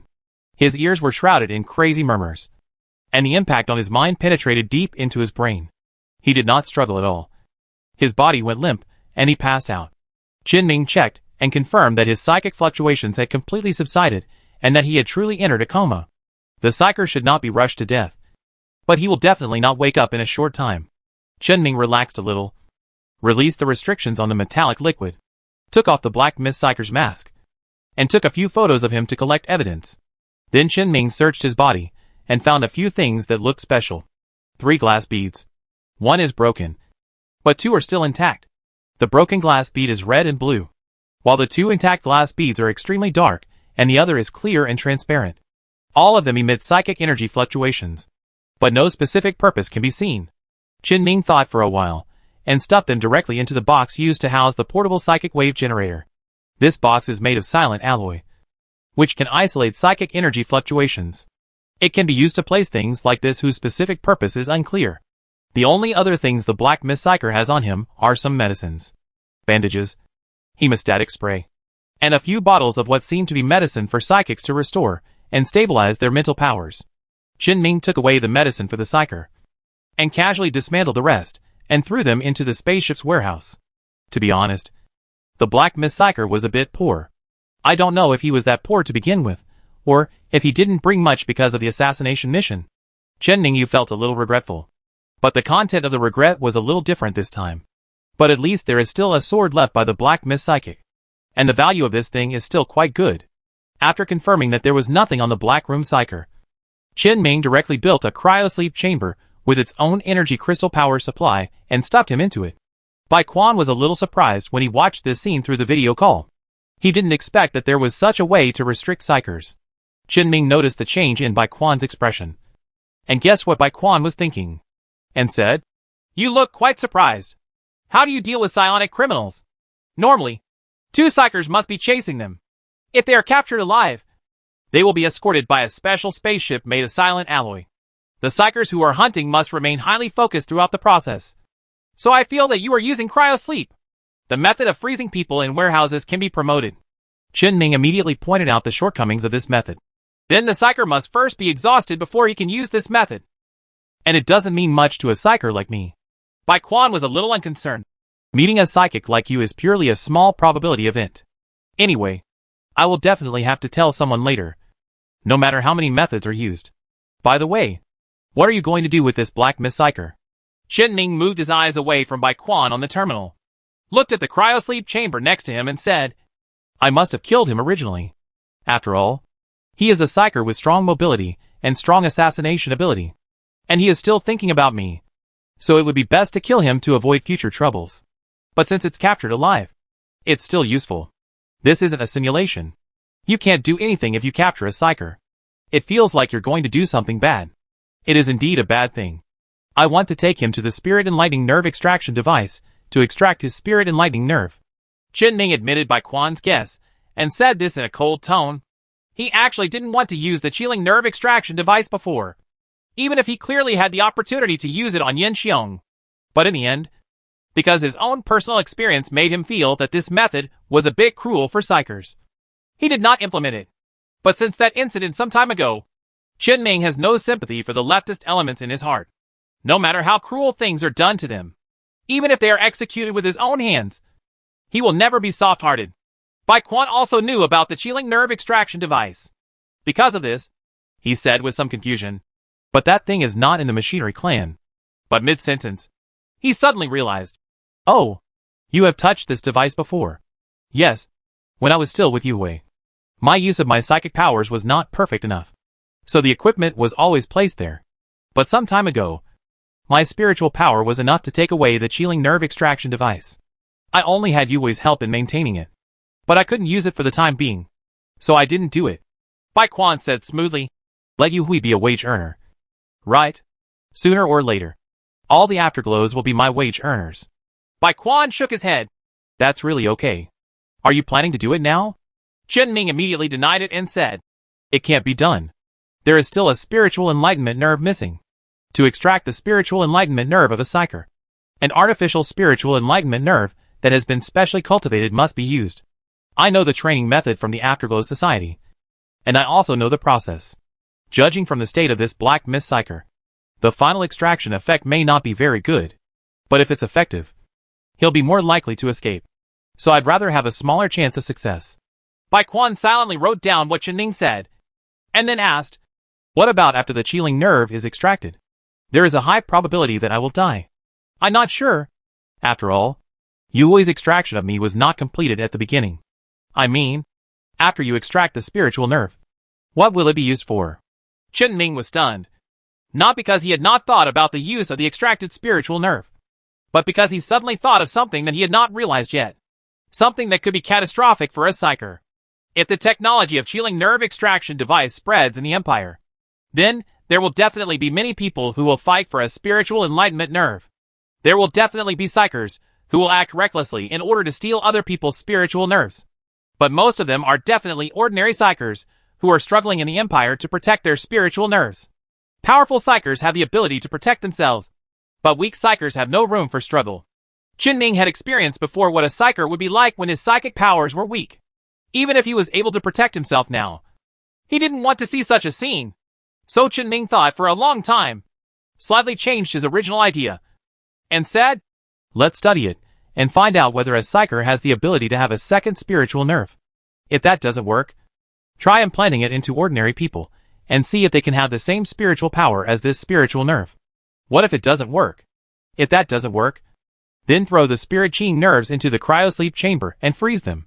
Since that civilization has created a spirit chi nerve extraction device, it will definitely be able to use these extracted spirit chi nerves. After we find these things, we can look back at the use of the extracted spiritual nerve. Chen Ming's words did not mention any idea of revealing the technology related to extracting the Ling nerve, and he did not even want to communicate with anyone about the Ling nerve technology. Bai Quan didn't notice any problems at this time, so he said normally, this is a good idea. But having said that, the Empire only knows the name and approximate effects of the chilling nerve extraction device. The specific equipment has not yet been obtained. I had this information you provided some time ago. If the mission was carried out normally, this equipment should also be on the mission plan. But it's a pity. I don't think it's a pity. Chen Ning did not hide his thoughts in front of Bai Quan and said, I even think it is best for the Empire to never get this device. That's true for you psychers. Bai Quan had already thought about this when he learned about the concept of the chilling neural extraction device. He instantly understood what Chen Ming meant and said immediately, but you don't have to be too pessimistic. Judging from current research, the psionic energy awakened by psychers is definitely the most suitable for the psychers themselves. If others want to replace it, the cost, difficulty, and effect will all be unsatisfactory. A natural psycher and a psychic nerve are definitely worth more as a psycher. Well, I hope so. Chen Ming knew that what Bai Quan said was indeed okay. But human greed is absolutely infinite. Bai Quan also knows that many times many situations cannot be viewed according to ideals. And there will always be people willing to take risks to do things with greater risks. Moreover, Chen Ming now looked like he didn't want to say more in this regard, so he didn't continue to say anything. Seeing Chen Ming build 2 robots beside him and take the cryosleep chamber and head back to the Stardust level, Bai Quan suddenly changed the subject and said, how do you know he is hiding underground directly below? I actually don't know. It's just that now that we're all there, I can't investigate all the big planets. I can only investigate a few places nearby. I actually found them, which I didn't expect. I guess his idea is similar to what you just guessed, which is to leave his sword on the planet first to distract me. It makes me think that he left the sword here just to distract me, and then he hid somewhere else. But he actually burrowed down and hid underground, waiting for others to rescue him. And then I just happened to catch him. Bai Quan asked, then why doesn't he really run away again? As long as you can hide somewhere else, it should be difficult for you to continue chasing him. Right? One is that he has no mental strength and can no longer continue to run away from a long distance. You can see that he didn't resist when I caught him. The previous fight with me consumed a wave of energy. When I finally had to fight with him, he didn't dare to give up. He was consumed a wave of energy again. As a result, his mental strength was gone. The other is that he may really think that the underground of this sword is safer than other places. He wanted to take a gamble, and I went to check other places. I didn't check here. He lost the bet. And this is the result, Qinming said, putting his hand on the cryosleep chamber that was being moved slowly by the robot next to him, and looked at the ordinary face in the cryosleep chamber, without the madness and hatred before. The Black Psyker looks like an ordinary person. But Qinming suddenly shook his head. The current appearance seemed to be false. But the look of hatred in his eyes before was definitely not fake. He sighed. It's the left path again. Bai Quan suddenly said. No. It was Lu Wei and the others who did it. Qinming was stunned for a moment and nodded slowly. Chapter 244 Stealing. Shortly after Qinming boarded the ship, the Stardust class started up again and set sail to leave the galaxy. Qinming needs to deal with the things that were just searched. Bai Quan also needed to comfort the few people accompanying him who were thrown out of the spacecraft by Qinming before, record the accident, and put the blame on Lu Wei. Although it is unlikely that Lu Wei will actually do such a thing at this time. Who can guarantee that the person on the other side will not have his own ideas? The blame must be placed on them, which will give them more say and more benefits in what happens next. What's more, only he, Qinming, and the people on Lu Wei's side knew the specific route of action after they set off. None of the people accompanying him, not even his secretary, knew about it. The people who can leak the spacecraft's route must be Lu Wei's people. It's no problem to cause trouble for them. And just half an hour after Qinming sailed away from the galaxy, on a habitable planet in the galaxy, a figure suddenly emerged from the shadow of the rock near where the Black Psyker was previously captured. He is also filled with black mist, as if he is also a Black Psyker. However, the black mist on his body dissipated quickly, and he was not surrounded by black mist for a long time like the Black Psychic, revealing a striking and handsome face. In the palm of his left hand, which is missing a little finger, there are several glass beads of different colors that he is circling. The first time the new Psyker stepped out of the shadows, he noticed the huge traces left by the Stardust class when it landed. He glanced at the landing mark for a few times, and then walked to the place where Qinming caught the Black Psyker. Here he saw the deep pit that seemed to be dug from the ground to the surface, and the footprints of the two robots next to the pit leading to the landing mark of the spacecraft. The Psyker's expression remained unchanged as he put away the glass beads he was twisting in his hands. He took out a terminal to take photos and videos of these traces, and after sending the captured content, he made a phone call. But he immediately hung up the phone again. His eyes suddenly locked on the bottom of a nearby rock. He quickly stepped forward and found a miniature surveillance probe from the lower corner of the rock that had obviously just been manufactured. The Psyker immediately crushed the monitor, which was no bigger than the tip of his little finger, raised his head, and looked around. He couldn't be sure now if there was a second or more surveillance left by Qinming nearby. He could only frown and put his hand into his pocket. A black mist suddenly burst out from his body, shrouding the entire environment in darkness. And this black mist also had the ability to cut off sound, completely cutting off the possibility of Qinming's surveillance. Qinming, who was already on the spaceship at this time, could only say it was a pity.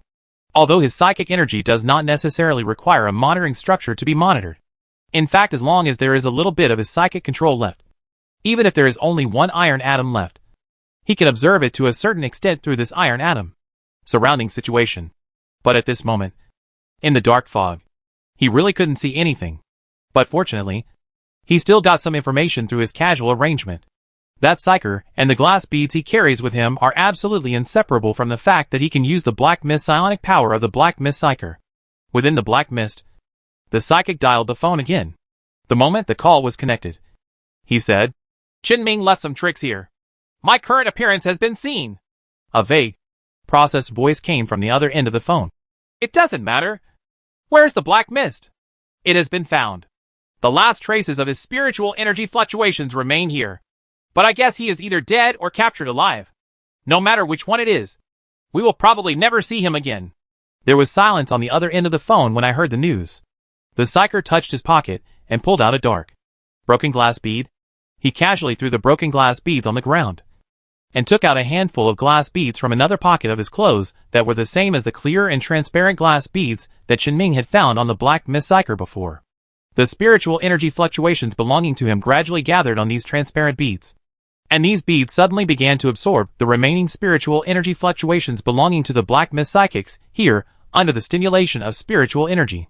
3 of the glass beads in the handful gradually turned pitch black during the absorption process, just like the pitch black beads Qinming had obtained from the Black Mist Psyker before. The Psyker picked out 3 dark glass beads and put them into another pocket. After putting away all the remaining glass beads, he said to himself, "It's a pity that his psionic power can only be used 3 times. It's going to be out of print in the future, but it's obviously quite useful."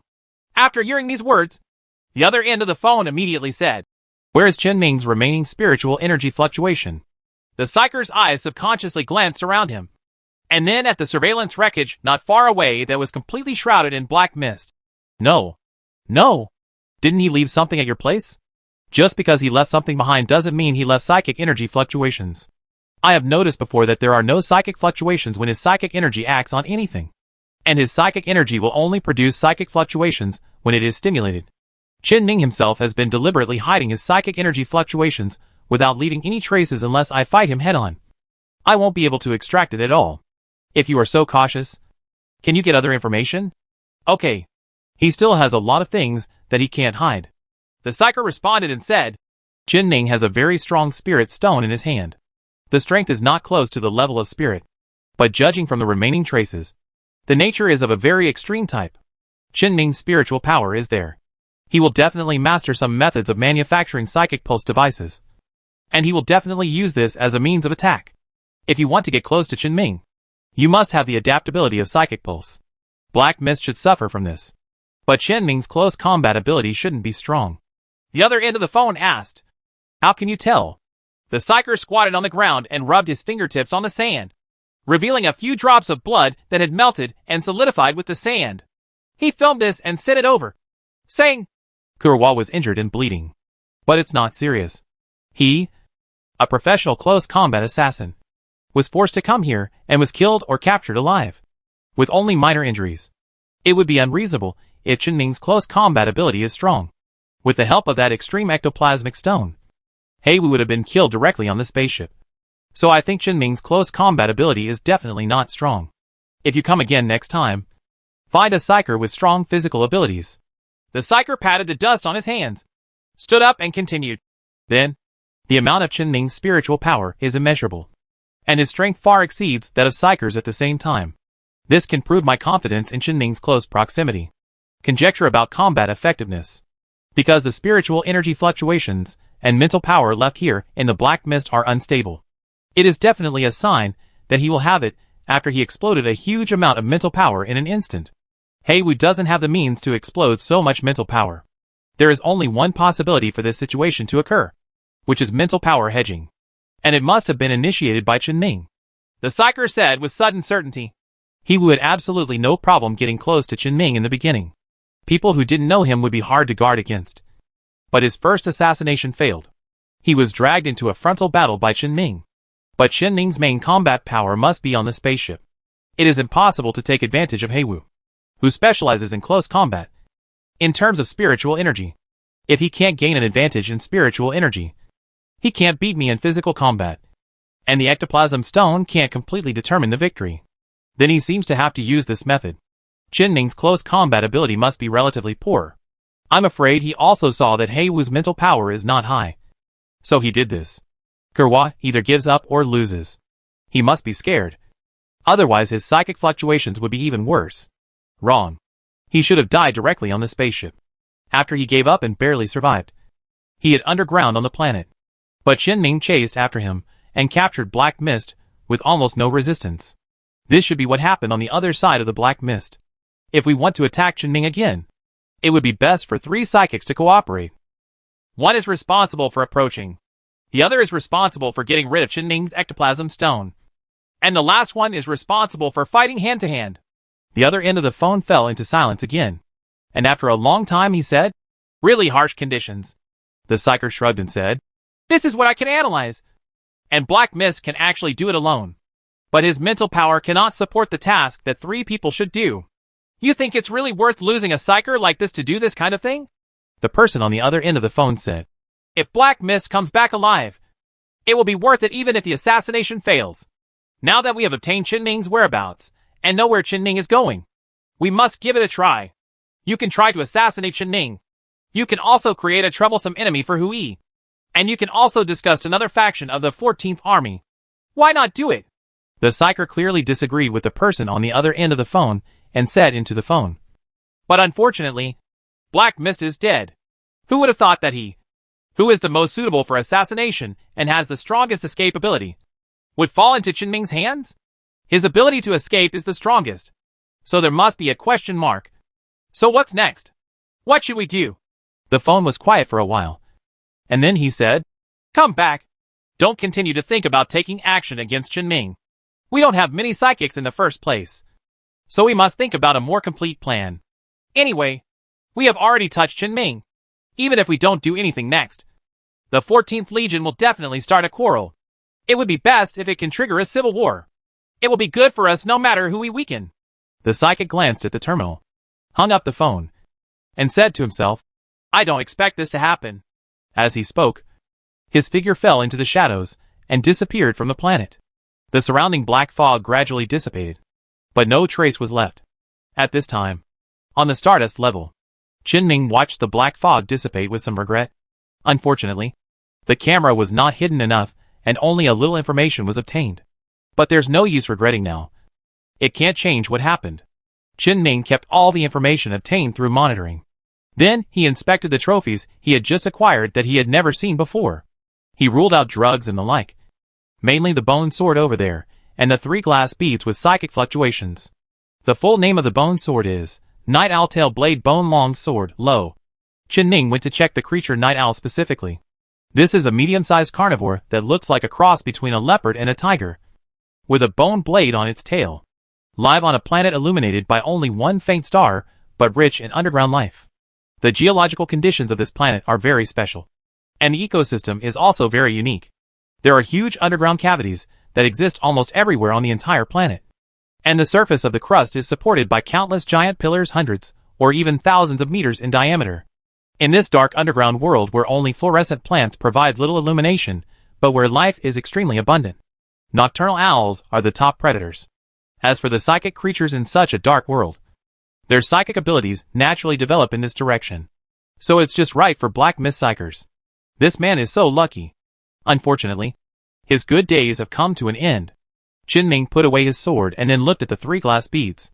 The names of the 2 intact glass beads are Heart Gathering Bead, Black Mist, and Heart Gathering Bead, None. Just as Qin Ming thought, they are the creations of the psychic. The broken red and blue glass bead is called Broken Heart Gathering Bead, Entropy. Although the specific effect could not be seen, Qin Ming already had some uncertain guesses just by looking at these names. However, this kind of thing cannot be done by just guessing. It is better to ask a professional. Qin Ming picked up the terminal and called the boss directly. During the call, Qin Ming also confirmed his last trophy, which was the Black Mist Psyker itself. The way to deal with this trophy is very simple. Just find a way to get a spiritual nerve and try to extract it. The spiritual power of Black Mist is quite interesting.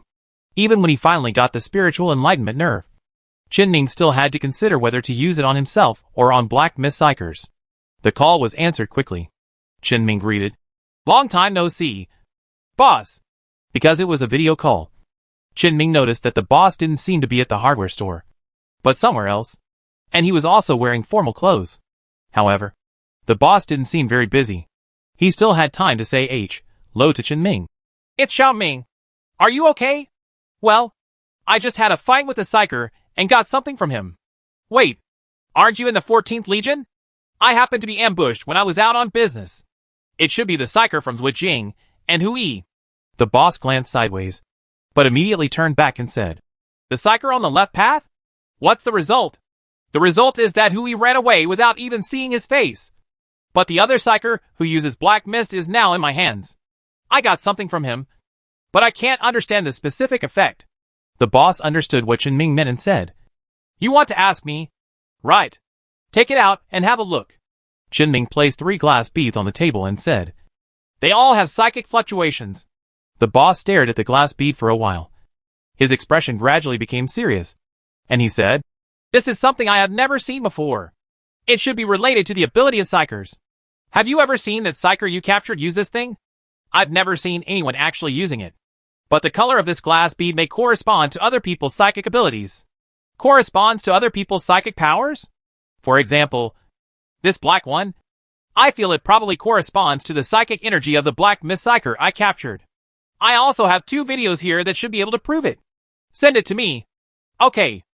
Ming immediately sent over a video of a black Miss Psyker using his psychic powers, a video of a black Miss Psyker being captured by him, and a video of the next Psyker using black Miss psychic powers. The boss finished reading it quickly and said to Ming, "I think you should have it in your heart." However, he suddenly stopped before he finished speaking, and turned to Ming and said, "Wait a moment. I have something to do here, so don't worry about it yet." The boss raised his head, turned on mute, and turned the terminal upside down on the table. He said to Hui, who was sitting next to him and kept gesturing to him, "What are you doing?" Hui confirmed that Wen had turned off the sound, pointed at the terminal and said, "I know this thing. I met him last time when I was discussing cooperation with someone. The last time you came to block me?" "Right." Hui recalled what he had done before and said, "There is a psyker from Zwijia. He plays with glass beads like this in his hand. I have seen black and transparent ones in his hands, but the red and blue one is I really haven't seen it. Does that person look the same as the person in the video? It's different. It looks completely different. I really like the ecology and movements. It's either plastic surgery or..." Wen added the words for Hui. "His spiritual power allows him to change his appearance. Although I still don't understand the psychic principle of this psyker. At least the general situation has been understood. That psyker stole your psychic abilities and appearance. This was the reason why you appeared at the 14th Legion before. This is a psyker I have never heard of before. He actually has this kind of ability, and he is still a psyker on the left path. This is true." Wen shook his head, not sure if it was a pity or some special emotion. After he finished speaking, he looked at Hui and said, "You should continue to pretend to hide and continue to investigate Zwijing secretly. Zwijing used you to assassinate Xiao Ming and frame you. He must have some ideas about you. They will come to you sooner or later. If you expose your connection with Xiao Ming too early, if the news leaks out, you may not be able to kill the person pretending to be you in your lifetime. Tisk." Hui smacked his lips in displeasure. However, Wen was not used to it and mocked directly. "Like to do things without doing background checks? You just have to live with it." Hui waved his hands to Wen and said, "I have already apologized to you, and you accepted the apology. I will compensate you for everything I earned. I also went to the president to beg for mercy." "Stop talking. It's useless for me and the president. You haven't done it yet for Xiao Ming." Hui had a headache when he heard this sentence, and said, "It's hard for me to meet him now. But don't you think I'm providing you with information now? I will definitely apologize to Ming when I have the chance. I don't want to be missed by him. When this matter is over, I will really find a place to sleep. I will sleep until you and Ming die of old age before I come out." Wen tilted his head and looked at him and said, "I may have to go into hibernation in 2 years. Are you sure?" "TSK. Let's talk about it later." Hui shut his mouth. Wen stopped talking nonsense to Hui and turned to talk about the business. "There are clues, but we may not be able to follow this to pursue it. They lost someone on Xiao Ming's side. They may not look for him in a short time, but they will look for you instead. I think it's time for you to show your presence a little bit." "Okay. That's it. I won't tell you anymore. Xiao Ming is still waiting." Just as Wen was about to pick up the terminal, Hui stretched out his hand to stop him and said, "Wait. I suddenly remembered one more thing. That's how to use this glass bead. If I remember correctly, it should be infused with psychic energy, and then just crushed. The rest depends on feeling." Wen looked at Hui suspiciously and asked, "How did you know?" "Well, I had a chat with a guy at Zwijing before, and asked what this thing was for. He gave me one and let me try it. So maybe that's when my psychic energy was stolen." Wen looked at Hui like he was looking at a fool. "Now I seriously doubt your IQ and the correctness of working with you. I can't help it. I see that the money can't move." Hui also said like a dead pig not afraid of boiling water. "But at least you figured out how to use it. Right? My psychic energy was stolen when I used it in front of the psyker. But Qin is not likely to be 1,000 miles away. Just ask him to use it carefully. Also, you have to be careful when using it. If you don't master the properties of psychic energy, the effect will not be ideal. I used to need black beads. As a result, I only had time to learn a little bit, and the effect of the beads expired. Wuan nodded, picked up the terminal again, and said to Qin, "Sorry, Xiaoming. Someone here just gave me a message and told me about the effect of the glass beads on your hand." The boss gave Qin a rough explanation based on what Hui said. As Qin listened, his eyes gradually shifted from the dark bead to the broken red and blue bead. Stealing psychic energy?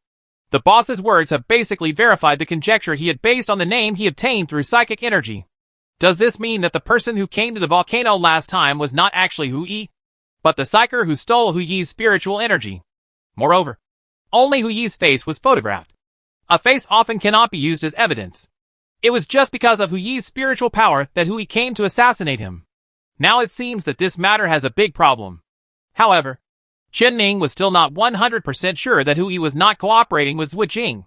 What if it was Hui who took the initiative to provide the psychic power? And no matter what, there was a complete conflict between him and Hui, and Qin would never forget this matter. After listening to the boss's story while thinking, Qin thanked him. Then he put the 3 glass beads into the silent alloy box. He took out another bone sword and placed it in front of the terminal. "Boss, I have something else." Chapter 245 Public Opinion. When Qin put the bone sword on the table, the boss recognized the essence of this thing at a glance and said, "A spiritual weapon made of psychic biological materials. Confiscated? Well, I found that if I carry 2 psychic weapons at the same time, I will have an uncomfortable feeling. The source is my weapon. I don't know what the situation is, so I came to ask you." The boss reassured Qin and said, "This is a conflict in the nature of psychic weapons. It's a normal thing. Don't worry. Generally speaking, only weapons made of materials with the same or very similar properties can be used together.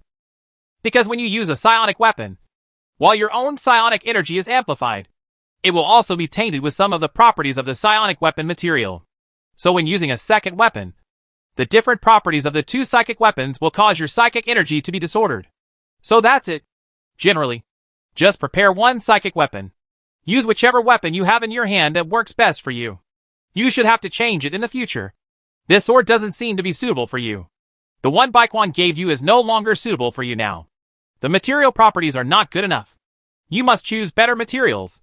Speaking of this, you haven't gotten any psychic equipment yet, have you?" Qin asked. "What type of psychic equipment?"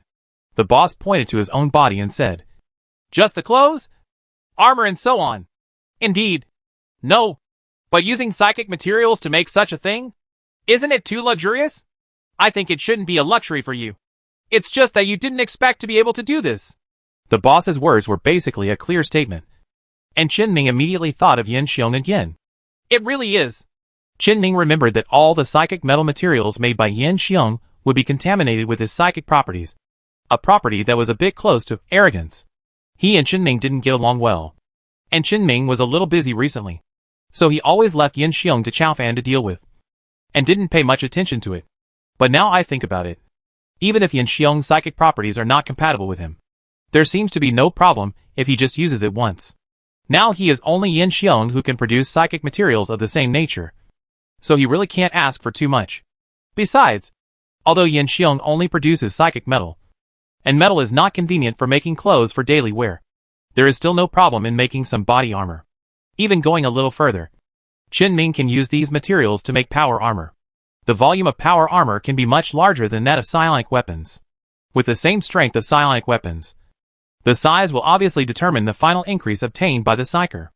Although the manufacturing cost of psionic power armor is definitely higher than that of psionic weapons, the effects will definitely be more exaggerated. There is indeed nothing wrong with this idea. Qin felt that he could try to get a suit of psychic power armor for the prosthetic next time it was needed. Biological armor actually contains some metal materials, so you can try it if you have the chance. Speaking of which, Qin thought of one more thing. Since he can produce a complete set of psychic power armor made entirely of psychic materials with the same properties, even all metal materials of different types can have the same properties. So even if this kind of thing is not very compatible with other psychics, the effect alone should interest many people. Right? Ning happened to remember that Bai Quan had said before that there were indeed people who specifically collected things that psychers could use and put them on the psyker contribution platform for others to redeem. So if you take out this kind of psychic power armor, you should be able to get a lot of contribution points. Right? Either selling raw materials directly or selling finished products made from raw materials. You will know which one is more profitable after just thinking about it, even if there is a complicated process behind this. And there is no way to directly exchange power armor for contribution points. Ning can still try to trade directly with other psychers. Use their contribution points to help redeem what he needs. Anyway, he is considered an insider now. So there should be no problem in exchanging these things internally. It's just that it's more troublesome for other people to wear power armor. Unlike him, who can just make it directly on their bodies. If someone really feels that power armor is inconvenient, he can also provide ordinary psychic weapons with the same properties as power armor to match the power armor, so that they will not have no combat effectiveness at all if they cannot wear power armor. If that didn't work, Ning could even modify the design to make the power armor wearable as quickly as possible. Maybe by selling this, he could get the seeds of the spiritual enlightenment nerve and the fairy spirit tree in advance. Otherwise, he will have to wait at least until the contribution points of the purgatory core in half a month and the contribution points of the synchrotron core in 1.5 months before he can replace the spiritual enlightenment nerve that he needs now. This should be a good idea. But there is no rush now. Now Ning just thought about it briefly, and did not continue to think deeply. After all, the boss is still chatting with him. Ning pulled back his divergent thoughts, and asked what his boss had just said. So what happened to the armor made of psychic materials? Nothing. Just remember to use materials of the same nature when making different parts of the armor. Remember? It must not be made of materials with different properties, even if it's even remotely good. This is different from the requirement for you to use 2 different weapons at the same time. The weapons can still be used if they are slightly offset, but the armor will definitely not work. Don't fuse several materials with different psychic properties together. Especially don't come into contact with the human body. Otherwise it will be very troublesome. Ning couldn't suppress the curiosity in his heart when he heard this, and asked, So what will happen if you do this? It's not easy to tell you at the moment. This involves a more in-depth aspect related to spiritual energy. You will understand it when your spiritual energy develops to a certain level in the future. Okay. Although he didn't ask what the consequences would be, Ning did take note of the boss's warning. After all, if the boss can be so serious, then the consequences will definitely not be what he wants to see. After Ning digested what his boss said for a while, he suddenly asked, Do weapons and armor also need to have the same properties if they want to be used together? Yes, but I think you should be able to meet this condition. Indeed. Then I'm basically fine. Ning ended the topic he had just brought up and turned to another matter. Boss, do you have any news about Hui? Hui, you want to cause trouble for him. Right. If I have any news, I'll let you know later. Thank you. Boss, there is nothing else to do for the time being. Okay. Go ahead and ask me if you don't understand anything. Ning ended the communication after thanking him again. Wu also put down the terminal. However, Hui next to him didn't understand what Wu just said, and asked, Ming is so rich? Can he still be equipped with a complete set of psychic armor? Wu glanced at Hui strangely, shook his head and said nothing. While Hui was confused, Ming also put down the terminal, thinking about how to use his 2 psychic weapons. In fact, he can use 2 weapons, one as a fake and one as a main body. But the main body of the spiritual weapon, beside the prosthetic, can also be absorbed in disguise. So now, he is not sure whether this is reliable or not. It is still unclear whether there will be conflicts if the prosthetic body is separated and each holds a psychic weapon.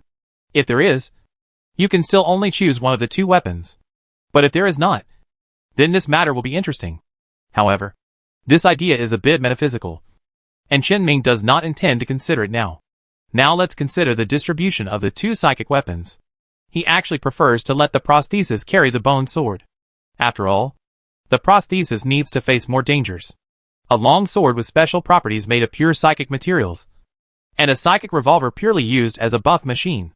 It doesn't need to be said which one to choose to bring to danger. But if Ning changed the weapon for the prosthesis, Bai Quan, who gave him the revolver, would definitely be able to tell. This Bai Chuan's face is a bit unjust. Is there any way to make a replica of the prosthesis later? While Ning was thinking about these questions, There was a sudden knock on the door of his room. Bai Quan opened the door and walked in and said, "Okay, I have already spread the news that we were attacked. And I have arranged for someone to do something. That black mist psyker. What I'm saying here is that you have already killed him. To avoid long nights and nightmares. You can just question him directly. By the way, you haven't repaired your spaceship yet. Have you?"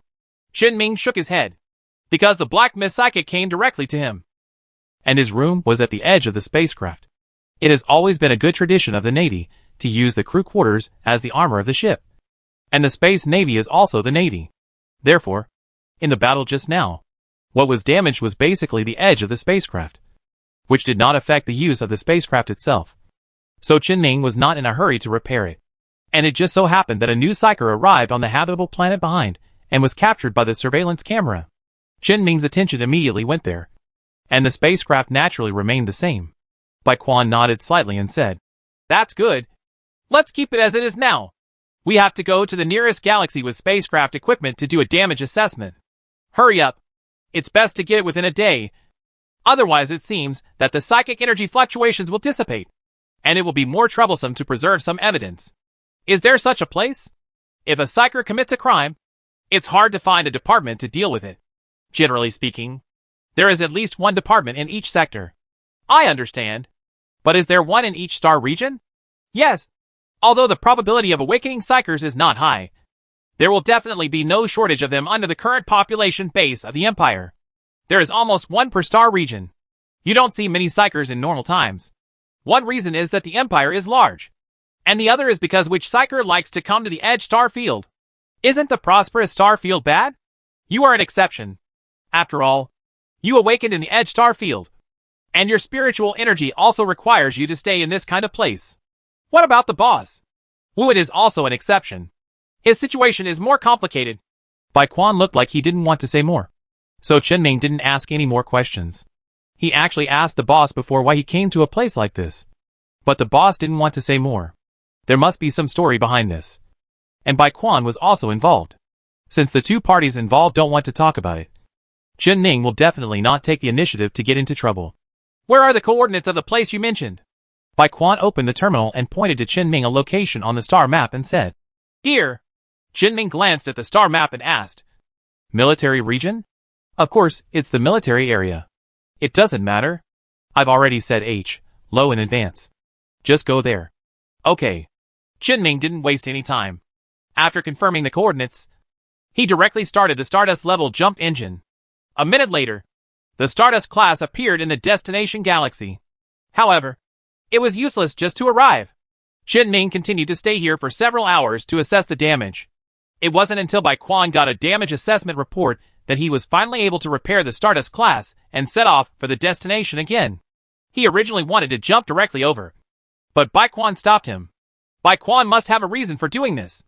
So Qin Ming didn't say anything and continued to let Stardust fly slowly in the hyperspace channel. It was the morning of the next day.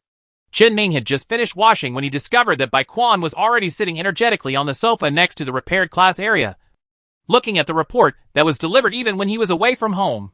When Bai Quan noticed Qin Ming coming over, he immediately handed him a copy of the report. When Qin Ming saw the contents of the report, he immediately understood the reason why Bai Quan did not let him jump directly yesterday.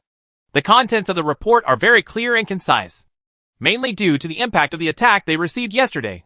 After all, Qin Ming and Bai Quan originally set out at this time to submit research materials and verify Qin Ming's ability to control the colony with Lu Wei. This was considered a secret operation. But now that the accident happened, Bai Quan naturally revealed the matter. And they also directly sent the officially certified damage assessment report and most of the video of the entire incident to the supervision department at the headquarters for them to intervene. The reason is that Lu Wei believed that there was another incident to prevent Qin Ming from verifying his colonial capabilities.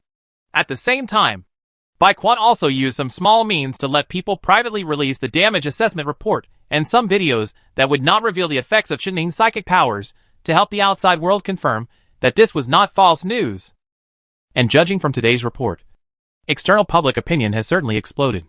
It's no wonder that Lao Wu contacted him urgently last night and asked him something. The factory director also called him to ask how he was doing.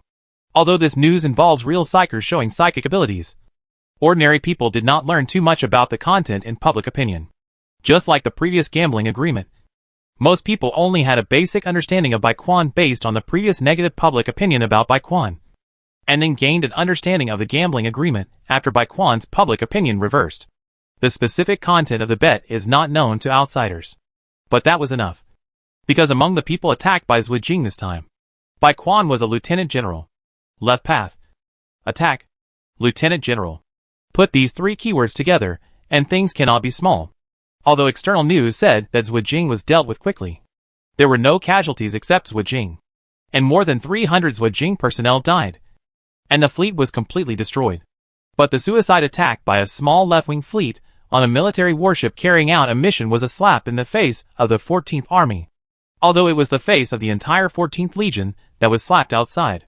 But within the 14th Legion, it was absolutely impossible to hit Baiquan in the face. The reason lies in what Baiquan said to Qin Ming before. Only the two of them, and the people on Lu Wei's side knew the entire trajectory of their actions after they came out. It is impossible for an ordinary person in Baiquan to risk his life to provoke a psyker. Many people also know that Qin Ming and Zhuo Jing have a grudge. Zhuo Jing wants to get rid of Qin Ming quickly. And it is even more impossible for Qin Ming to do such a thing as luring a wolf into the house under such circumstances. So who is the person who leaked the information about Qin Baichuan's whereabouts? Many people must have the answer in their minds. Of course, there are also voices of doubt. Some people also say that Qin Ming was afraid of going to the colony for actual testing. So he deliberately directed and acted such a show. But it's not self-directed and self-acted. You can tell by watching the video released by Baiquan. Anyone with the ability can naturally see all the videos. Of course, we can also understand that Qin Ming is really fighting for life and death. And if Baiquan dared to report the matter directly to the supervision department, then it was impossible for Baiquan to do it himself. All kinds of factors are added together, and the situation becomes one-sided in an instant. They relied on 2 documents and a video to force Lu Wei to issue a statement overnight, saying that it was definitely not their fault, and that they would definitely cooperate with the investigation to find out who leaked the secret and caused the problem. Lu Wei and the others took the initiative to give in, but seemed to kick the ball back in disguise. That's about it for yesterday. What happens next depends on today's situation. Baiquan's intention of not letting Qin Ming jump directly to the destination yesterday must have been to let the matter continue to ferment for a few days. As long as this matter is not handled well for one day, the pressure on all aspects will definitely increase day by day. Who is the most anxious now? Anyway, it's definitely not Qin Ming and Baiquan. After fully understanding the situation, Qin Ming asked Baiquan next to him, "So how should we deal with this matter later? We don't have to deal with it." Baiquan said, as if the matter was over. "The trouble of assassinating the lieutenant general and the psyker lies with the opponent. It is the opponent who has to consider how to deal with it. But who dares to deal with this kind of matter in private? Don't forget that the previous matter has not been completely cleared up yet. When these two matters come together, this is no longer something that can be solved by asking them to self-examine. Someone from the headquarters will come over to deal with this matter soon, so we don't have to worry about it. With such a big pot, a lot of people have to be taken out to investigate. All we have to do is watch." "Oh," Qin Ming nodded and asked, "Then how will they respond?" "You have to ask them how they responded. But if I were here, I would not do anything about this matter. I would fully cooperate with the supervisor in the investigation and hand over the people who should be handed over. It was involved in Zhuo Jing's affairs twice in a row, and one of them was directly related to my life. Anyone who has the idea of taking a chance on it will definitely get bloodshed."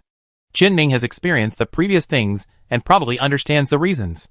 These are the rules within the system. But there is one thing he still hasn't figured out. "Actually, I still don't understand why they want to assassinate us," Baiquan asked. "Who said they want to assassinate us? How could they not know the rules after being around for so many years? There are definitely people who just want to cause some trouble for us, make us feel disgusted, falsely accuse us of not being good at keeping secrets, etc. So they leaked our information to some people. It would be okay for them if they only attract ordinary left paths, because such left paths cannot threaten us at all. But they can disgust us. Zhuo Jing must have been dealt with on the spot.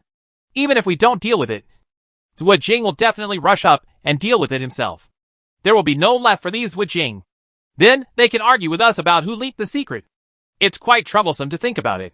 But in the end, I'm afraid they didn't expect that the psyker from Zhujiao would be attracted in the end. So the problem is huge. It's actually not difficult to find out who the person who leaked the information is. Only a few people may know, and each of these people is related to the person at the top of them. So I estimate that there will be results in this matter within 3 days. Just watch. The results shouldn't disappoint. Bai Quan threw away the terminal in his hand and was about to get up to prepare today's lesson plan when he suddenly sat down again and said to Qinming, "By the way, although we were delayed a little on the way, we should be almost there tomorrow night. It's the place responsible for testing your research data. Before handing over the data, we have to meet with Lu Wei. I'll tell them then." Okay. Also, the results of Lu Wei's punishment came out yesterday. They were not included in the report. I will tell you now. Lu Wei received 3 disciplinary sanctions within our 14th Legion. One violation is illegally obtaining administrator rights of a simulation device. Another violation is illegally using administrator rights to stop a formal recorded public battle. And the third violation is destroying your research data. The 3 violations and the Zhuajing incident broke out later, causing him to be severely fined and directly lowered by 2 levels. I was sentenced to 6 months of compulsory labor, and my monthly salary was reduced. Qinming basically didn't listen to what he said next. After all, the punishment for wages and voluntary labor was not painful. And the main thing was the punishment of being lowered by 2 levels. He remembered that Lu Wei seemed to be a major general before. If he lowered his rank by 2 levels, Lu Wei seemed to be a colonel now. Although Lu Wei did not go to jail in the end, he was probably better off going to jail after falling from general level to school level. This even means that Lu Wei is now on the same level as him. Qinming is not yet a member of the 14th Army Corps, but an external temporary tactical instructor, with treatment equivalent to that of a colonel. Lu Wei fell to the same level as him. No matter how you look at it, you will be happy. Chapter 246 Unexpected Results. The next night, Qinming drove the Stardust class to the target galaxy. This is the local military station called Meteor 1 Sector. There happen to be 2 relatively well-known laboratories in this galaxy, one of which is an electrical engineering laboratory that is relatively authoritative in electronic data. This laboratory is also the laboratory that proposed the basic theory of simulation equipment. Although the subsequent research was not completed independently by this laboratory, the mere proposing of the basic theory is obviously valuable enough. The other laboratory is a comprehensive large laboratory, funded and constructed by the Star Region government and the military to which the Meteor Star region belongs, and covers a wide range of research. Naturally, it includes those things that Qinming studied. The electrical engineering lab can attempt to recover corrupted data from simulations, and the comprehensive lab can help determine the value of corrupted research data. Of course, the simulated data has been sent to the electronic engineering laboratory long ago, but the data has not yet been restored.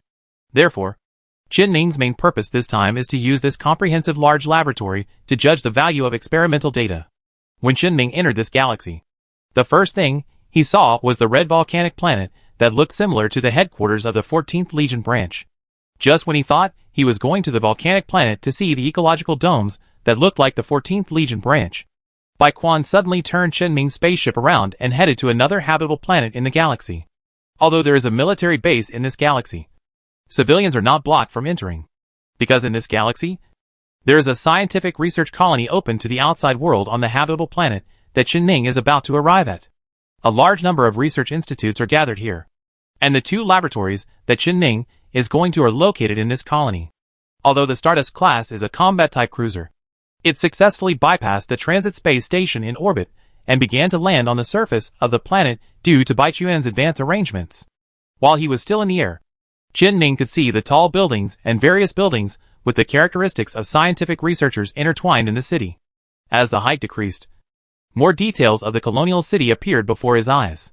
For example, the various shops on the ground floor of the scientific research building, the commercial buildings integrated with the city, and the pedestrians coming and going. Although this is a scientific research colony, it has all the supporting infrastructure. The whole city is still full of vitality, without the overly cold atmosphere in the laboratory. Qinming still likes this kind of urban environment that combines different advantages. However, as the height of the spacecraft continued to decrease, Qinming could no longer see more details in the city, because the Stardust class landed on a piece of land outside the city that belonged to the Star District military. Near the landing point is a military base. After the Stardust class landed, specialized people soon came to guide them, and took Qinming and Bai Quan to the inside of the military base.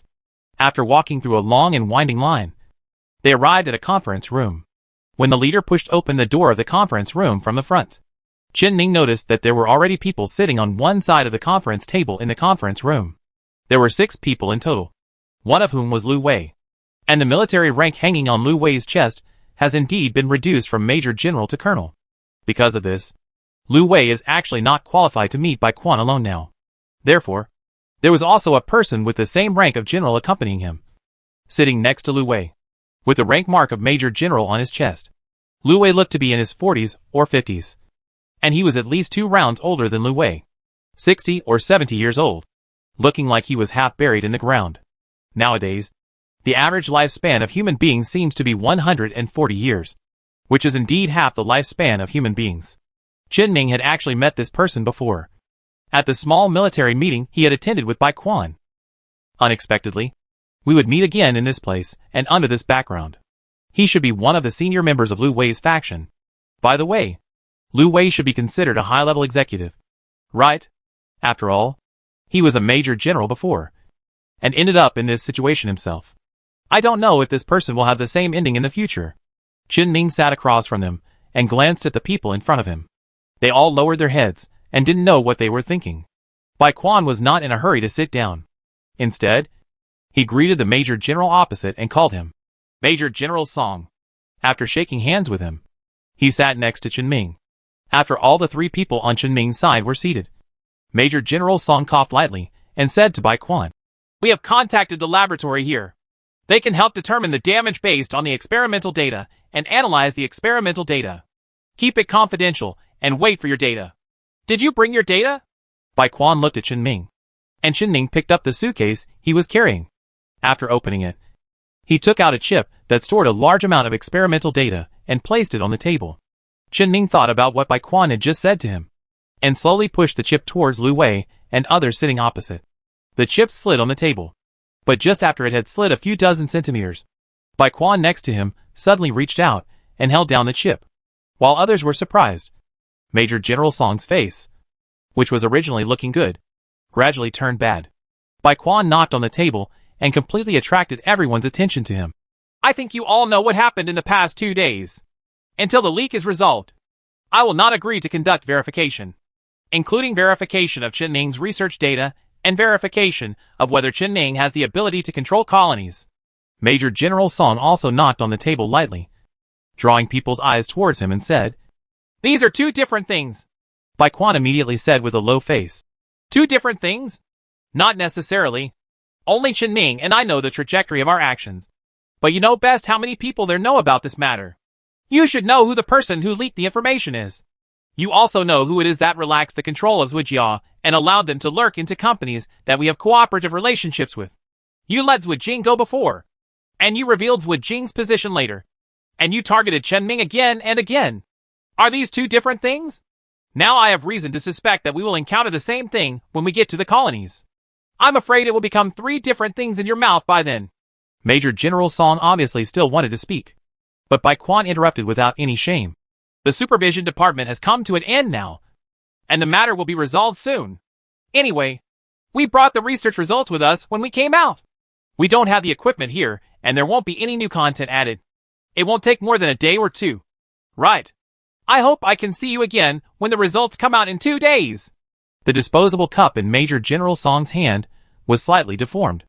He could see that Bai Quan had been prepared for things to develop in this direction from the beginning, and it was useless to say anything more to Bai Quan. He turned his head slightly and looked at Chen-Ming. But Chen-Ming also looked like he was leaning back on the chair and letting Bai Quan take full responsibility. It seemed like he had nothing to say to Chen-Ming. The 2 had obviously discussed this in advance.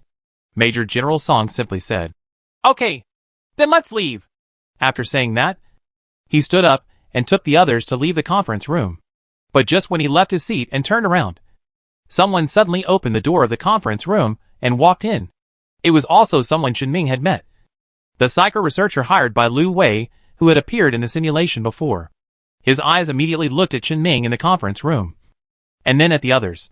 Seeing that the atmosphere in the conference room was tense and Major General Song looked like he was ready to leave, he asked, "Did I come at a bad time?"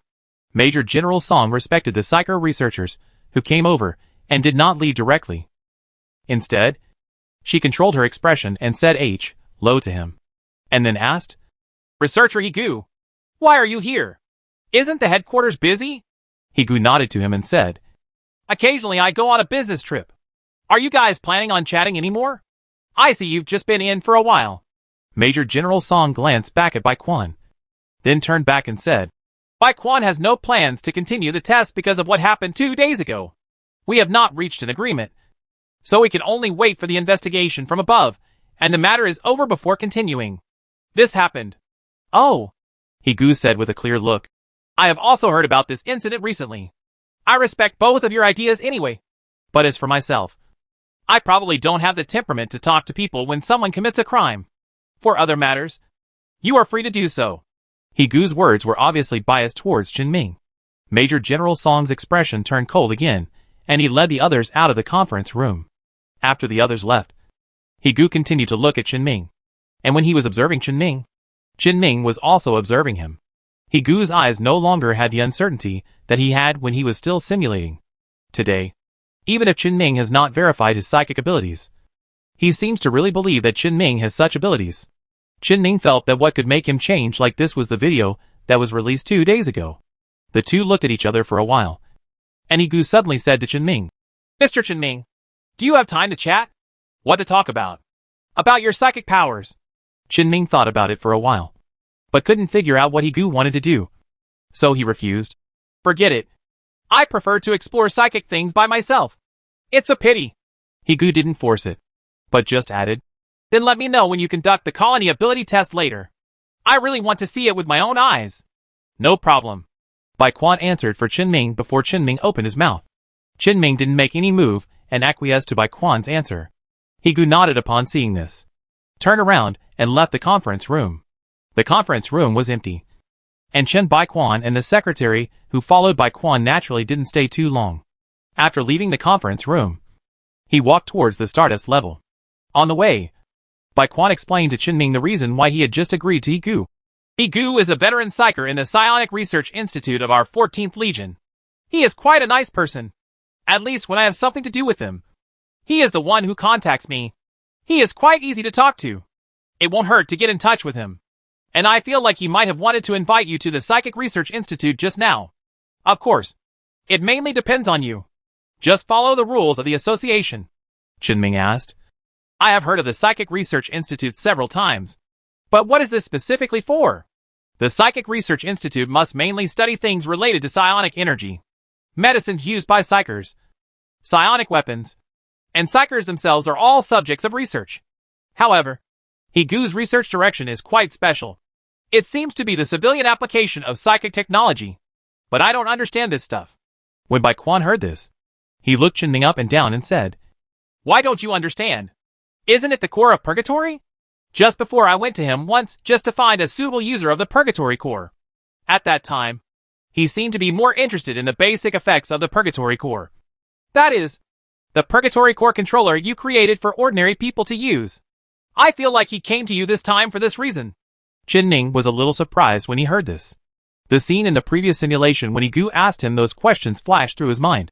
This means that he was actually interested in me before. Right. But in the simulation, I didn't see it at the time. He was found by Lu Wei before because you didn't recognize the formula he wrote for measuring the strength of psychers. So he came here just to ask you a few questions based on that formula. You told me your reasons, but he didn't say anything. Why don't you just sit there and watch the show? The simulated situation has nothing to do with him. And he is not the person in charge of verifying psychic technology at the Psionics Research Institute. Someone else is doing this work. He is not the one in charge of reviewing your purgatory core technology. He probably didn't know about you before. He only found out about it later when I couldn't find a suitable person to test the purgatory core anywhere and went to him for help. But the simulation would have been over by then." Bai Quan explained to Qinming, then suddenly turned his words 180 degrees and said, "Of course, we don't rule out the possibility that he knew you in advance." Bai Quan immediately explained, "But you have to think about it. Even if he understands your skills, he definitely doesn't know the upper limit of your psychic abilities. The speed of your progress is really so fast that I can't help but doubt it. If I hadn't known you for a long time, I wouldn't have believed that anyone could do what you did. I just thought you were complimenting me." Qinming accepted Bai Quan's words. which were probably a compliment to his psychic abilities, and said, "In that case, it shouldn't be a problem to contact him. But that will happen later." It just so happened that he still had the idea of trading the psionic power armor. This Psionic Research Institute must be related to the website where psyker contribution points are exchanged. Maybe he can learn some additional information through Higu. If there is still a chance to meet, you can try to chat. If not, forget it. Ended the topic of Higu. Jinming also reached the Stardust level. But just as he was preparing to finish dinner, he suddenly realized something, and immediately turned to Bai Quan and said, "We met with people today, and Yin and Yang weirded them out. And the rest seems to be nothing. Not done. So what are we going to do next? We really didn't do anything. But we didn't need to do anything. Now that the supervisory department has been led to an end, this matter must have a result. And it will definitely be a result that is beneficial to us. We just have to wait." Jinming still felt a little weird and asked, "Does it really not matter if you don't do anything?" Bai Quan said matter-of-factly, "It certainly doesn't matter. We have done what we need to do before. What else do we need to do now? Why do you always think that you have to do something yourself? As long as we start these things, someone will do the rest. Because it's a little different from what I'm used to."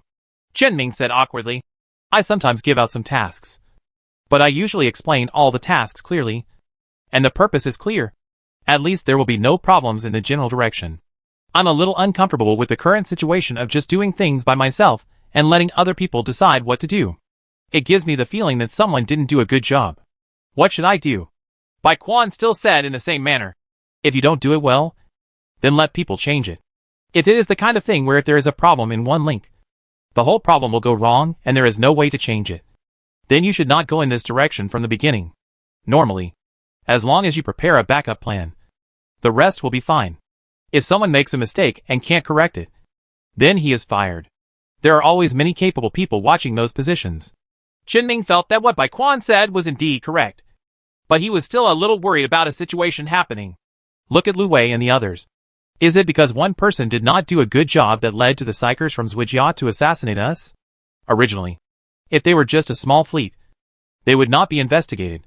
Bai Quan had nothing to refute the examples given by Jinming, and admitted, "What you mentioned is indeed a problem. But this kind of thing is always inevitable. Even Yu Wei and the machine tribe cannot make mistakes. At least take good care of those close to you, and keep these people from causing problems. That way, if something happens, you can just solve the problem itself and not get involved. Sooner or later you will encounter this kind of situation in the future. You can't do everything yourself, so you have to do the same in the future." Jinming frowned and thought for a while, then said, "I may need to get used to it. It's okay. Anyway, we should have nothing to do in the next 2 days. You can adapt slowly." Bai Quan suddenly patted Jinming's shoulder, and he and Jinming walked separately to different rooms in the corridor of the spaceship. Jinming waved to Bai Quan and returned to his room thinking about what Bai Quan said. 2 days passed in the blink of an eye. Jinming was lying on the sofa where he usually had classes as usual, reading the daily report sent by Bai Quan. He is paying attention to the report on the progress of the investigation of this incident every day. The contents of the daily reports are also developing in the same direction as Bai Quan guessed. Lu Wei's faction has indeed been cooperating with the regulatory authorities in their investigations. Even though this matter really involved the highest level of the opposing faction, a lieutenant general of the same level as Bai Quan, they still cooperated with the regulatory authorities to complete the investigation. The final result of the investigation was that the lieutenant general's deputies secretly and deliberately leaked information about the whereabouts of Jinming and Bai Quan. Of course, the deputy was immediately restrained. Others did not go to jail with him. Instead, there are other penalties, which are not listed in detail. However, after Jinming got the daily report, Bai Quan handed Jinming a result that was not on the daily report. The content was exactly what was not recorded in the daily report. The final punishment of those other people involved in the Lu Wei faction. Jinming ignored the others, and immediately found the most senior lieutenant general of the Lu Wei faction. Although he was not the mastermind of this incident, he failed to restrain his subordinates and ensure the cleanliness of the team. And he also needs to bear certain joint and several liability. The final penalty was a solemn public apology and self-examination to Bai Quan and Jinming within the 14th Army Corps. And like all the other principals, he was demoted half a level. There are also some innocuous punishments, such as emptying subsidies and forfeiture of wages, which seem very light. However, Ming did not draw a conclusion. He pointed to the line on the penalty and asked Bai Quan, "Is there still half a level of this military rank? This is a nominal half level. To put it bluntly, it is almost like a suspended sentence. As long as there are no problems for a period of time, the position can be restored. But once there is a problem during this period, all the problems will be counted together. They won't continue to cause trouble to us, at least for a certain period of time." Ming immediately felt the seriousness of this half-level reduction and said, "Does it mean that if you make mistakes during this period, you will be taken down? Then I feel that they are useless." Bai Quan said, "It is indeed useless. So I am actually a little surprised that they really did this. But this can be regarded as the rapid retreat. Otherwise, if anyone dares to continue to advance a little bit, it will not be a half-level reduction to save them some face. I already felt it when I arrived here 2 days ago. Their attitude was not quite right." Ming also immediately recalled it. At that time, Major Song's attitude towards Bai Quan seemed to be quite normal. There was no tit-for-tat feeling. It really didn't seem like he wanted to continue to conflict with Bai Quan. He was just unhappy about being humiliated. The other people also lowered their heads at that time, as if they didn't want to say much at all. At that time, Ming thought it was because the inspection by the supervisory department made them all worry about their own problems. Unexpectedly, they should have understood by then that they had no future in the political arena. Is this the end? It's just that they are over. Not everyone. There is not only one faction in the Legion that is targeting me, but Lu Wei and the others dance the most happily. Ming put down the terminal in his hand, looked at Bai Quan and said, "I still feel it's a bit unreal. They made so many moves before, but it was just this one small move, and then it was gone? Because this involves the life of a general. Things will naturally develop in this direction. Just like last time. Think about the 2 lieutenant generals in the war zone. They are deeply involved with Zhujiang, and they can't even get off the stage safely." Bai Quan suddenly said with some emotion, "We are all within a set of established rules now. Once many things cross the line, we can only withdraw. As long as we don't continue to seek death, it is always okay to step down steadily. For us, in many cases, we don't have to drag down or kill the opponent before the game ends. If we find an opportunity to force the opponent to be like this, the result will be the same. There is more than just fighting and killing within the Legion. I only understood this truth not long ago. The matter is completely over, and they can only barely maintain their last bit of dignity." Ming stared at the final penalty on the terminal on the table for a while, and also said with some emotion, "What a pity. What are you regretting? Do you want to see a man across the street with his family ruined and his wife scattered in the cold in front of the door?" "Absolutely," Ming said. "I hope that all those who have enmity with me will die ugly." But as he spoke, he suddenly thought of Chengxinghe, and immediately added, "At least before reconciliation. Anyway, I can't accept this situation now. To be honest, although they have no follow-up in the political arena, they should be able to spend their later years safely. Right?" Bai Quan had nothing to say about this, because this is the rule. And this rule is also our guarantee in case we lose power in the future. Ming shook his head and said nothing. Bai Quan could tell that Ming was a little unhappy. But as he just said, these were the rules. In short, these 2 Zhujiang matters are finally settled. But our affairs are not over yet. There are 3 more things to do next. Estimating the value of your research results, verifying your ability to control the colony, and adding insult to injury. Chapter 247: The Decline of the Colony. Ming became a little more energetic after hearing the last few words Bai Quan said, and asked, "Adding insult to injury? Right. We can't really let people retreat so easily. Right?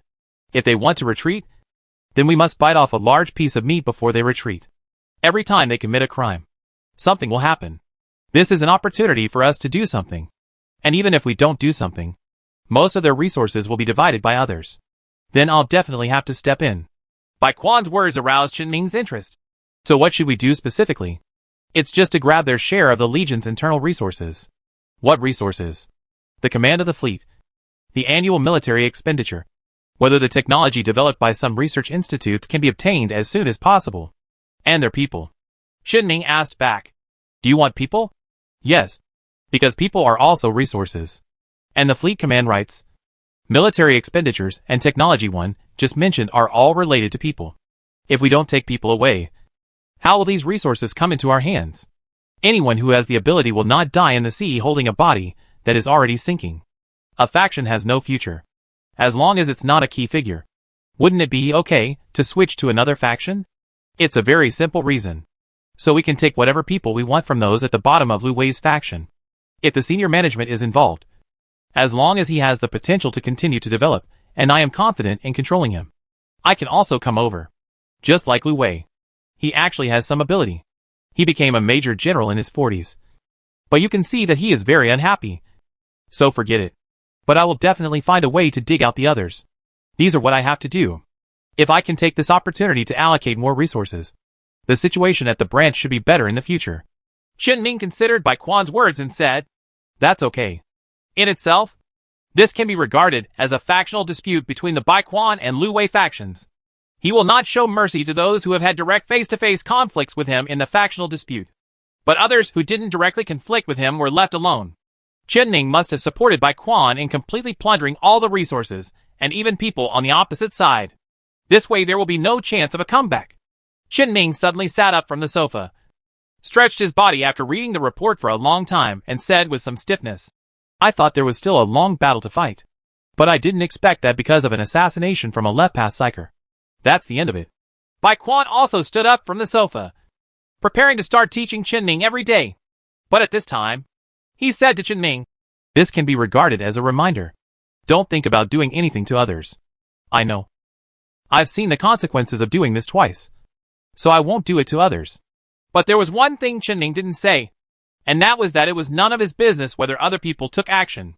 If someone really makes him anxious, he has many ways to kill people without being discovered. Bai Quan also felt that there was something in Chen Ning's words.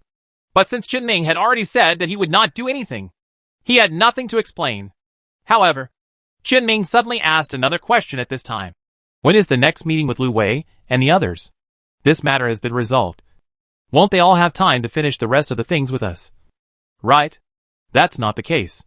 Bai Quan immediately denied Chen Ning's guess. And after roughly calculating, he said, "It should be tomorrow. What they have to do now is to save themselves some resources that can be used after stepping down as soon as possible. The rest doesn't matter. That's it. One day is enough." "Oh. Okay." The day passed in a blink of an eye. Chen Ning came to the conference room where they met last time. Just like last time, Lu Wei and others sat in the conference room earlier than them. Their status is not much different from before. It's just that I was still anxiously waiting for the trial before. But now I have received the court judgment. Chen Ning still had the same cold expression on his face as before. After giving away the memory chip, he handed over all the rest to Bai Quan to handle. Bai Quan didn't say much this time. Anyway, there was no possibility of a comeback after the matter was over. So he just acted kindly. He didn't embarrass others and handed the chip directly to Major General Song. "Let's take a look. These are the things we have researched in the 17 days before our departure by the end of your side." Chen Ning glanced at the chip subconsciously. There were quite a few things he could research in these 17 days. Chen Ning could only say that he was rich if these things did not cost Lu Wei his fortune. You must know that this chip also contains some research information on the core of the synchrotron. The complete research content of the synchrotron core has already been sent to where it should go by Bai Quan. As for the core hormones or base of purgatory last time, the report sent by Chen Ning this time has been placed in the highest priority queue waiting for review, and a reply will be given soon. According to Chen Ning's estimation, the synchrotron core and the purgatory core are on the same level, and there is a high probability that they can achieve first-class performance. The trouble for Lu Wei in delaying his first-class merit is not small, and the money he will lose will definitely not be small. Major General Song inserted the chip into the terminal. When Lu Wei next to him saw the number of files displayed on the terminal, his hands trembled subconsciously. Chen Ming noticed this immediately and suddenly said, "You won't default on your debt, right?" Lu Wei's face was not only ugly but also a little uglier. But he still squeezed out two words. "No. Do you have money to compensate?" "Instructor Chen. If he has no money, we will try our best to get compensation for you." Chen Ming was a little stunned when he heard Major General Song address him. He almost forgot that he was a temporary tactical instructor hired by the 14th Army Corps. Major General Song's sincere attitude and the stunned look at the address made Chen Ming lose interest in continuing to be aggressive, and leaned back in the chair with his eyes closed to rest. Of course, he said he closed his eyes and rested his mind. But in fact, Chen Ming was paying attention to the situation on the main body. Because it's almost time to find the third temporary stronghold. It has been almost a month since he came to the 14th Legion today, and their exploration of the galaxy around the second temporary stronghold is coming to an end. Although the last survey around the first temporary stronghold took about 2 months to be completed. But after all, the whole thing was started from scratch and was done without any experience. After the first experience, the investigation efficiency this time was obviously higher, and Chen Ming believes that starting from the third stronghold, this efficiency will be even higher, because it was almost time to return the supreme point that Chen Ming had borrowed from Xiaoyang. With 2 supreme points, more supplies, more experience, and more support, it is definitely not a problem to significantly increase efficiency. And by the time the third temporary stronghold is built, the first temporary stronghold will almost be demolished. Although Chen Ming now has Bai Quan's help with some basic supplies, the funding gap is obviously much smaller. And with the start of testing of the hyperspace jump engine, the advancement of energy crystallization technology testing, and the receipt of the second batch of patent fees for antimatter technology, Chen Ming will not be short of money, at least in the short term. But there is still no need to support 3 temporary strongholds for no reason. The main reason is that it is meaningless. After exploring the surrounding 400 light-years, it is almost enough. The cost of going further is too high, and it is too close to the Empire's border. It really should be demolished. But there is a problem when it comes to dismantling the first temporary stronghold. Zerg problem. Because within about half a year or a year, the Empire and the machine race will start to fight. The planet where Chen Ming first found the Mechanical Tribe's city and the Insect Queen was not too far from the Mechanical Tribe's territory. If a war really starts, there is a huge risk of being discovered. So with the first temporary stronghold being demolished, it was time for the Zerg to go elsewhere. But the problem is that 1/3 of the entire habitable planet has been completely covered by insect nests. And even the climate on the planet has changed due to the coverage of insect nests. Relocating such a huge insect nest is a huge project. And the act of relocation will definitely cause unpredictable damage to the ecology of this livable planet, leaving the planet with an unmanageable mess. Although the mess can be left alone, Chen Ming will have to find a way to completely move away the robots on top of the mess. This city is now the most important place for Chen Ming to produce new individuals of the mechanical race. Therefore, it is best for these mechanical tribes to relocate to nearby planets with the Zerg tribe. It can be conveniently used as a bridgehead for Chen Ming to stay near the Empire in the future for the transportation of materials, so that he will not have to use his spiritual power to send energy crystals back to the Empire. As for the Zerg, they have to run farther away. If possible, it would definitely be best to go to the final location of Chen Ming's colony in the future. But it is still a bit far away from this goal. He still has to follow Hui Hui and the others slowly first. For large-scale and long-distance movement in a cosmic environment, one has to either use a Stargate or fly slowly in a spaceship. There is no other choice.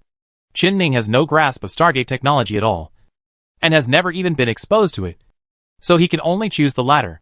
The latter would only allow the Insect Queen to control the insect race to create a large number of biological spaceships. In this regard, the gap between destroyers and cruisers will be magnified countless times. So Chen Ming is still waiting. Wait for the day when the Insect Queen eats the Defender class fed to it and evolves into a cruiser. It can be considered as progress.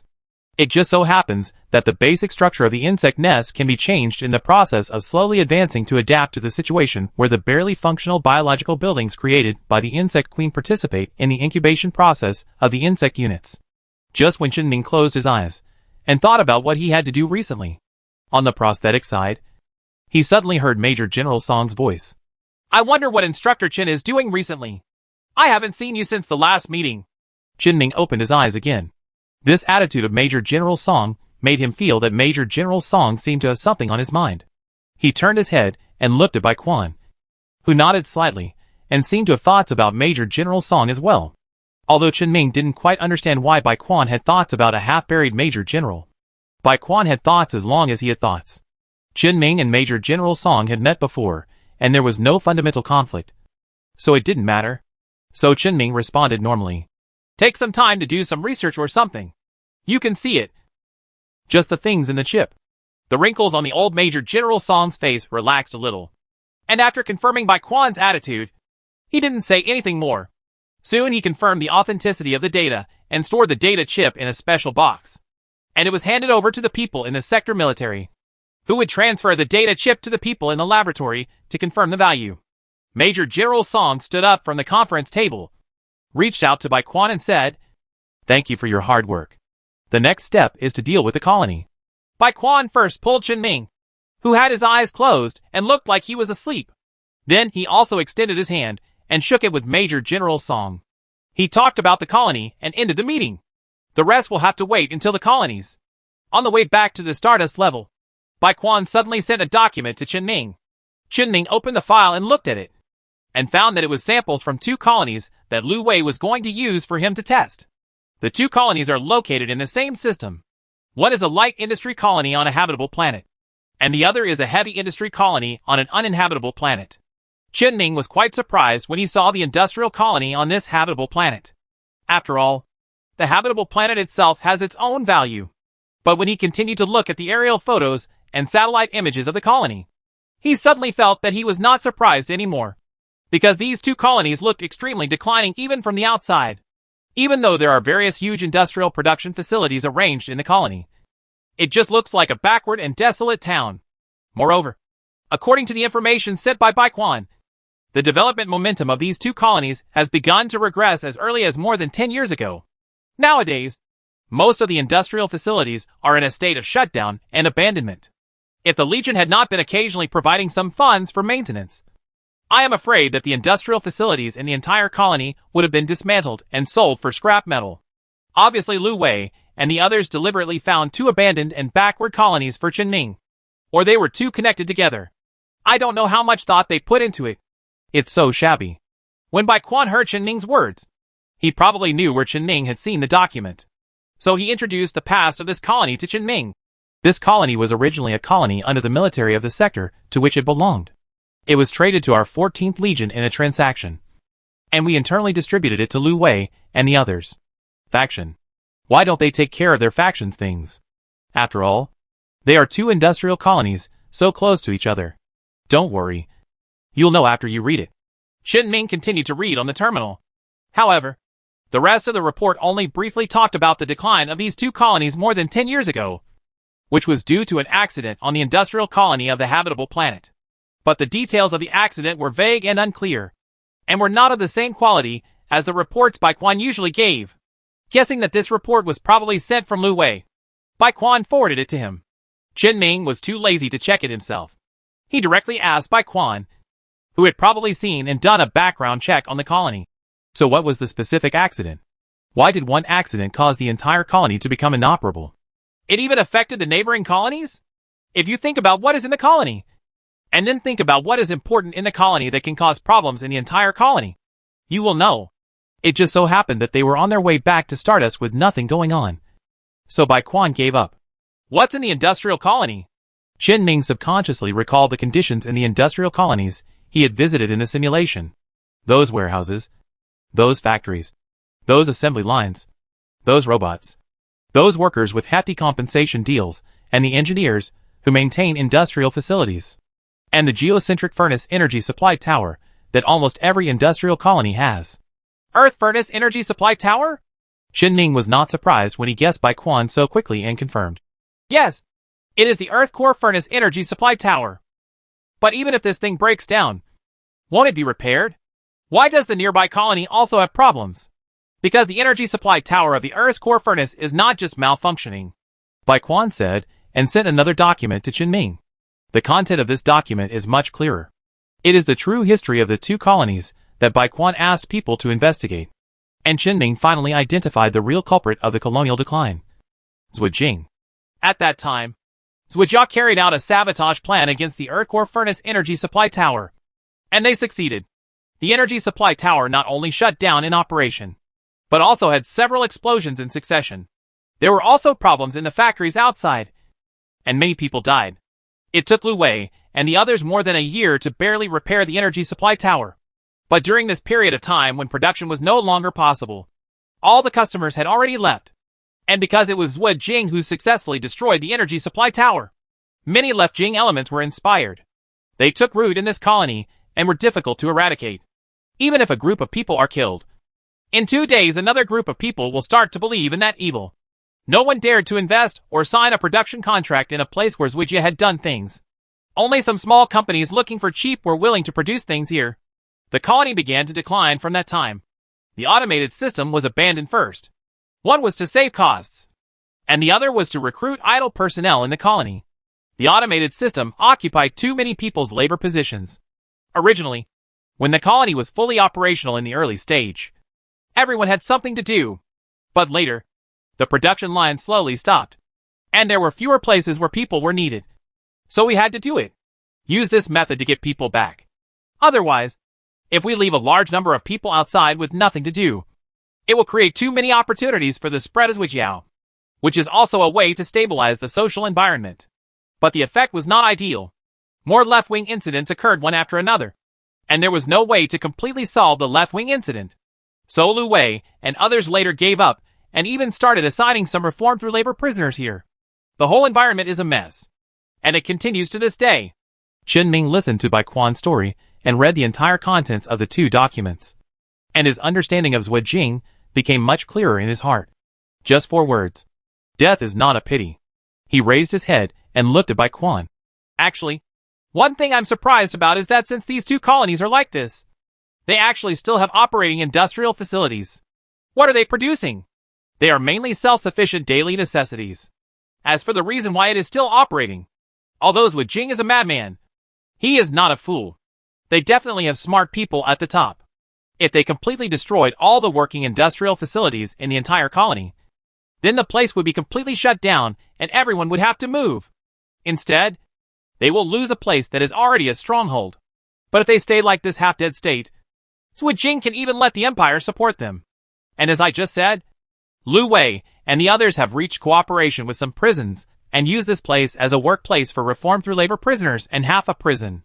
It's better to lock a large number of left paths on this planet, and all entrances and exits must be audited, even if there may be loopholes in the audit.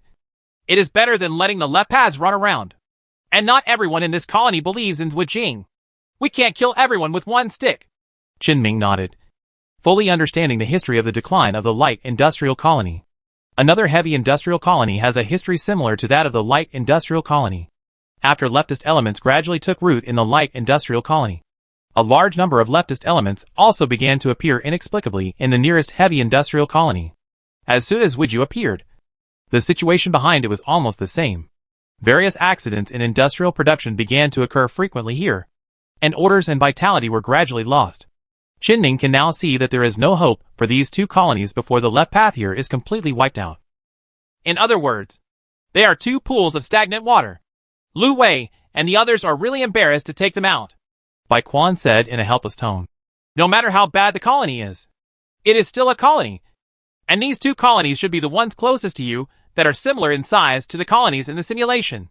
At least there is really no problem with the location of the colonies. And with their current state, you don't have to pursue them if you want. Okay, actually it's not a big problem. Under such harsh conditions, I can feel more at ease and just do something big. Big deal? Bai Quan suddenly thought of something and said to Chen Ming, wait a minute. I have to explain something to you. That is, the colonies within the Empire cannot be done casually. Chen Ming suddenly had a bad premonition and asked, what do you mean? Chapter 248 Material Shortage.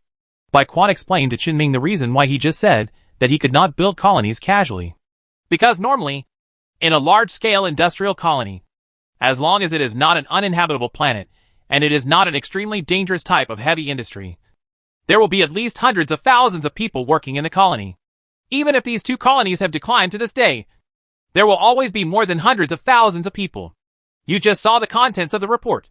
Many automated facilities have been stopped, and all the work is done by humans. The combined number of the two colonies is estimated to be about 200,000 people. You can make it as big as you want, but you can't drive all 200,000 people out to drink from the northwest wind.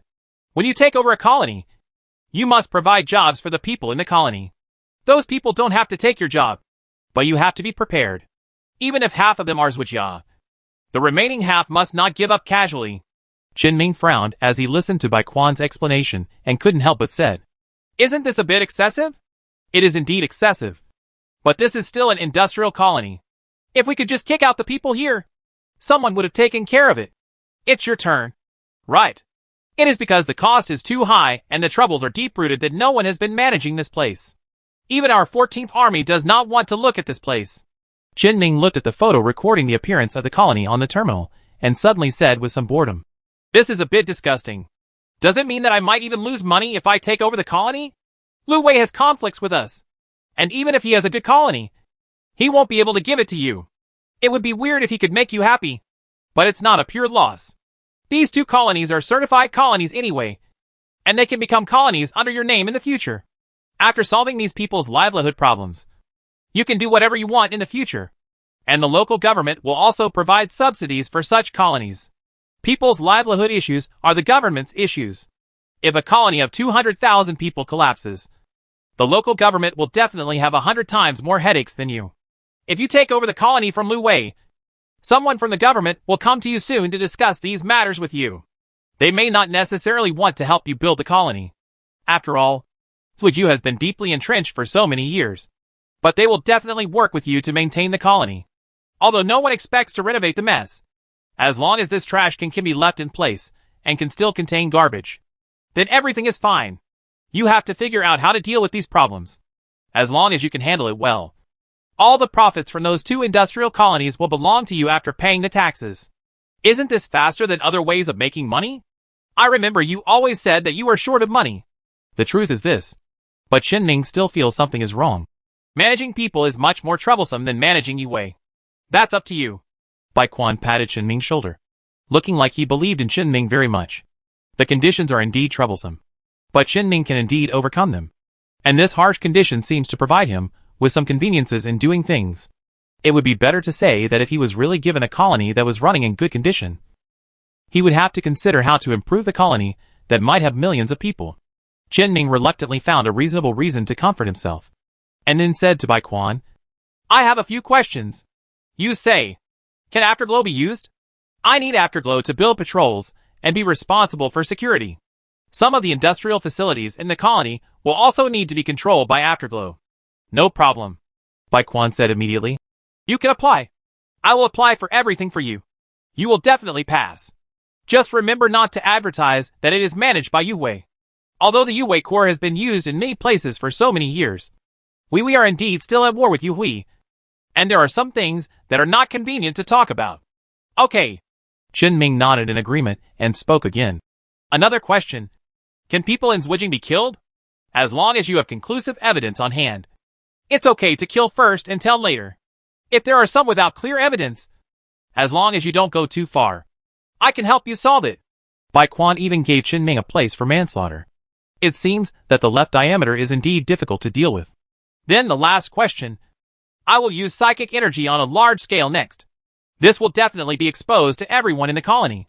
Will there be any problems? This is okay. Bai Quan reassured Jinming. Just use it. These two colonies have been implementing communication signal control for a long time. The government has been monitoring the communications of those two colonies, and any signal will be censored. Although there are still people who have ways to get around the restrictions. Few people believe these gossips. At most, they become information like urban legends. The Empire has no plans yet to completely expose the existence of psychers to the public eye. Jinming now finally understood where the rumors about psychers he heard from his colleagues came from when he was still working at Shinda Company. There must be psychers who use psychic powers on a large scale. And then most of them were silenced. In the end, only some specious news came out. Okay. I have no problem. The rest will wait until later. Jinming soon returned to the Stardust level with Bai Quan. It takes 3 days to get from the branch of the 14th Army to the current place. And it also takes nearly 3 days to get from here to the colony that Lu Wei and the others have determined to test Jinming. So Jinming chose to jump directly at this time. He wanted to reach the colony faster and conduct some investigations in advance to determine the plan for subsequent expansion. The jump ended quickly, and Jinming arrived at his destination smoothly. In addition, the local army was notified in advance. So there was no problem when the Stardust class suddenly appeared. And it did not encounter any obstruction. After arriving in the galaxy, I saw 2 planets with colonies. Between the 2 planets, Jinming chose to go to the livable planet with a light industrial colony first.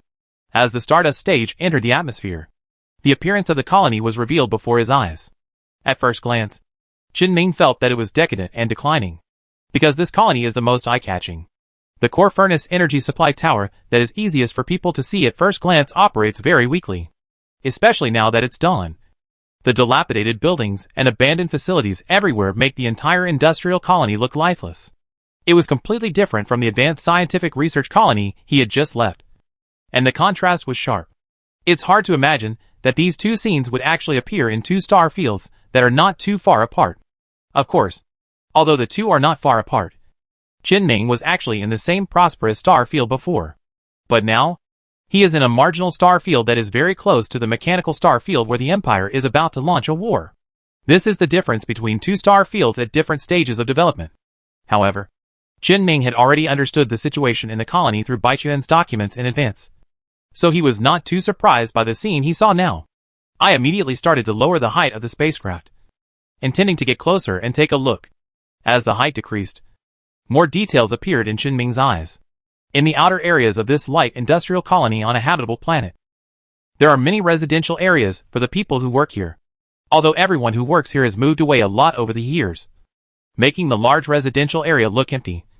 You can feel it just by looking at the areas where traces of human life still exist. The living conditions here are at least 30 years further back than the era before he traveled through time, barely able to survive, but not living a tolerable life. Even in this era, when you really fall to the bottom, there will be many regressions of the times. And just as Jinming passed high above their heads, Jinming noticed that many people were paying attention to his spacecraft. Among these people, many of them looked at the spaceship with unpleasant expressions, and seemed to have inexplicable hatred for the spacecraft. I don't know if it's because of the hardship in life or because they are just Zerg. Before there was any evidence, he was more inclined to regard them as the former. Jinming didn't look at these people much. In the past, he didn't look at these miserable people because he was unable to change them. Looking at them would only make him feel troubled. But now, he doesn't look at these people because he has the ability to change this situation. And he will spend all his time on these things next.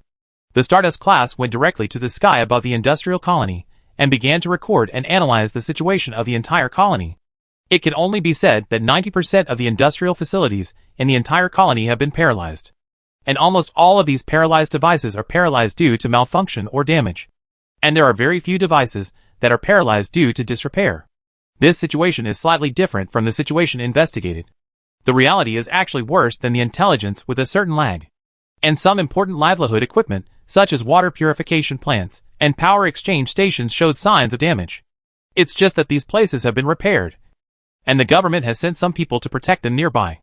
Otherwise, once something goes wrong in these two places, Jinming feels that the entire colony will collapse.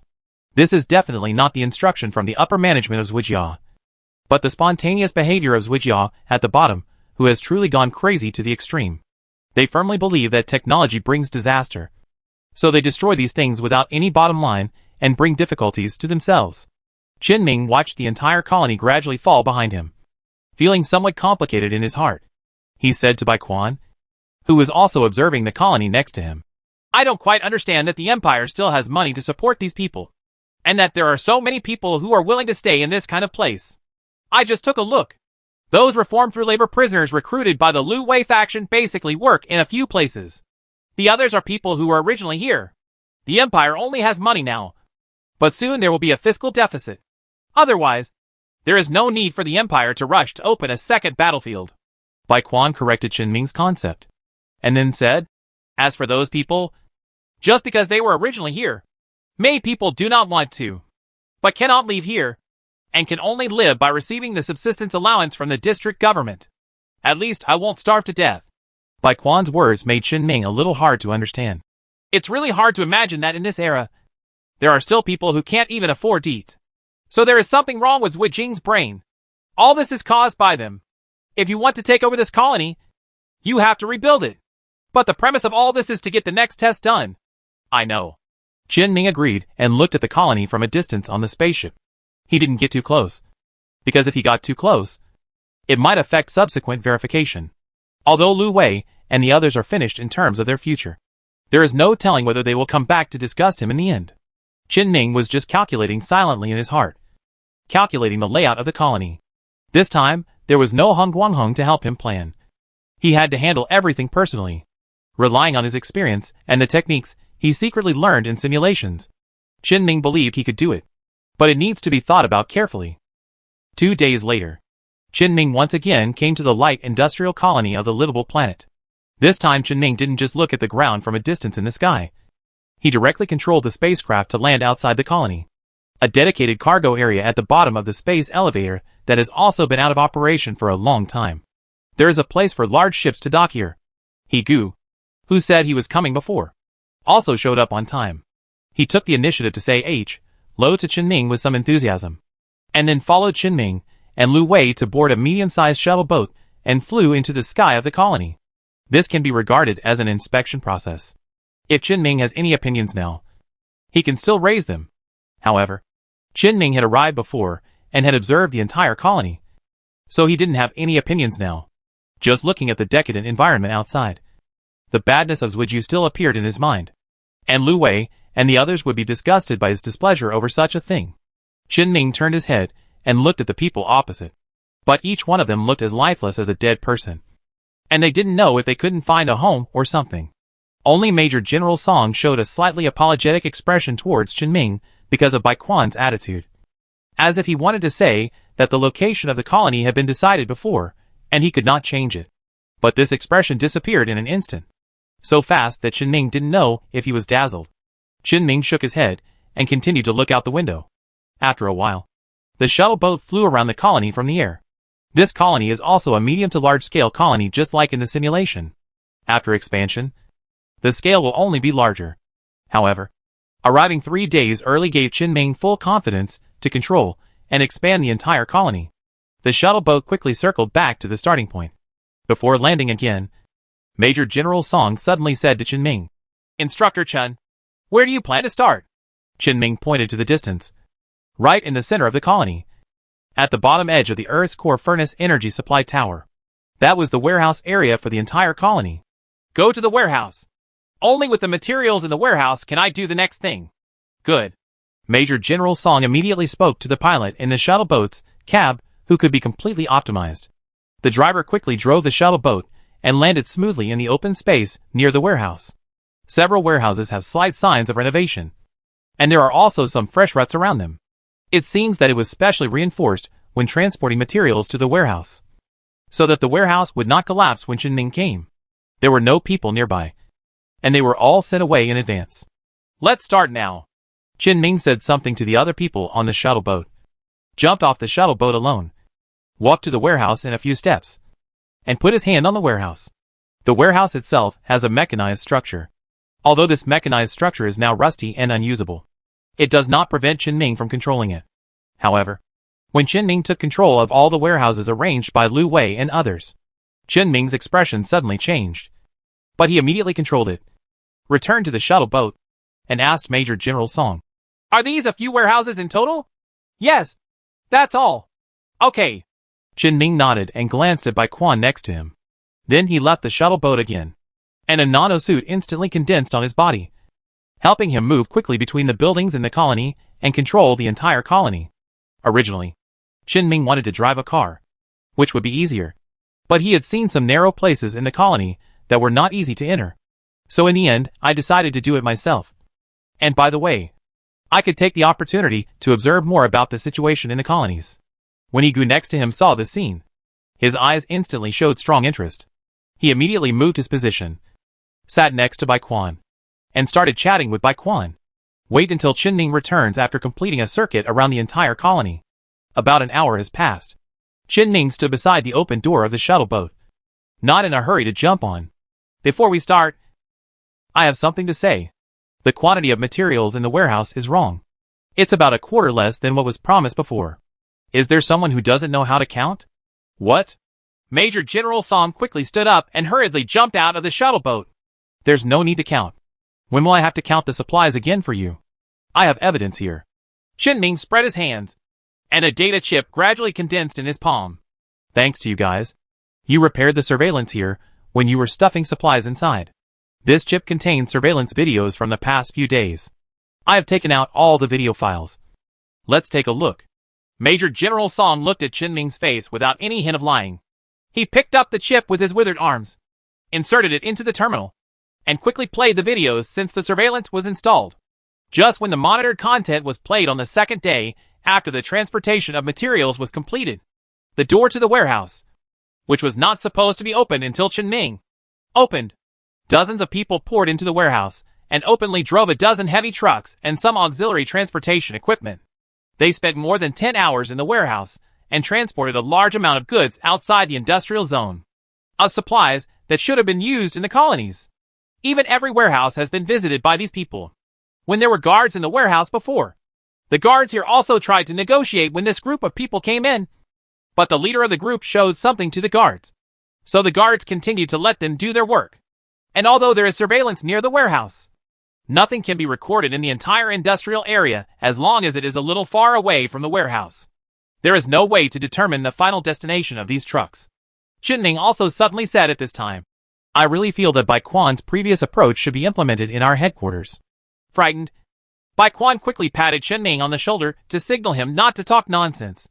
At this time, he did not continue to think of adding insult to injury to Lu Wei and others. Instead, he frowned and couldn't understand what was going on. But visible to the naked eye, the foreheads of Lu Wei, the others, and even Major General Song were all covered with sweat. The surveillance may be fake. Shut up.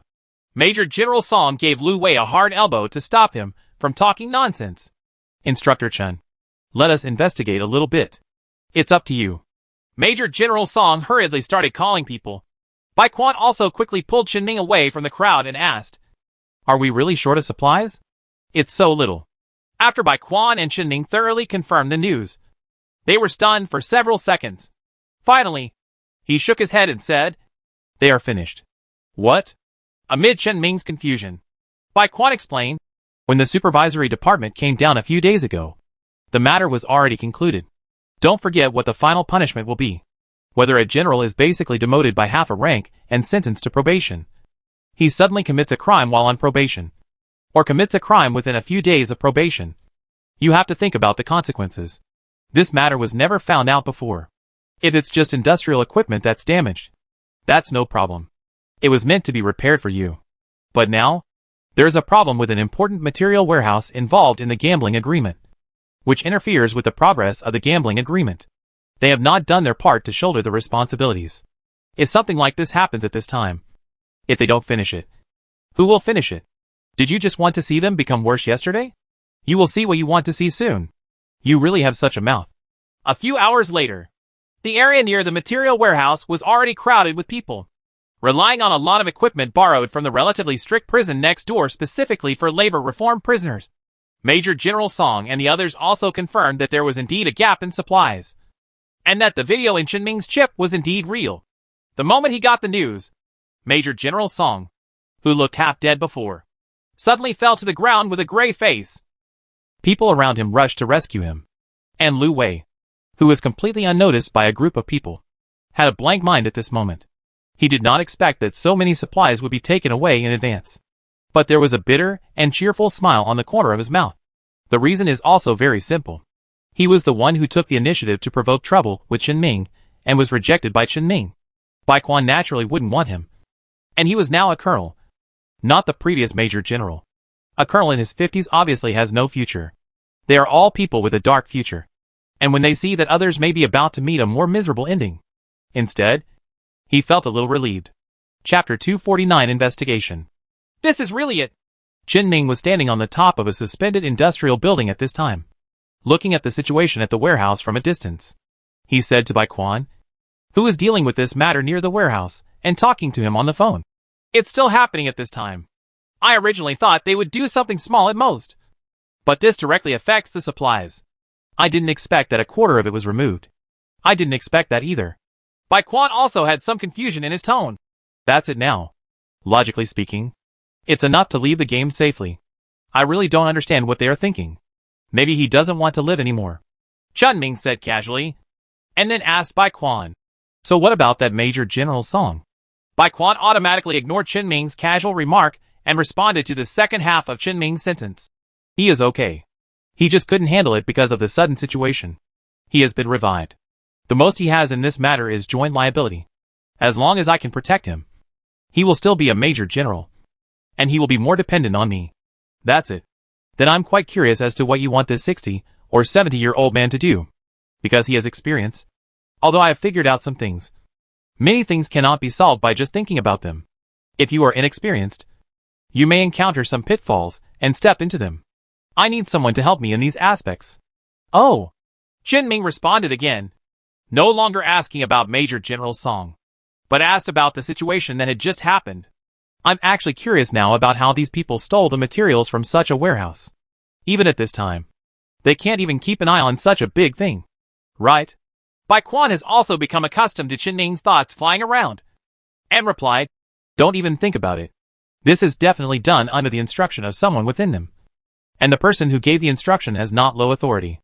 Jinming also agreed with Bai Quan's point of view and said, I am very curious about who could have done this. And I am also curious about whether these people may be related to Zhu Jing. I don't know if he has any contact with Zhu Jing, but I know that the lieutenant general of their faction has an illegitimate son. Although he got a son from old age, the illegitimate son is not very exposed to the public. So the relationship between him and the illegitimate son is not very good. Jinming asked in surprise, do you still know about this kind of thing? Since we are opponents, of course I have to investigate. Jinming asked again. Then he is the illegitimate son of a lieutenant general. And he actually comes to such a place where birds don't shit. I don't know why he came, but he did come. I just went to investigate. His identity is indeed found in the entry and exit management registration of this colony. Don't forget the situation in these two colonies. The management of entering and exiting the colonies is relatively strict. So he has indeed been here. And according to the testimony of the security guards before, he did give the group of people who came to the warehouse permission to take away a large amount of supplies.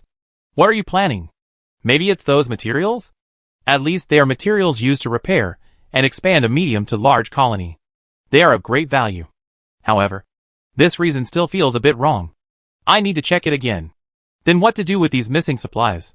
Such a large batch of supplies cannot be transported in just a few days.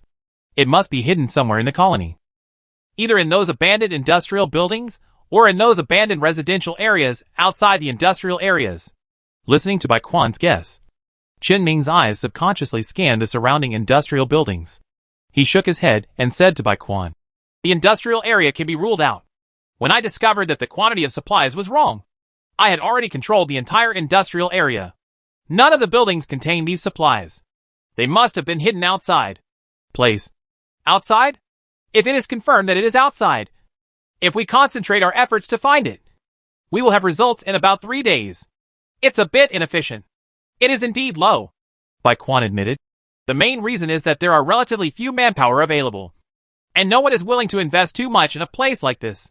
Lu Wei and his faction are only willing to contribute due to the situation. Otherwise, the two of us might be handling the matter here. Jinming smacked his lips and said unhappily, forget it. I might as well come in person. At this time, Bai Quan also noticed Jinming on the top of the building in the distance. He looked at Jinming's position and asked, how do you plan to come here? Control all the residential areas outside? My ability is not exaggerated enough to control any house unless it has a mechanical structure like a warehouse for transporting goods. I just plan to build some robots to assist in the work. By the way, I will let the Afterglow core in my hand control these robots. The efficiency should be quite high. I'll go and apply for communication permission for you. Need not. Jinming didn't bother Bai Quan. I can be the communication base station myself. Just tell the others, and tell them not to be nervous next time. Okay. Bai Quan agreed. And Jinming soon saw Bai Quan suddenly attracting everyone's attention from a distance. After the crowd dispersed again, Jinming confidently used his own materials to build robots near the warehouse. And relying on his own spiritual power, brilliance quickly took over most of the robots, under the surprised eyes of those who were dealing with the theft of materials from the warehouse. The robots dispersed in all directions to search the abandoned residential areas. 10 minutes later, Hui Wang suddenly informed Jinming. Robot number 972 encountered an emergency. Jinming immediately put the vision of the robot mentioned by Hui in front of his eyes, and saw the situation near the robot. In front of a huge building, a dozen people were holding sticks and watching vigilantly at the robot controlled by Jinming that appeared near the building. Is it right here? Hui Wang said. On the ruts leaving the warehouse. There are traces of dirt on the ground after the road was damaged. The traces passed here, and the ruts faded after that. The weight of the car has become lighter, so it is most likely that it has been unloaded here. Right. I understand. Don't rush into conflict yet. Wait until I get there. Understood. Qin Ming immediately said to Bai Quan on the terminal. I found the approximate place. I will send you the location and I will go there first. Good. After Bai Quan responded, Qin Ming put away the terminal and constructed the locust power armor on his body. Qin Ming took a step directly on the top of the building towards the sky. And then the jetpack took him flying into the sky. It flew in the sky for about 2 minutes. Qin Ming locked the target of the brilliant report. It was an abandoned place that was supposed to be a shopping mall. Qin Ming adjusted his posture slightly, turned off his jetpack, and landed directly in front of the gate of the abandoned shopping mall. A large amount of dust was splashed amidst the roar of the machine landing. The gangsters present, who were dressed in a fashionable manner, were instantly frightened by the power armor falling from the sky. Several people had already begun to turn their bodies quietly, as if they were ready to escape at any time. After Qin Ming landed and stood up, he did not directly draw his gun and conflict with these people. Instead, he directly controlled the metal liquid to penetrate into the mall behind these gangsters, from the ground invisible to others. After all, Qin Ming is still not sure whether these people are the ones who stole the goods before. If they are just passing by, or simply don't know about it at all, then accidental injury will not be good. So now, Qin Ming even asked these gangsters in a friendly manner. Is this your place? A gangster bravely said. Yes. What's wrong with you? Qin Ming glanced at the faces of these people and said slowly. 6 days ago, someone broke into the warehouse in the industrial zone. The expressions of several of these gangsters changed. Qin Ming saw it, but didn't say anything. He continued. They took all the supplies out with more than a dozen heavy trucks. The expressions of more people changed accordingly. Obviously not everyone present was involved in the previous incident, but most people definitely saw the heavy trucks unloading here. There are not many places where supplies can be stored. This mall should be one of them. I need to go in and investigate. Although the gangster who just spoke was a little afraid of Qin Ming's power armor, he still held on and said, This is not good. And we are just the gatekeepers. How about you personally talk to our boss? Qin Ming did not reply immediately, because at this moment, he had discovered the lost materials in the warehouse underground of the mall through the metal liquid that had penetrated, as well as explosives piled up in different locations in the warehouse. When he saw these things, Qin Ming had basically determined what was going on. However, just in case, he still used the metallic liquid to penetrate deep into the explosive, took away some of the constituent substances, and delivered it to his hands. After Qin Ming's personal analysis, the ratio of these explosive materials was exactly the same as the materials commonly used in Zhujiao. Confirmed. There are indeed traces of Zhujiao being involved. Does this also mean that there is something wrong with the Lieutenant General's illegitimate son? This question flashed through Qin Ming's mind. But he remained calm and continued to control the metal liquid to spread throughout the mall. At the same time, he pretended to have thought it over and said to the gangster, No problem. Where is your boss? It's just under the mall. Follow me. The gangster waved to the other people around him, asking them to put down their weapons that could not possibly pose a threat to Qin Ming. He also asked them to disperse in scattered pieces and return to the abandoned shopping mall. Qin Ming first asked Hui Wang to arrange the robots to completely surround the mall, and then followed the gangster who spoke before into the mall. Qin Ming noticed that there were some people following him from a distance, but he didn't pay attention and continued to follow the gangster into the depths of the mall, while walking on the stairs covered with gravel and various wastes. Qin Ming suddenly asked the gangster in front of him, Are you a gang? The gangster turned around and showed a forced smile to Qin Ming and said, Well, it's just a group of people who are not doing well, who come together to help each other, so that they don't have to live too hard alone. The tone of the gangster's words was very sincere. If Qin Ming hadn't seen it in advance, Qin Ming still didn't say anything, just nodded and continued walking in the somewhat stumbling passage in the mall. As Qin Ming gradually went deeper into the mall, he noticed that there were fewer and fewer people following him, and the place he went to was getting darker and darker. But he still didn't make any special moves, and just followed the gangster to a small room underground in the mall. The gangster stopped at the door and said to Qin Ming, The boss is waiting for you inside. I won't go in. You guys talk slowly. Qin Ming glanced at the gangster and stood still at the door. When the gangster's expression gradually became tense, he opened the door and walked in. The gangster outside immediately closed the door and immediately turned around and fell to the ground. A muffled sound of a violent explosion came from the small room. Ha ha! Silly. The gangster just got up from the ground and hadn't finished what he was saying.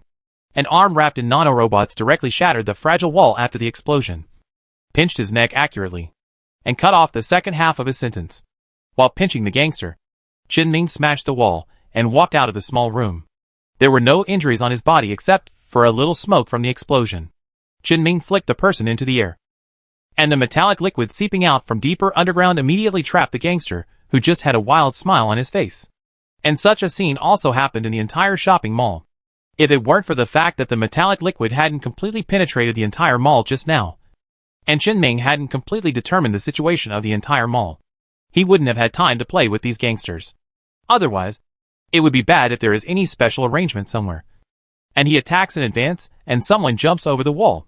Therefore, Qin-Ming would rather endure it for a while, and delay it for a while, so that the metal liquid can completely penetrate.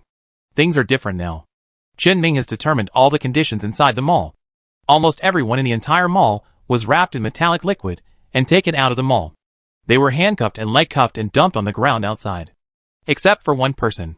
After walking out of the small room in the underground corner, Qin-Ming looked at the direction, walked back to the previous stairs, and headed all the way to the third floor of the abandoned shopping mall. There is an office originally belonging to the mall staff, which has been transformed into a habitable place. And there is another person in this room. The Lieutenant General's illegitimate son. He was also trapped in the seat by the metallic liquid. I could only watch as Qin-Ming opened the door and came in, casually flipping through the things in his table. Qin-Ming quickly found a terminal in a hidden compartment of a drawer and easily cracked the password. News about Zhuo Jing's connection naturally appeared in his eyes. The situation is simple. The illegitimate son, who had a bad relationship with his biological father, was discovered by Zhuo Jing. After some preaching, the illegitimate son believed in Zhuo Jing and cooperated with Zhuo Jing to do this kind of thing. Although the relationship between the illegitimate son and his biological father is not good, the bad relationship does not mean that the biological father does not want to see him. After all, the illegitimate son was also the son of the Lieutenant General. After all, he should have been given some nice things that would allow him to live a better life, as well as some permissions that he shouldn't have. As a result, just a few days ago, he followed Zhuo Jing's instructions and successfully stole that part of the material. He didn't realize at all that these materials were related to his future. If his biological father is completely ruined, how can his illegitimate son fare better? Qin-Ming shook his head, put the terminal on the table, and said to the illegitimate son, who was still struggling, "Okay, you can talk to the others about the rest." Qin-Ming untied the metal liquid from his body, but he suddenly reached into his pocket and pressed a button on the remote control. But nothing happened. "What? Something is broken," Qin-Ming sneered. On the way here, he used metallic liquid to concentrate all the explosives and dismantled the detonating device.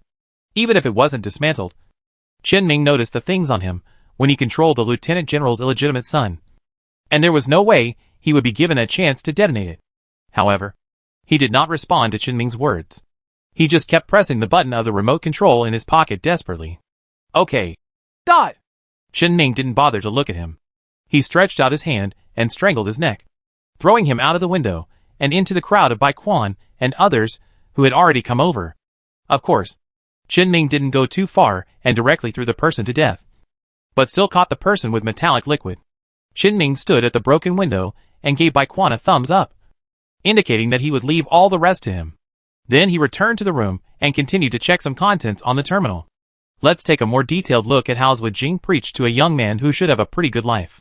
However, Qin-Ming didn't see what he wanted to see, because this illegitimate child seemed to have the habit of regularly deleting messages. There is no news from a month ago. However, Qin-Ming found some clues in a chat record.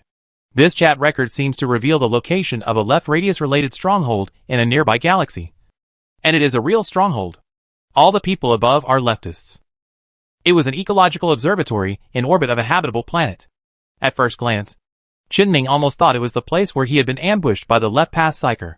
After carefully checking the coordinates, he confirmed that it was not the place. It's just that this observatory is built on a habitable planet that is also undeveloped. Such a relatively isolated place was eventually penetrated by Zhuo. Qin-Ming thought about it and deleted the record directly. He had some idea that just needed a place like this. Then it is best not to expose this stronghold to the sight of others. Qin-Ming estimated that the illegitimate child would not be able to remember these complicated coordinates. Even if he could, by the time others interrogate the results from the illegitimate child. What he wanted to do should have been taken care of. 2 hours later. The inventory of stolen materials in the underground material warehouse of the shopping mall has been completed. Qinming also got together with Bai Quan again. After chatting with Major General Song, Bai Quan turned around and patted a document into Qinming's hand. Okay. Here is the detailed list of lost supplies. Check to see if there is anything missing. If not, start as soon as possible.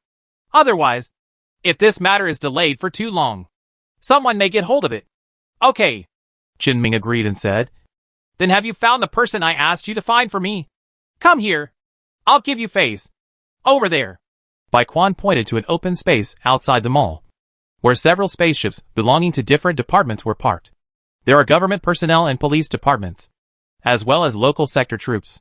The number of people was a little smaller than Qinming expected, but it was acceptable. I think it's for your sake. Qinming stuffed face into Bai Quan's face smoothly.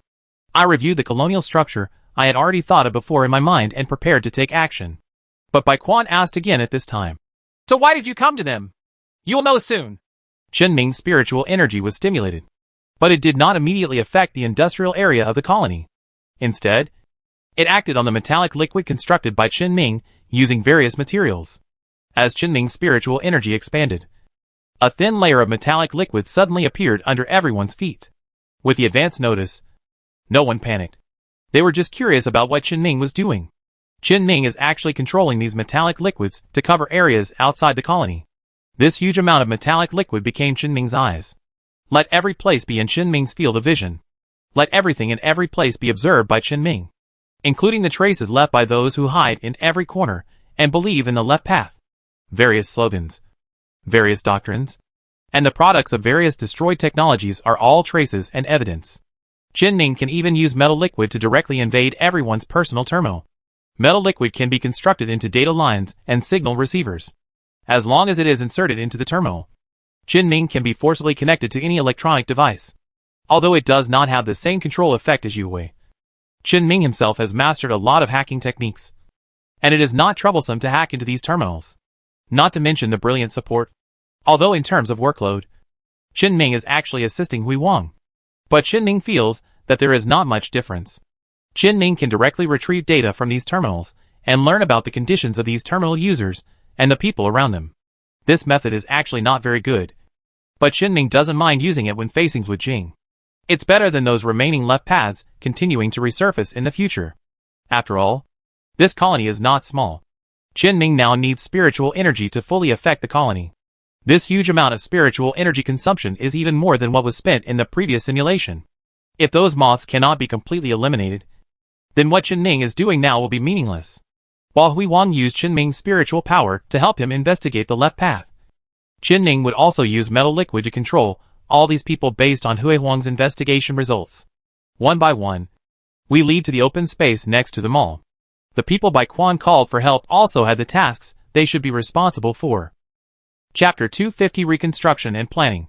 When Qinming used metallic liquid to carry a large number of people to the open space near the shopping mall, Lu Wei, Major General Song and others could see that Qinming was not performing any operations on the colony itself, but was instead doing some additional things that had nothing to do with the gambling agreement.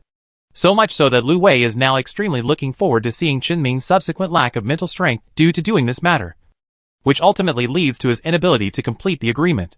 Major General Song hoped that this matter could end peacefully, at least so that he could get a reassuring answer from Bai Quan. The heads of the local government and military departments, who were called by Bai Quan, also rushed over as soon as they noticed what the metallic liquid was doing. They came to Qinming's side and asked Qinming, Mr. Qinming, who are these people? For those involved with Wu Jing, I asked Bai Quan to invite you here. I hope you can help deal with these people. The several responsible persons who had just arrived couldn't help but look at each other in shock when they heard this answer. Although Qinming is a psychic, he suddenly used his psychic powers to capture a large number of people from various places in a colony. This situation is a bit incomprehensible. The person in charge of the military asked tentatively, You said there's Wu Jing? What evidence? Before he finished speaking, everyone suddenly heard several consecutive explosions coming from the distance of the residential area, which was also the location of the residential area. What happened? The military and police immediately sensed something was wrong and ordered their personnel to investigate where the explosion occurred. However, Chen Ming stopped him. Some people just detonated the explosives buried in the place where they live. I didn't have time to clean up all the explosives around them. If you go there, you will only see the corpses. You have to find a way to clean up. It's better to arrest people here first. As for the evidence you want, I'm already sorting it out. Sorting it out? This sentence made several people in charge confused about how to answer the question. Isn't this good? Although there was an explosion just now. If the other arrested people don't have evidence, there will be some procedural problems. Why don't we get the evidence first and then come back? Bai Quan suddenly interrupted at this time. I can vouch for Chen Ning on this matter. If you have any problems, you can come to me, and I will take the responsibility for the problem. Although Bai Quan said this, the people in charge were still hesitant. After all, judging from Chen Ning's arresting efficiency and the number of people who have been arrested in the open space, what Chen Ning wants to do definitely does not involve dozens or hundreds of people. They just came here to go through the motions at Bai Quan's request. But now they suddenly have to take charge of such a big thing. It's really not something they can decide directly. Chen Ning had no choice but to create another data chip from the palm of his hand. These are part of the evidence that is easy to sort out. Let's take a look. The rest of the evidence that is not easy to sort out will be given to you later. I can make sure that all the people I arrest are people related to Zhuijing. The people in charge looked at each other. And finally the representative of the military, the main force dealing with Zhuijiao, took over the chip. After inserting the chip into a terminal, they also saw the evidence stored in the chip that Hui Wang helped organize. And Chen Ming also directly picked out all the people involved in these evidences. Once compared, the evidence and the actual situation will naturally match up. Several people chatted with each other and confirmed that the evidence was okay. At the same time, they also immediately realized what Bai Quan meant when he asked them to come here before, saying that he should bring as many people and spaceships as possible. If every leftist captured by Chen Ming can have such clear evidence, then this matter will definitely be beneficial to them. It was the military leader who first asked Chen Ming, "How large an area can your psychic energy cover?" All. Chen Ming gave a completely unexaggerated answer. You can first estimate how many left paths there are in the entire colony, and then decide how many spaceships to fly over. Anyway, all the ships in the entire colony that have clear and relevant evidence are related to the left paths. I will bring everyone here. I can't handle this, but you can. Just a moment. The attitude of the person in charge of the military changed when he spoke, and he immediately ran back to the spaceships where he had been staying before coming to Chen Ning's side. Upon seeing this, several other people also said goodbye to Chen Ning for the time being, followed the military representatives back to the spacecraft, and immediately contacted the superior department. A few minutes later, the people in charge returned to Chen Ning's side again, and this time their attitude changed 180 degrees from before. The person in charge of the sector military was still in charge and said to Chen Ming, "We have been authorized to fully cooperate with your work. What do you need us to do?" "Just arrest people." Clear. With the instructions from his superiors, Chen Ming's evidence, and Bai Quan's guarantee, it was obviously unreasonable not to do this. It was impossible for several departments to think about how to share the credit before the credit was received. So they immediately cooperated and began to arrest the people brought here by Chen Ming. However, no matter how efficient they are, they still have the cooperation of 3 departments. They also couldn't deal with Chen Ming's continuous flow of leftist elements to the open space near the shopping mall. Putting aside the issue of manpower, the open space alone was quickly filled with metal liquid and people controlled by the metal liquid. But in fact, there are more leftist elements being sent here by Chen Ming's spiritual energy. So after communicating with the heads of those departments, Chen Ming chose to send people near the location where the Stardust class landed, because people from those departments have just been notified to go back, requesting more spaceships and more manpower to come over. It just so happens that there is a large open area in this place that can be used to dock the rest of the spacecraft. Time passed by minute, when the metallic liquid had swept through the entire residential area around the colony. Everyone in the entire colony who was clearly connected to Zhuijing had been arrested. The total number has reached more than 60,000. Which is equivalent to an average of 1 in 2 or 3 people in the entire colony who believes in the left path. The number is exaggerated to the extreme. It is true that the government spends a huge amount of money every year to support these left-wing people. And these are only those who believe in leftist beliefs, who have left clear evidence. There may be even more leftist elements who have not left clear evidence. Therefore, the next step is to interrogate and confirm through the interpersonal network who else is suspected of trusting Zwi Jing. But these are not Qianming's matters. After he completed the sweep of the residential area, he took a short rest and then directly started to transform the industrial area. This is what he really wants to do today. Psychic energy was activated again. The metallic liquid covering the residential areas around the industrial area is like a tsunami sweeping towards an isolated island, rolling back towards the industrial area. Qianming heard some exclamations. They didn't know whether it was because of the tsunami of metallic liquid that was about to pass over their heads, or because they were simply shocked by the sight of psychic energy. He didn't care anyway. As long as you control the metal liquid a little, you won't accidentally injure anyone. And the people here are either Zwijia, civilians whose communications are monitored, or people from the government or the military. No matter what the reason is, it will be okay. What happened next in the colonial industrial area was basically the same as what was simulated in the simulation. The metallic liquid covered the abandoned industrial facilities and seeped into them. And then the industrial facilities were instantly brand new. Such scenes are gradually spreading from the periphery of the industrial zone to the inner circle. But it's a little different from the simulation. When the metal liquid spread to the innermost warehouses located under the Earth's core furnace energy supply tower, the metal liquid controlled by Qianming continued to spread towards the Earth's core furnace energy supply tower. In the simulation, Qianming did not repair the Earth core furnace power supply tower, because the geocentric furnace energy supply tower in the simulation operates without any problems. At that time, Qianming was not very sure how much mental effort it would take to repair such a behemoth that penetrated into the mantle and reached the center of the Earth. However, as he later acquired some knowledge about the Earth core furnace energy supply tower in the simulation, he also had a general understanding of the situation of this tower, and also determined the remaining mental power calculated using psychic energy in his previous simulation. There is enough margin to repair the energy supply tower of the Earth core furnace. In addition, this real-life Earth core furnace energy supply tower has indeed been destroyed, leaving irreparable damage, and cannot be used normally without repair. Qianming even found that some bombs had been installed by leftist elements in some places inside the Earth's core furnace energy supply tower that seemed to be still in operation, just like the industrial facilities outside. I'm afraid I'm just waiting for one day to come and completely destroy this place. In fact, what Qianming did today already met this condition and was enough to detonate a bomb, especially when some bombs planted by the left path exploded in the residential area just now. The energy supply tower of the Earth core furnace should also explode. But fortunately, Qianming had controlled all the industrial buildings in the industrial zone early in order to avoid trouble and recover more mental energy. And all the bombs were cleared by him immediately. The residential area was too large, and there was no mechanical structure like the industrial area. Qianming could only rely on metal liquid to dismantle it, so he still didn't have time to completely eliminate all the bombs. And they were still blown up by a few leftist elements. But the damage to residential areas is unimportant. The important thing is that the energy supply tower is fine.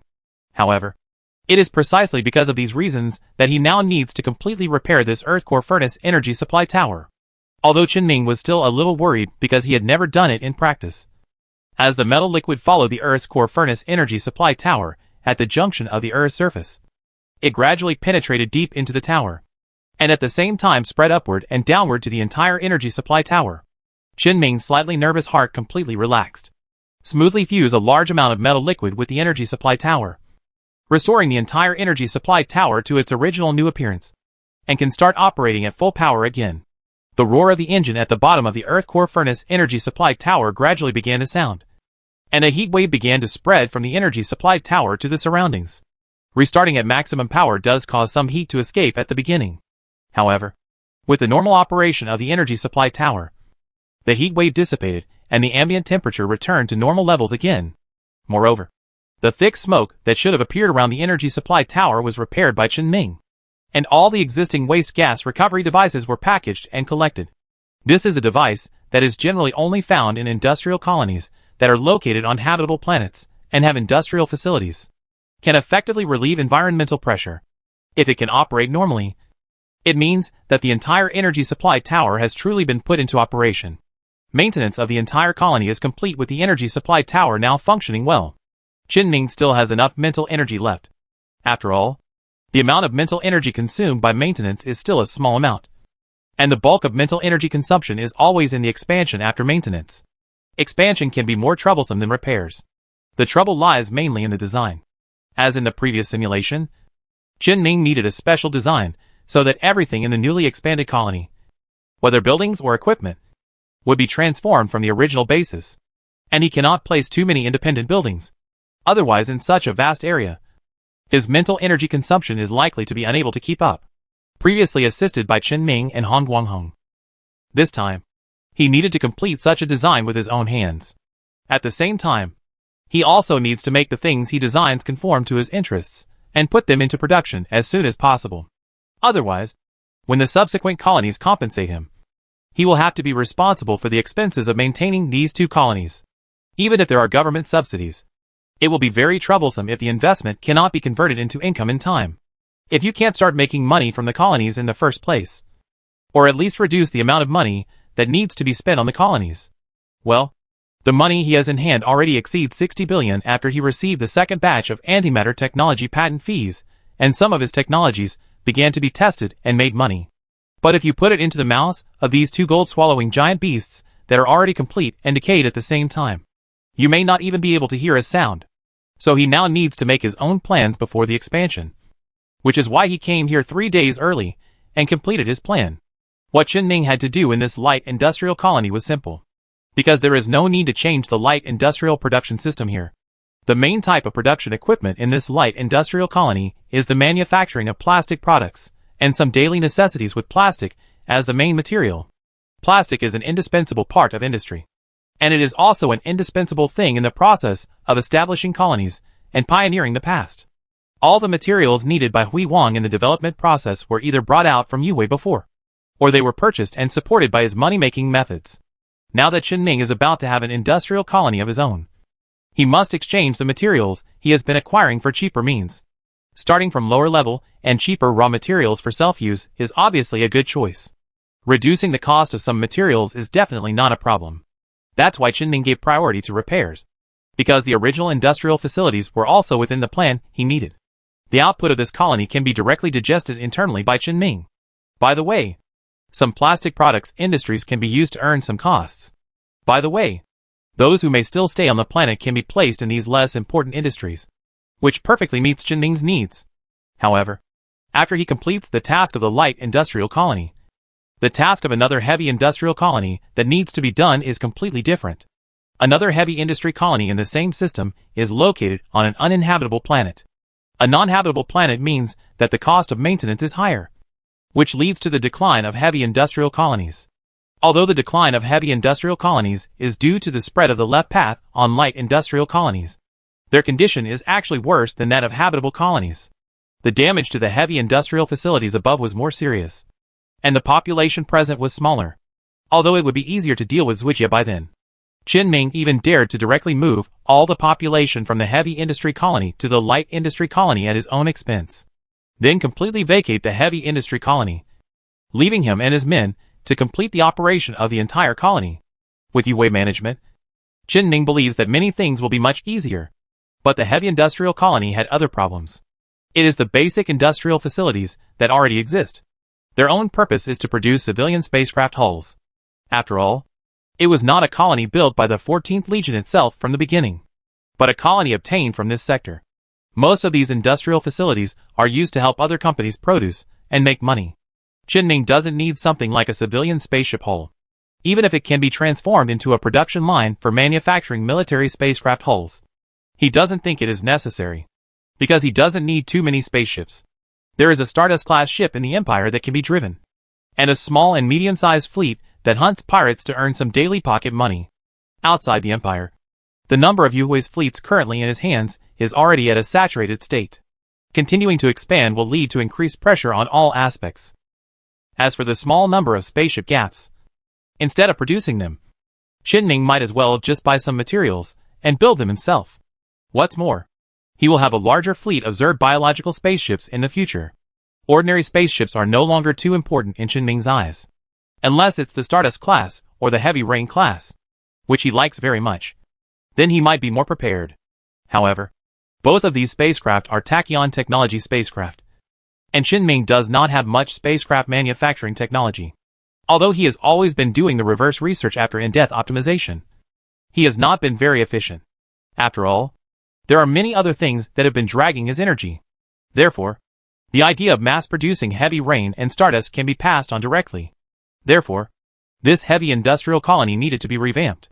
As for the reconstruction, Qinming's idea is to cooperate with Bai Quan. Although he can renovate it at will. After all, Qinming's side is still on the road of development. There are many heavy industries that can use this colony to make up for some of the things he needs to spend money to acquire. But after comprehensively considering the situation of the two colonies, Qinming felt that it was better to use this heavy industry colony to make money. Making money will definitely result in a loss compared to directly replacing the materials needed in the development process. However, if you lose a little, you will get a liquid fund, which is not unacceptable. And this can draw into his relationship with Bai Quan. It's not that Qinming doesn't understand things about human affairs. If some of the things in his hands were divided, it would be better than keeping them all in his own hands. Qinming and Bai Quan currently have a cooperation in energy crystallization. But this cooperation is still in the early experimental research stage and cannot make money yet. So Qinming simply brought this heavy industry into cooperation now. Anyway, as long as the heavy industry colony can operate stably and normally, it is impossible not to make money. Then this money is given to everyone. No matter how Qinming wants to make money, he must give at least part of it to those raw material suppliers. So why not cooperate with Bai Quan? Bai Quan definitely has resources on hand. Moreover, there are many technologies within the 14th Legion that only belong to the 14th Legion. At the same time, there are also many military things that rely on qualified companies that cooperate with each legion to produce them. Although Qinming has no qualifications, he is now nominally a member of the 14th Legion. It is absolutely no problem for Bai Quan to provide raw material support and earn profits from it. Qinming also specifically asked Bai Quan before. Although Bai Quan was a little hesitant, he finally made up his mind and agreed to Qinming's request and agreed to let him be involved in the production of some military industries. Qinming's psychic power did make people worry a lot and would hinder many things. But Bai Quan did not reject him because of this. Then Qinming will naturally try his best to take care of Bai Quan. So the final choice for the transformation of the heavy industry colony was determined, which was fuel production. Fuel is a consumable, and Qinming's psychic energy acting on consumables will have a much better negative impact on others than acting on other hulls, weapons, armor, etc. that need to be used for a long time. Later, when the antimatter fuel technology is completely mature and can be put into commercial use, it will be more convenient to convert it into an industrial facility for manufacturing antimatter fuel. In addition, Qinming happens to have a synchrotron core on hand that can be used in industrial facilities. As the first synchrotron core actually put into use, it can also bring some additional value to his technology. By the way, Qinming can also have a reasonable excuse to ask Bai Quan for 2 synchrotron cores. In the past 3 days, Bai Quan also helped Qinming negotiate the raw material suppliers for fuel production and the issue of profit sharing among all parties. By the way, he also helped Qinming contact a petroleum processing company that cooperated with the 14th Army Corps. They could purchase petroleum byproducts, which are the raw materials for plastics, at a relatively low price, which can be used in light industrial colonies. All these things were done within 3 days of Qinming's early arrival. Now that Qinming has arranged everything, he only needs to finish what he should do. And all that is left is to wait. As long as all the prerequisites are arranged, all the remaining afterglow cores will be taken care of for him. Of course, the transformation of heavy industry will come after the light industry colonies. And now the expansion of the light industrial colony has just begun. This takes some time. Chapter 251 completed. The metallic liquid continues to expand towards the surroundings of the colony, swallowing up those abandoned residential areas. After seeing those people who were forcibly taken away from the residential area by the metallic liquid, but they were not sent to the location where the left path was currently being processed. Someone from the government and the army immediately came over to inquire about the situation. After all, Qinming clearly planned to completely destroy the residential area, instead of bypassing the residential area and expanding a new industrial area outside the residential area. If these people are displaced, it is definitely not good news for the government. It's not good news for the military that Qinming, a psyker, forcibly does this kind of thing to ordinary people. But Qinming obviously had some ideas in doing so. He wants to collect all the excess materials obtained by destroying the residential areas, and use them in the new residential areas he arranges for those who will continue to stay on the planet after the colony is expanded. Of course, everyone and everything in everyone's residence has also been preserved. Anyway, now that he had Glory and a few other idle alpha cores acting as external brains, it couldn't be easier to jot down and pack up what everyone had in their homes with metallic liquid. There may be some fragile items that are difficult to take away, or they may have been damaged during transportation by the metallic liquid. But these things can be partially compensated by Qinming later. Anyway, the government should not mind helping him pay the bill when new residential areas are built later. These residents who suddenly lost the houses they originally lived in will be packed into new big houses by Qinming. Anyway, the abandoned residential area is so big, with some materials and some space. He doesn't mind allocating more space to the people who work here. If each person is given a 3-bedroom and 1 living room, a lot of building materials can be left over. Qinming didn't believe that some people would be upset if the original houses that were more than 20 years old were replaced by new, larger residences. This was not considered a loss by any means. Forehead. When Qinming thought about this, he suddenly hesitated, because it was really possible. Some people may complain about the forced relocation because they do not want to leave their former residence. But some people may be greedy. And he still knows the truth of the insufficiency of people's hearts. Qinming didn't care about what he said before. The worst he could do was get scolded a few times in private. But he wouldn't lose a piece of meat if he was scolded a few times. He doesn't have that much energy to deal with this matter individually for each family. What he can do is to provide everyone with the same standard environmental conditions. Qinming has learned about the original living environment of the colonial residential area. And the living environment he provided is definitely better than the original one. After being scolded for a while, things will naturally pass. But the latter? If someone really wants to be shameless, then he doesn't mind just using some privileges to drive the person out. Anyway, what the government departments are worried about is the damage to the stability of neighboring colonies caused by a large outflow of people. However, the problems of 1, 2, or a dozen people will not cause any trouble in the entire social environment. He can do this, but it's usually not necessary.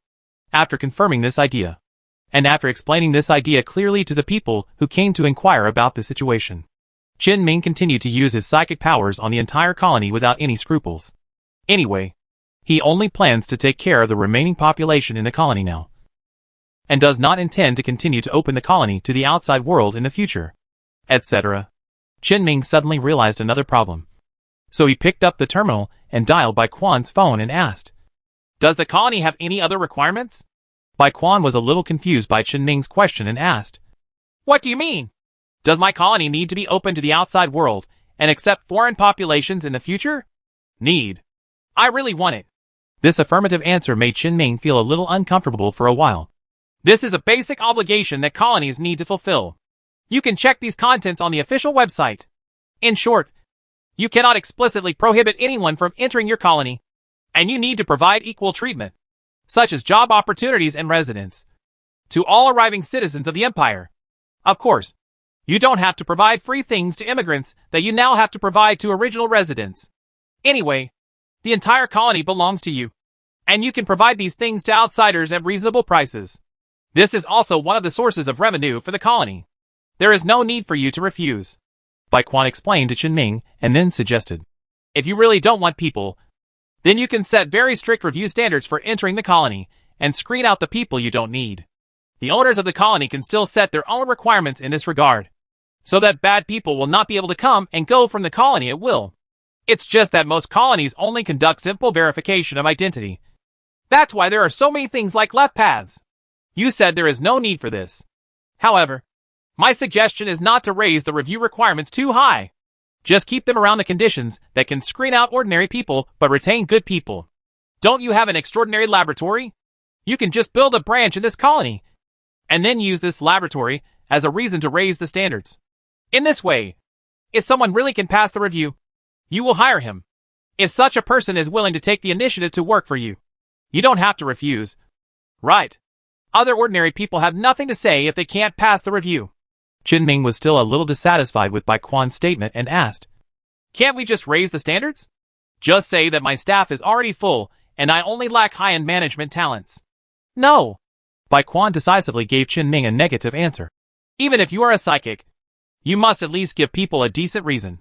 Many people know that afterglow cores are used in the Empire, but it doesn't exist on the surface.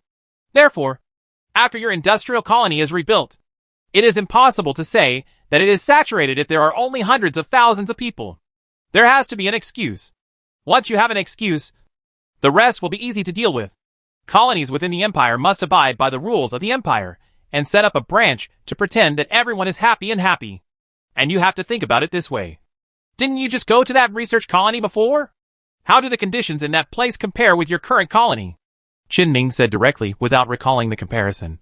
It's not from the same era. You also know this. Right. Then if I put it a little bit harshly, where will the capable researchers go? Bai Quan paused for a moment to let Qin Ming understand what he meant. So as long as you set the standard, you don't have to worry about someone getting enough to make it through. Bai Chuan's voice suddenly dropped as he spoke. As for what you said before that you want to completely move out the residents of the heavy industry colony. Originally, this matter is not possible. But you are a psychic. As long as you can handle this matter quickly and cook the rice without giving others a chance to stop it, there will be no problem with these things. Anyway, as long as there are no large-scale social incidents later, no one dares or will pursue what you did. I can also give you a suggestion, which is to remember to demolish all the places where people live in the heavy industrial colonies after moving the people away. Anyway, you can rely on the Afterglow Corps to do things. It doesn't matter if you have people or not. As long as you don't have this kind of place for ordinary people to live, then you won't be able to provide them with residential areas. And there will be no need to accept immigrants. In this case, your colony was affected by objective conditions, rather than you actively preventing people from coming. And it is up to you to decide the development direction of your own colony, as long as the general type remains unchanged. Whether it is a heavy industry colony or a heavy industry colony, you can do whatever you want. Once the residential area is demolished and you don't build it, no one can force you to build it again. It can be regarded as taking advantage of a loophole in the law. But you remember, the people in the heavy industry colony must arrange their whereabouts. Whether you arrange to go to the light industry colony or contact someone to send the people away, you must arrange the people well. Once these people cause large-scale problems, all the previous ones will become nonsense, and your colonial ownership may be confiscated due to illegality. After Bai Quan finished speaking, Qin Ming thought carefully for a moment and responded, I understand. I just need to arrange it, and I will take care of the rest. Then I can rest assured. Thank you. Qin Ming ended the communication and continued the task at hand. At this time, He Gu, who was sitting on the same shuttle boat as Bai Quan, was watching all this happening from a distance, while using the terminal in his hand to silently calculate the amount of Qin Ming's mental power. Just seeing the turbulent spiritual energy fluctuations on Qin Ming's body, and the metallic liquid sweeping across the entire colony, He Gu had already come to an exaggerated conclusion. That is, the amount of mental power possessed by Qin Ming was greater than what was shown in the simulation, and was greater than what he had previously estimated. Either his talents are more exaggerated, or he has more good things on hand for psychers to exercise their abilities. He Gu calculated silently, and the result was both. At this moment, a deportation-level cargo ship suddenly appeared in the sky and was slowly landing, and landed directly next to Qin Ming. This spaceship is also the spacecraft that Qin Ming asked Bai Quan to report before.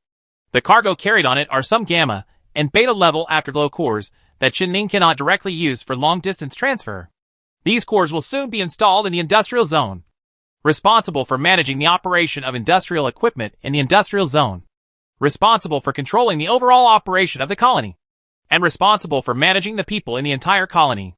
When doing these types of work, afterglow is much easier to use than people. People also have to consider whether they have selfish motives and whether they will be involved with Zhuo Jing again in the future. But Yu Wei is different. All of them are inextricably linked to Qin Ming. There will never be any betrayal before Qin Ming falls. Yu Wei will definitely spare no effort to help him manage everything in the colony, including Zhuo. Shortly after the cargo ship landed, the metal liquid that poured into the sky gradually spread from the edge of the industrial area to the edge of the outer residential area as time passed. After entire residential areas have been plowed to the ground, industrial buildings and industrial facilities are gradually being built where residential areas once were. The product of the combination of human technology and industrial power, which originally took months or even years to build, appeared out of thin air in just a few hours under the power of Qin Ming. On the colony, this is what psychers are. These gradually emerged industrial buildings expanded from the original buildings, and after a period of time, They successfully reached the scale that Chen Ming had achieved in the simulation. However, Chen Ming did not stop. Instead, according to his own needs, he continued to use a large amount of materials stored in the temporary stronghold to fill part of the gap, and continued to expand the colony by an additional 10%. The total area occupied by the expanded industrial zone has tripled. However, compared to the area of the basic industrial area, the additional extension only occupies a little more than half of the original residential area. Things are not over yet here. After all, Chen Ming just demolished the residential area before. The new residential area is still the same ring shape surrounding the industrial area as before. Based on the year-round wind direction determined by the overall climate, the downwind of the industrial area was isolated. Instead of building a residential area, a large amount of space was left. A broad road was built from the furnace energy supply tower in the center of the Earth to the outside of the colony, whether it is used directly for transportation or for the transportation of materials. There is no problem. Moreover, similar issues seem to have been considered before in the design of this colony. The direction of the downwind outlet happens to be the location of the abandoned space elevator where Chen Ming's Stardust class is parked. It is very convenient for Chen Ming to carry out other modifications in the future. And it is also convenient for Chen Ming to give away all valuable things in the entire colony. Repair again? In the simulation, Chen Ming only carried out the maintenance and expansion of the colony. In reality, the gambling agreement only required Chen Ming to do these two things. The rest are extra things he has to do himself. New residential areas soon began to be constructed gradually. The metal liquid gathered tons of materials for Chen Ming to touch. Then Chen Ming could directly use the materials to dismantle the discarded building materials and send them to the warehouse. These materials could naturally be used where they are actually needed. One advantage of doing this is that all residential areas are built based on his psychic energy and have unique mechanical structures. Being able to truly serve as his eyes and ears throughout the colony allows him to ensure that all problems in the entire colony cannot escape detection. Of course, all this should be left to you Hui to handle. Chen Ming doesn't have the time to spend on these matters. Since the population of the colony was too small compared to the area of the colony, Chen Ming did not use the standards of apartment buildings, but used the standards of bungalows to build the new residential area. Although he is not proficient in architectural planning, he only knew a little bit about Han Guanghong during the previous simulation. But it's okay to design a living quarters. In addition to basic residential buildings for people to live in, other basic livelihood buildings will definitely be arranged. Just count the number of independent and residential buildings in the original residential area, and arrange these special buildings such as shops, clinics, and water purification plants that provide purified water. These were originally entrusted by the Lu Wei faction to the local government to help operate and manage them. After all, it is a small colony. It is basically unable to achieve self-sufficiency in materials. It will definitely need external support and subsidies. Without these things, the colony would have collapsed long ago. Now Chen Ming has to take charge of these things. And he also handed over these tasks to Yu Hui, letting them control the robots to be responsible for the management of these places that are important to people's livelihood. In this way, there should be no big problems later.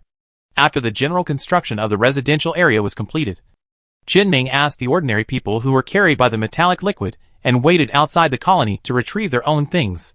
Places to go. That is, the new house that belongs to everyone has been allocated by Hui Wang. It would take some time for them to get familiar with the environment and understand what happened. Then Chen Ming estimated that there would be a lot of curses. But the problem is not big. Hui Wang has helped provide everyone with corresponding notices and given them a special channel to complain. And when they see a brand new home, a variety of brand new furniture that has been purchased, and a better environment, Chen Ming believes that there will not be too many people coming to the complaint channel to complain. If someone complains, let Yu Wei handle it. If the request is reasonable, you can agree to it. If it is unreasonable, just ask him to get out. Chen Ming has also connected this complaint channel to the government, and they will also help take care of it. As for the reform through labor prisoners, who were originally sent here, Chen Ming planned to take them out and send them back to whichever prison they were sent to. He did not welcome such people here. That's how it should be. But the government department brought a few more people when they were dealing with leftist elements with Chen Ming. They were the managers of the prison that had previously signed a cooperative management agreement with the Lu Wei faction on the management of reform through labor prisoners. And when they met with Chen Ming, they gave him too much.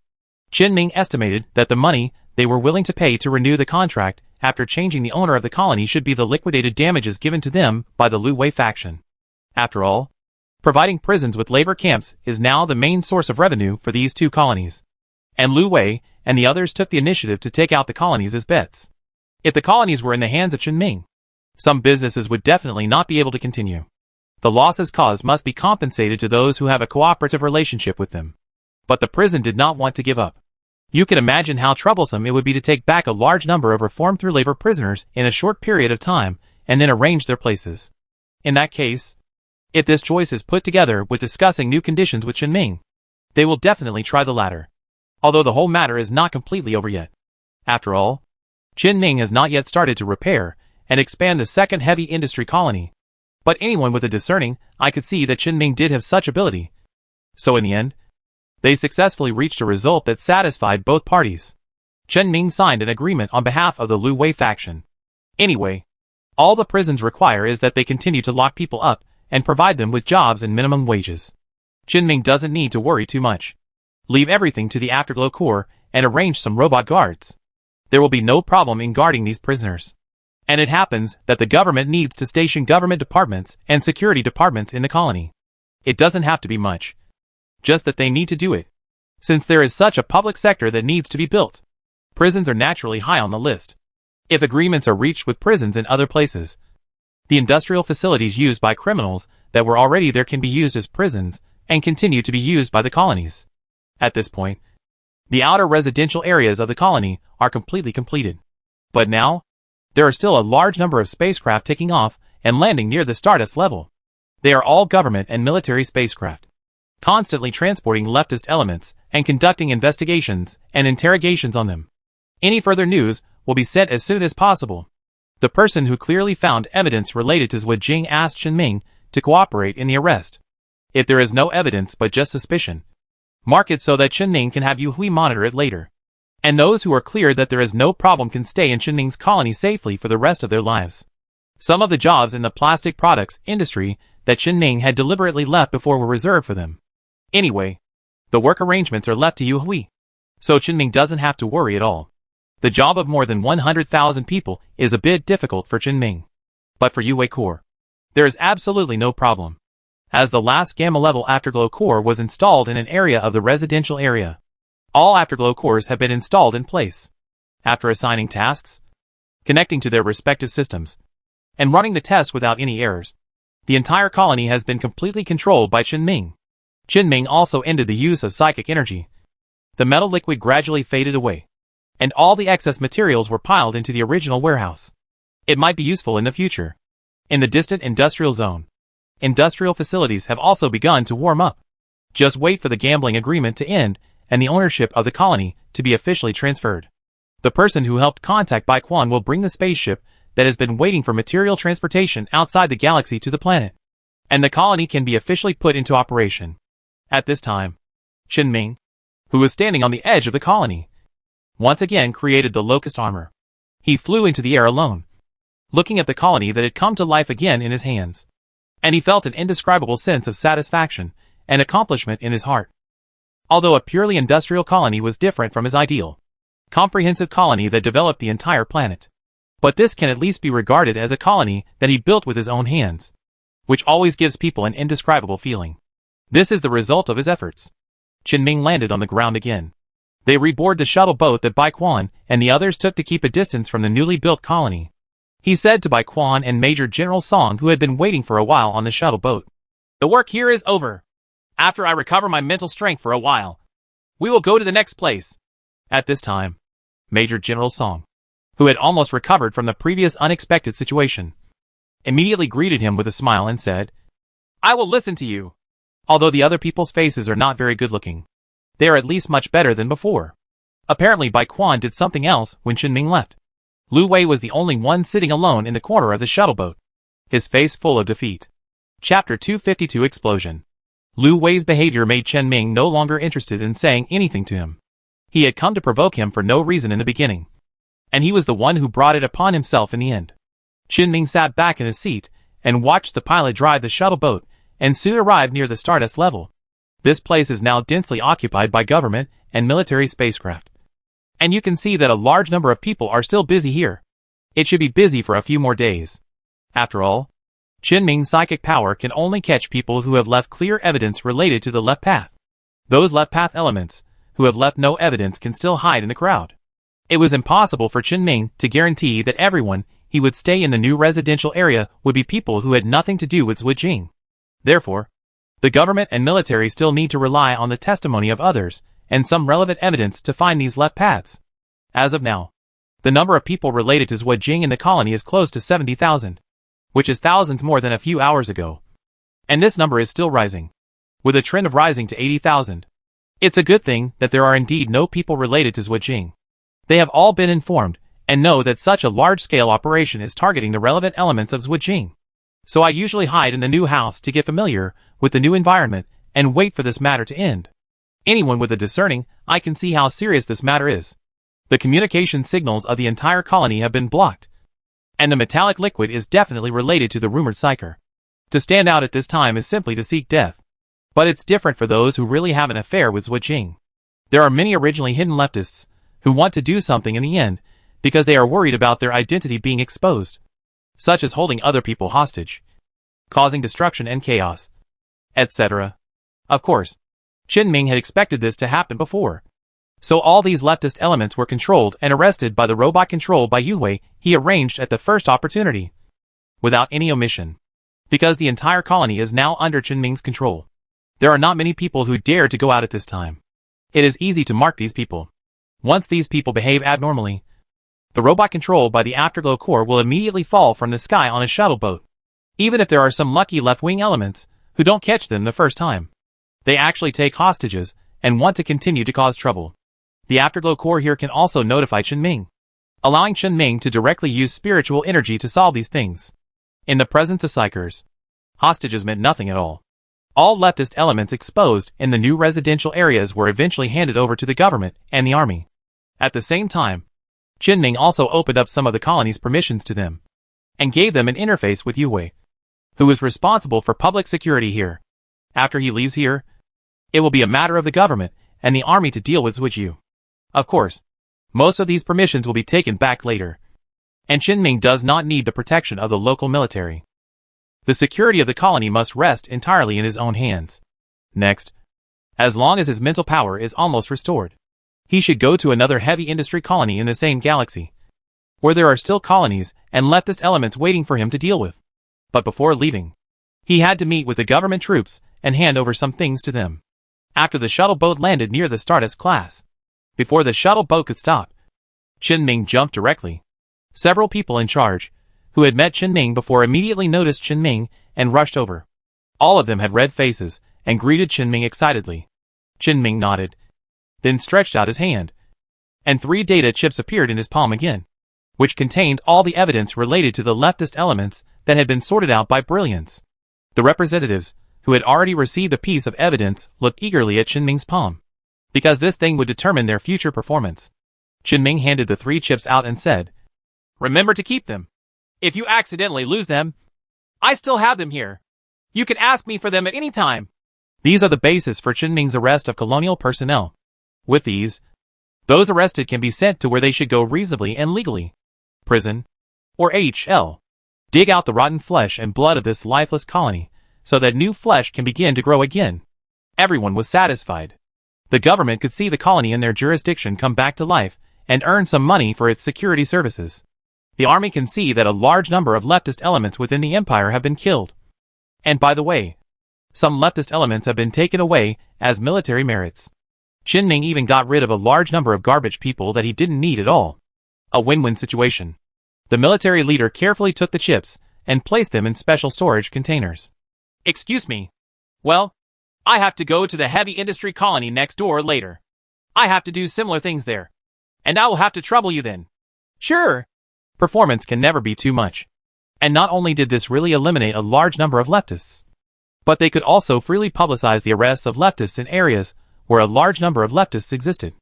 Attacking Zhujiang in terms of public opinion is something the Empire has always done, and they are naturally happy to see this happen. After several people in charge said goodbye to Qinming, they dispersed and continued to do their own things.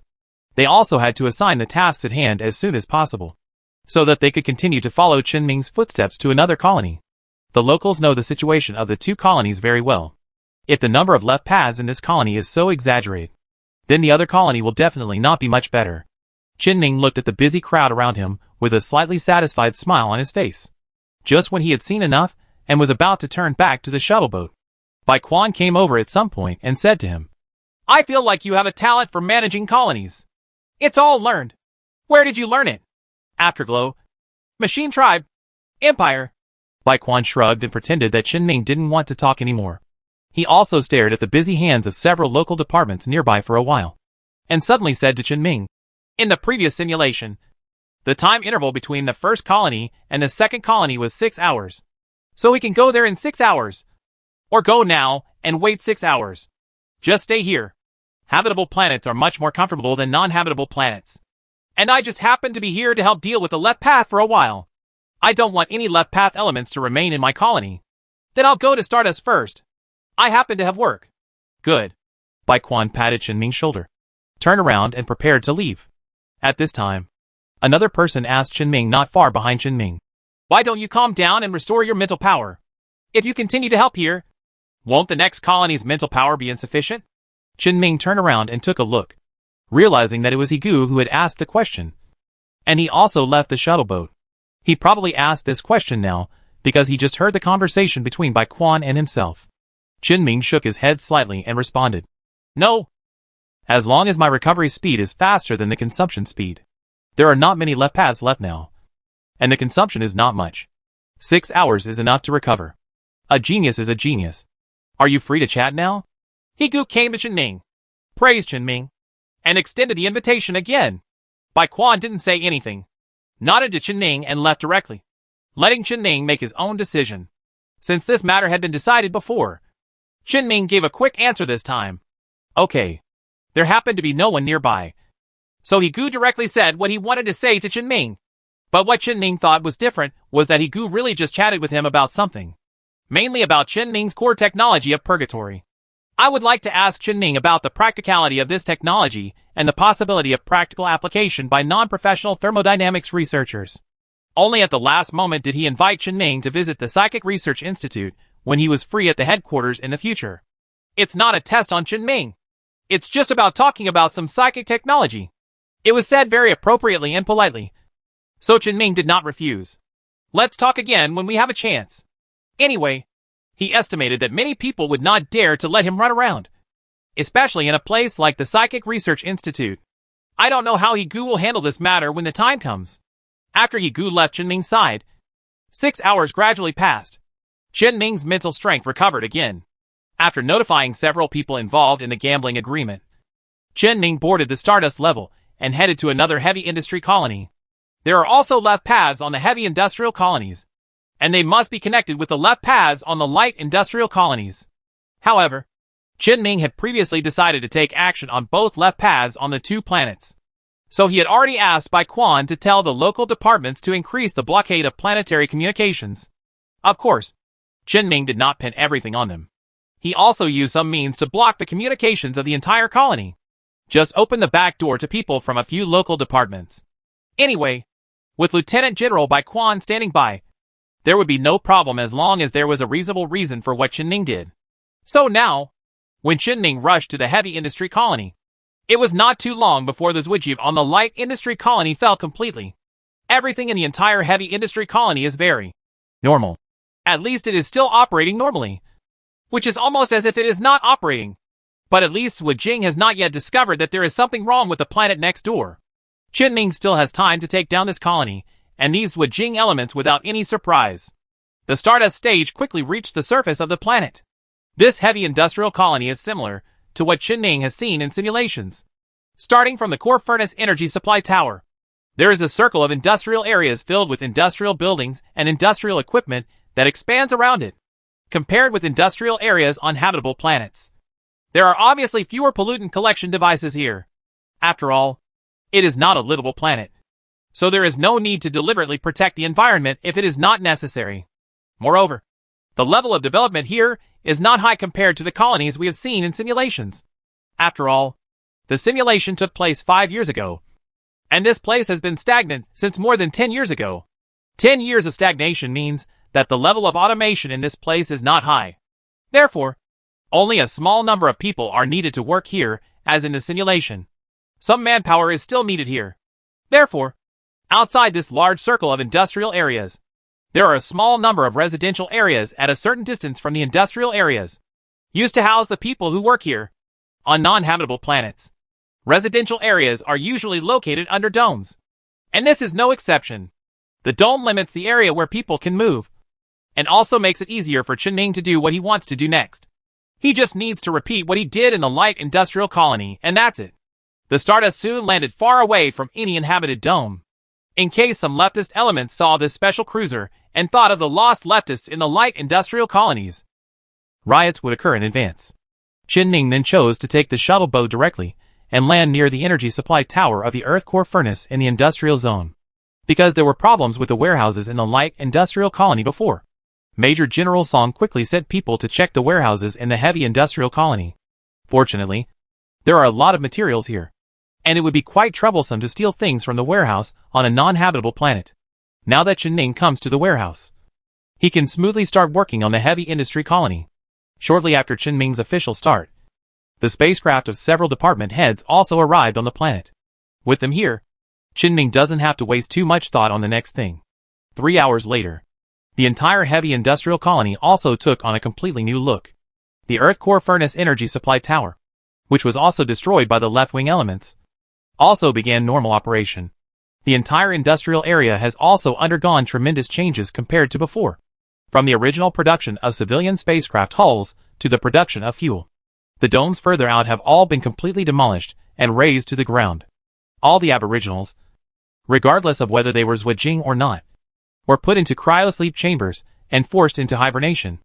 Also through the evidence compiled by Hui Wang, Chen-Ming handed over all the people who were determined to be related to Zwajing to the government and the army in advance. The remaining people whose problems have not yet been discovered will be transported by a Colossus-class cargo ship temporarily transferred by Chen-Ming from outside and sent to colonies on habitable planets. This Colossus-class ship that Chen-Ming had obtained from Yue before. Although the military seemed to have found out that it was a Colossus-class ship that had been captured by Yue in a battle.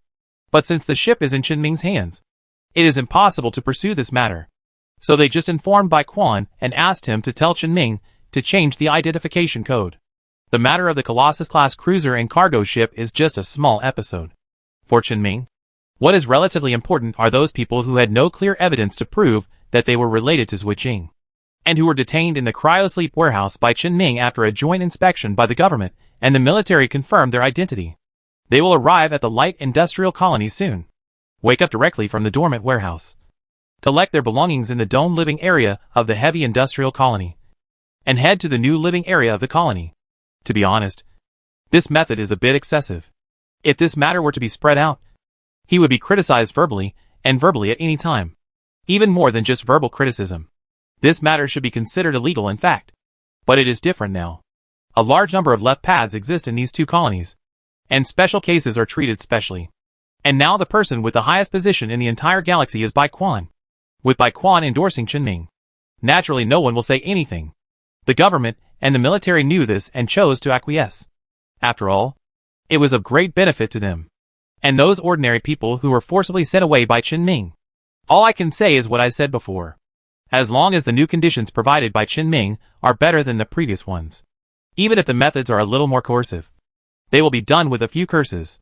Compare the small, backward and dilapidated environment under the dome of the heavy industrial colony with the new residential area on this livable planet. The vast majority of people should have no subsequent problems.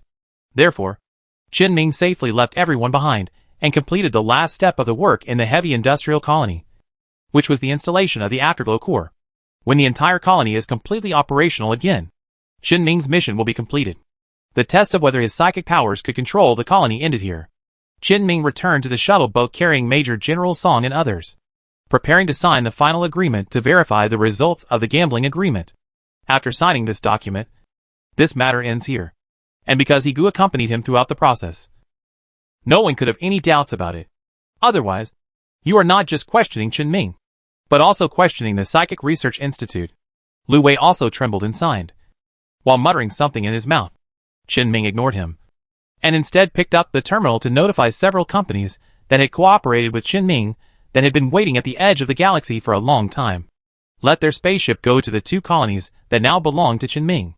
With Afterglow under management, most industrial facilities in light industry and all industrial facilities in heavy industry can start operating directly. The only thing that couldn't start running directly was the plastic product production lines that Qin and the light industrial colony specially sent out to work for people. We should have to wait 2 or 3 days until the government and the army have almost finished investigating the leftists before we can start. Qin put away the terminal with satisfaction after sending a few messages. I found that Lu Wei was still muttering something quietly in the corner of the shuttle boat. Qin is so good that he is also a psionic person with keen perception. He can clearly hear what Lu Wei is saying after a little separation. But the moment he heard it clearly, his expression changed drastically. He immediately looked at Igu, who was also on the shuttle boat and had the same keen sense. FACN, Igu's expression was almost the same as his, as if he had seen a ghost. The two immediately understood each other's intentions, and they had a tacit understanding without any expression, and continued to pretend as if nothing happened.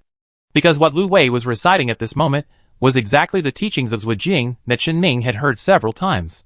Qin immediately put his hands behind his back, quietly released a little metallic liquid and flowed to Lu Wei's side, creating a recording device, and began to record Lu Wei's words.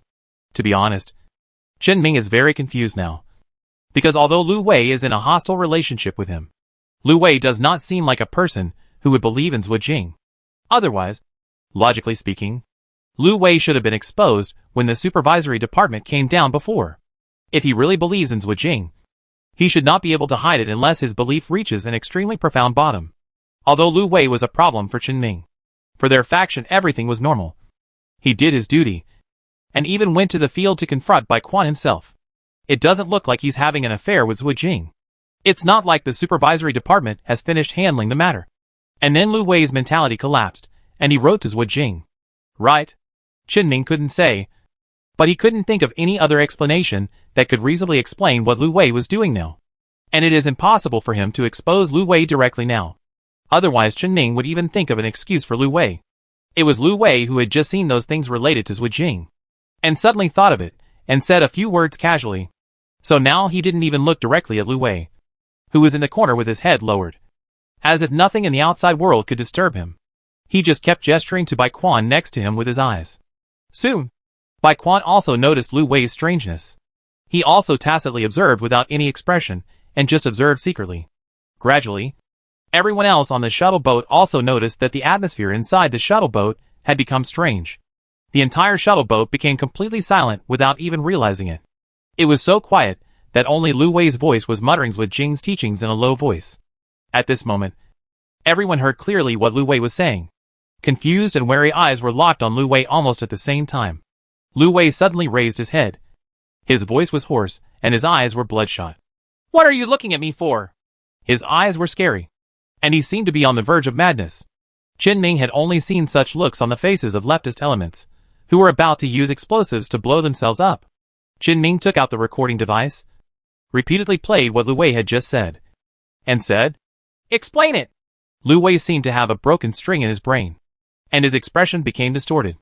Qin immediately prepared the metal liquid and restrained him directly if he behaved abnormally. But in just a few seconds, although Lu Wei's whole person seemed to have changed little, it felt as if he was no longer a human being, but a monster who believed in twisted doctrines. The bloodshot eyes were getting more and more serious, and there were even some red marks on his face that looked like broken blood vessels. Even Qin felt a slight numbness in his scalp. Although he did not feel dangerous, his vigilance had risen to the extreme. Boom! Lu Wei suddenly exploded and shattered into a handful of blood mist and fragments, which sprayed on the entire shuttle boat. Chapter 253 Fear. What the H.L.? The moment Qin saw this scene, he suddenly felt some inexplicable fear. But he immediately suppressed this emotion, and immediately created a thin layer of nearly transparent metallic liquid as a protective film on himself and several people around him. The blood mist and debris that caused the corpse to spray out only covered the second half of the shuttle boat. But this horrific scene did reach everyone's eyes, especially the shuttle boat pilot in front of the spacecraft, who had never seen such a scene before and kept exclaiming. Qin didn't care what was going on at this time.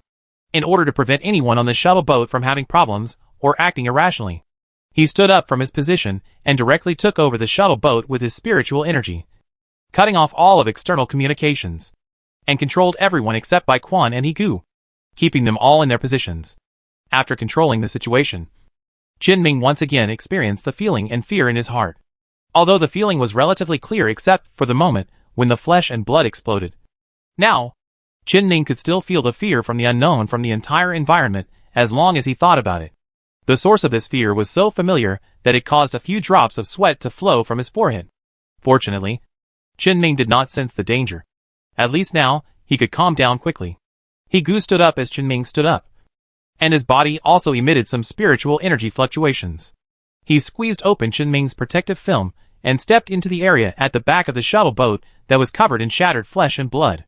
Higu walked to the seat where Lu Wei exploded and squatted on the ground to observe.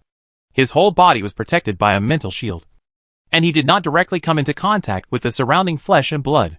After watching for a while, he suddenly turned around and said to the people behind him, "He exploded directly from the inside out. It can only be that there is a bomb in his body. Otherwise, it would not have such an effect. But I don't see any trace of explosives in the residue here. Not a bomb?" Bai Quan stood in front of the metallic liquid membrane isolated by Jinming and asked this question. He didn't rush through the metal film. After all, he didn't have Higu's mental shield to protect him. Who knew whether Lu Wei's sudden and inexplicable explosion was some kind of dangerous situation? And he couldn't get through it.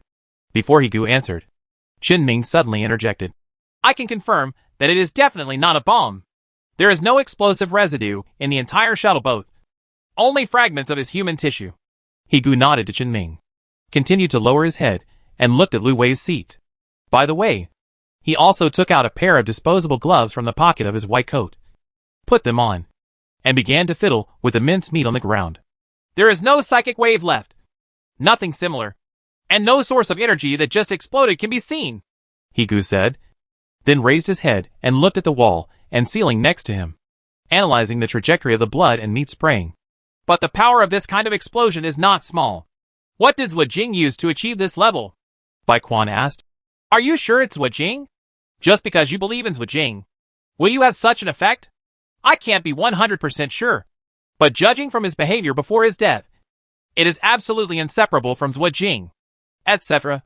Although Major General Song, who was tied to a chair by Jinming, could not move his body, he could still move his mouth. He interrupted the conversation and asked, "Didn't you say that there are no psychic fluctuations in his body? Does that mean that this was not done by a psyker? If it is not a psyker from Zhuojia, what else could it be?" Jinming had already adjusted his emotions at this time, and there was no trace of being affected by the scene just now. He explained, "That's not the case. In fact, I don't have any psychic energy fluctuations in my body now. But this does not mean that I am not a psychic. And the things my psychic energy affects are not the same as my current state. Psychic fluctuations. The absence of psychic fluctuations on Lu Wei's body only means that there are no psychic fluctuations left here. It does not mean that this was not done by a psychic. There must be someone with special psychic effects on the left path. Or something." When Jinming said these words, a figure with exposed flesh and blood tissue and a deformed and twisted heart flashed in Jinming's mind. "But I'm just wondering, is he passive or active? Did he passively get blown up by Zhuojia? Or did he take the initiative?" Major General Song then asked, "What's the difference?" "The difference is that the former could be a coercive method by Zhuojing, while the latter could be that he actively believed in Zhuojing and cooperated with Zhuojing to complete the self-destruction of his body." Jinming looked at Major General Sen and asked, "Has Lu Wei been in contact with Zhuojing recently?" Major General Song immediately said, "If I have to say it, yes, because you and Lieutenant General Bai were assassinated before. It was inevitable for the superiors to come into contact with Zhuojing when they came down to investigate Zhuojing. Several of us have been in contact with it." Jinming nodded to him and said, "Then I prefer the latter. Because of the former, there shouldn't be no clues to be found during the investigation by the supervisory department. And he should not be the only one who will be bombed today. Also, he just happened to be talking about Zhuojing's teachings before the explosion. Did you hear the tone and feeling when he was talking about the teachings? When was he preached?" Major General Song guessed. "It should be right after the investigation team came down." "Right. At that time. For reasons you all know. He was in a very bad state. Especially his mental state. I feel that it was at this time that he was taught by Zhuojing. There are some religious people who go to religion because they can't see their own hope, looking for psychological comfort. Lu Wei may be the same. And he is the only one who has really offended you. But most of the rest of us have just been affected. So his mentality must be better than Lu Wei's. He should indeed be the easiest one to be targeted. It's possible. After Chen Ming mentioned the possibility, He Gu suddenly said, in fact, there is no way to rule out the former. Because Wu Jing may have the ability to brainwash by coercion. We have always had this suspicion. Because there is absolutely no way to completely eliminate Wu Jing. Even if we use cruel methods to deal with Wu Jing, Wu Jing will still spring up like bamboo shoots after a rain. It is very likely that there is psychic power that can carry out activities similar to proselytizing and brainwashing. Bai Quan agreed with He Gu's point of view and said, if it were before, I would deny it. But since Wu Jing sent psychics to assassinate us, I will not say so. There is no way to confirm Wu Jing's hand that has been developed for so many years. How many psychers will there be?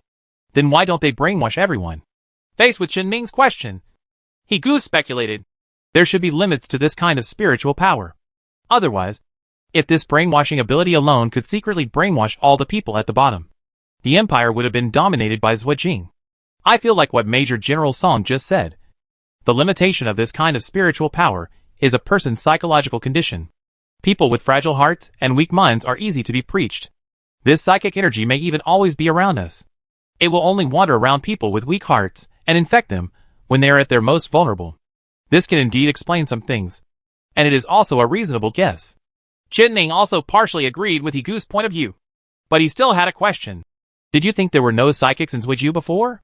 Because every psyker will at least be a person with a strong will and the ability to think independently. When the empire completely blocks Zuijia, people with brains will generally not join Zuijia. You can also see the empire's attitude towards Wu Jing. If you get involved in it a little deeper, you will basically be gone in this life. You can prepare for a good birth in the next life. And compared to the treatment of psychers in our entire empire, the resources provided by Zuiju for psychers are too few. As long as psychers do not commit crimes in the empire, they will not be forced to do anything. If they want to have a stable public life, they will definitely be fine as psychers. But if you join Wu Jing, you will definitely be hunted down by the empire. And in disguise, you will be subject to more stringent control by the empire. It's impossible for Wu Jing to have more things on hand than without the empire. The psychers who join will be hunted down more vigorously by the empire in disguise, which is completely useless. There has been and indeed has never been a record of psychers from the left path. So we have always thought so. But now this situation has to be questioned. Wait a moment. Chen Ning suddenly thought of what happened some time ago and said, do you know Yin Xiong and Hui? Aren't they considered psychers from Wu Jing? I know that one of them died, and the other disappeared for a while, and caused big trouble. But they have been carrying out overt activities in the empire before. They are stepping into the gray area of the empire's laws, and relying on the privileges of their status as psychers to do things similar to mercenary activities. Being hired is completely different from joining Zuijia directly. What's more, there are 2 lieutenant generals in the war zone in front of them to support them. They are the ones directly connected with Zuijia. So if Hui continues to disappear, and this matter ends up being nothing, as long as Hui doesn't show that he has an affair with Wu Jing, he will still be such a psycher. But he suddenly appeared in our Legion branch later, and tried to assassinate you. He was already on the list of people suspected of joining Zuijia. But it has not been completely confirmed. As for Yin Xiong, if he hadn't been killed by you, it wouldn't have been a big deal. At least the empire would have arrested him, educated him for a period of time, and then released him. Because he never made a real mistake before he died. At least his butt was not crooked, and he was still sitting on the imperial chair. Moreover, it can be said that he was deceived by the 2 lieutenant generals in the theater. Like what you do in the 2 colonies out there. Just think about how many illegal things you have done. And it has affected civilians on a large scale. Even if there are many left-wingers, there are also many ordinary people. Finally, do you think anyone dares to speak against you? No. This is the privilege of psychics. So you don't need to say anything. You also have the same treatment. The hatred between psychers belongs to the psychers. And no one will care about life or death as long as it does not affect the civilians of the empire. The privilege of psychers is that as long as they don't make fundamental mistakes, they will have a chance to be released even if they are caught. At most, the empire's treatment of them will be lower in the future. But the Black Mist psychic who assassinated you before is completely different. His behavior threatened the safety of the Imperial Lieutenant General. And someone came here only after revealing your whereabouts to Zhuojing, without other evidence. In this case, he can be characterized as a psyker of the left path. Qianming considered He Gu's words for a moment and said, "It shouldn't be surprising that there are such psychics in Zhuojing, right? Zhuojing's power is actually quite large, and they can be found everywhere in the Empire. If there are really only a few psykers in Zhuojia, then the resources allocated to these psykers may really be more than those of some low-level psykers who choose to join the Empire. And if some psychics make big mistakes and can't be saved, joining Zhuojing, a force that the Empire has never been able to eradicate, can be considered a reason, right?" Of course, He Gu also knew that this situation might indeed exist. So the main reason why we have not believed that there are psykers in Zhuojiu is that they have never revealed that they have psykers. Only recently have they shown their fangs. Next to him, Major General Song almost fainted after hearing about the psyker, and asked, "How on earth was it done? There are so many conjectures. Which one is correct?" He Gu was not sure at this time and said, "Lu Wei exploded like this, and now we can only analyze this result from the corpse. A more detailed investigation needs to be done by professionals. I am not the psychic responsible for this, and neither is Qianming." He Gu mentioned Qianming, but Qianming was a little silent at the moment and didn't know what to say, because the previous speculation seemed to have some explanations, but some are not easy to explain. Moreover, in Qianming's mind, Lu Wei's sudden explosion into flesh and blood reminded him of the past.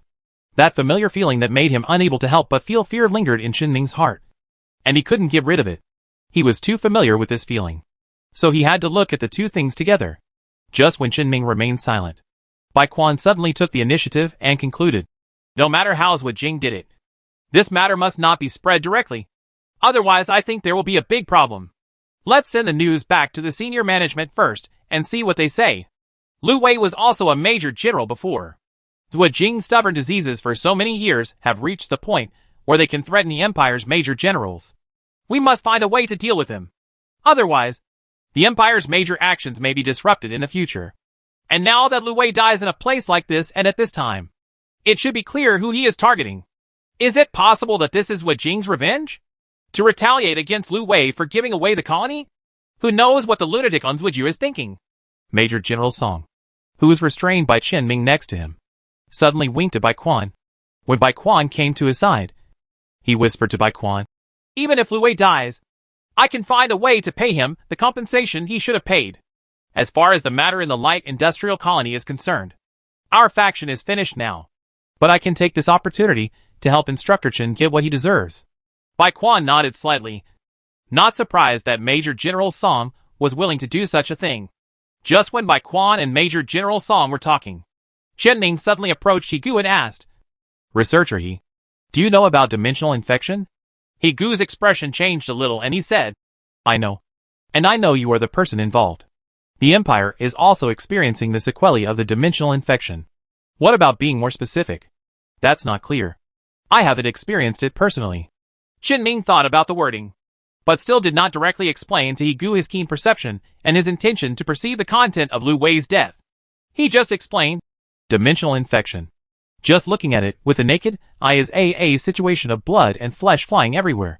He Gu glanced at the flesh and blood on the shuttle boat next to him and said, "The difference should be a bit big, right?" "I know. But it's very similar.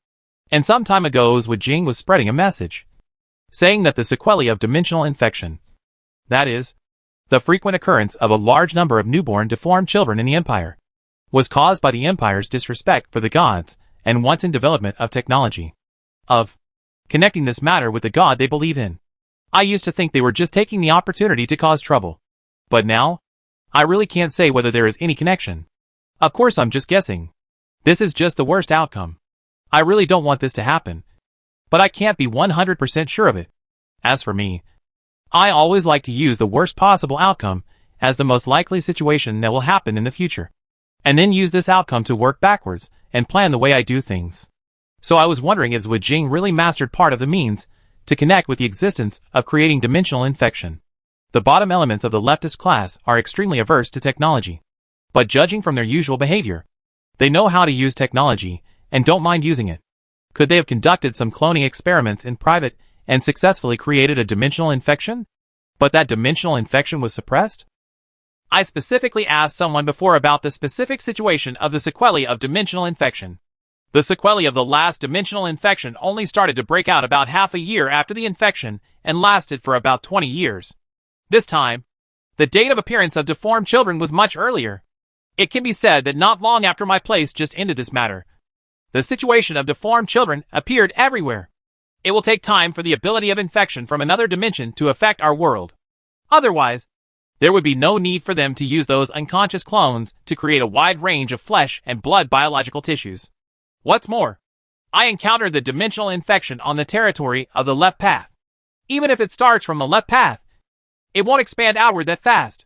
Furthermore, the star regions and star regions where the news of deformed children appeared did not gradually spread from the Gallo star region, but started to break out directly from the Empire. So I was thinking, is it possible that the sequelae of the dimensional infection this time were not caused by me, but by the left diameter? If it's just a pure flesh and blood explosion, then I actually won't combine these two things. But since I had this suspicion before, and there is not enough sample evidence, I have reason to doubt whether the dimensional infection this time was caused by Zwijiang. After listening to Qinming's story, Higu's brain was thinking rapidly. He could hear that what Qinming said was very logical, but he didn't know much about the dimensional infection. He had to investigate it in detail later. He did not doubt that Qinming was lying. After all, Qinming was a member of the Psychic Association. As the largest psychic organization besides the Psychic Research Institute and Fanchao Research Institute of various departments in the Empire, the Psychic Association has always been very influential, capable. In particular, the president of the Psychic Association has personally experienced a dimensional infection. So what Qinming said was quite convincing to him. But persuasion is persuasion. Qinming currently has no substantive evidence. Although Higu believes it in his heart, he still has to wait. Higu said to Qinming, "To be honest, your guess is a bit too crazy. It is difficult for me to accept it directly." "I know," Qinming said. "So this is just my guess. I can't be sure. But one thing is certain. Zwijiang must die." Qinming didn't say much. After finishing speaking, he returned to the front of the shuttle boat that was isolated by the metal film. But there was actually another thing he didn't say just now. It was the president, and he who had been marked by beings from another dimension during 2-dimensional infections. If his most terrifying guess comes true, it will most likely be another one. Or even if a few more survive. This is not necessarily true. After all, people who survive a dimensional infection have the same time span and may not be used for different positions between the 2 dimensions, but can only be counted as one person. But it also means there could be 3 people within the Empire marked by another dimension.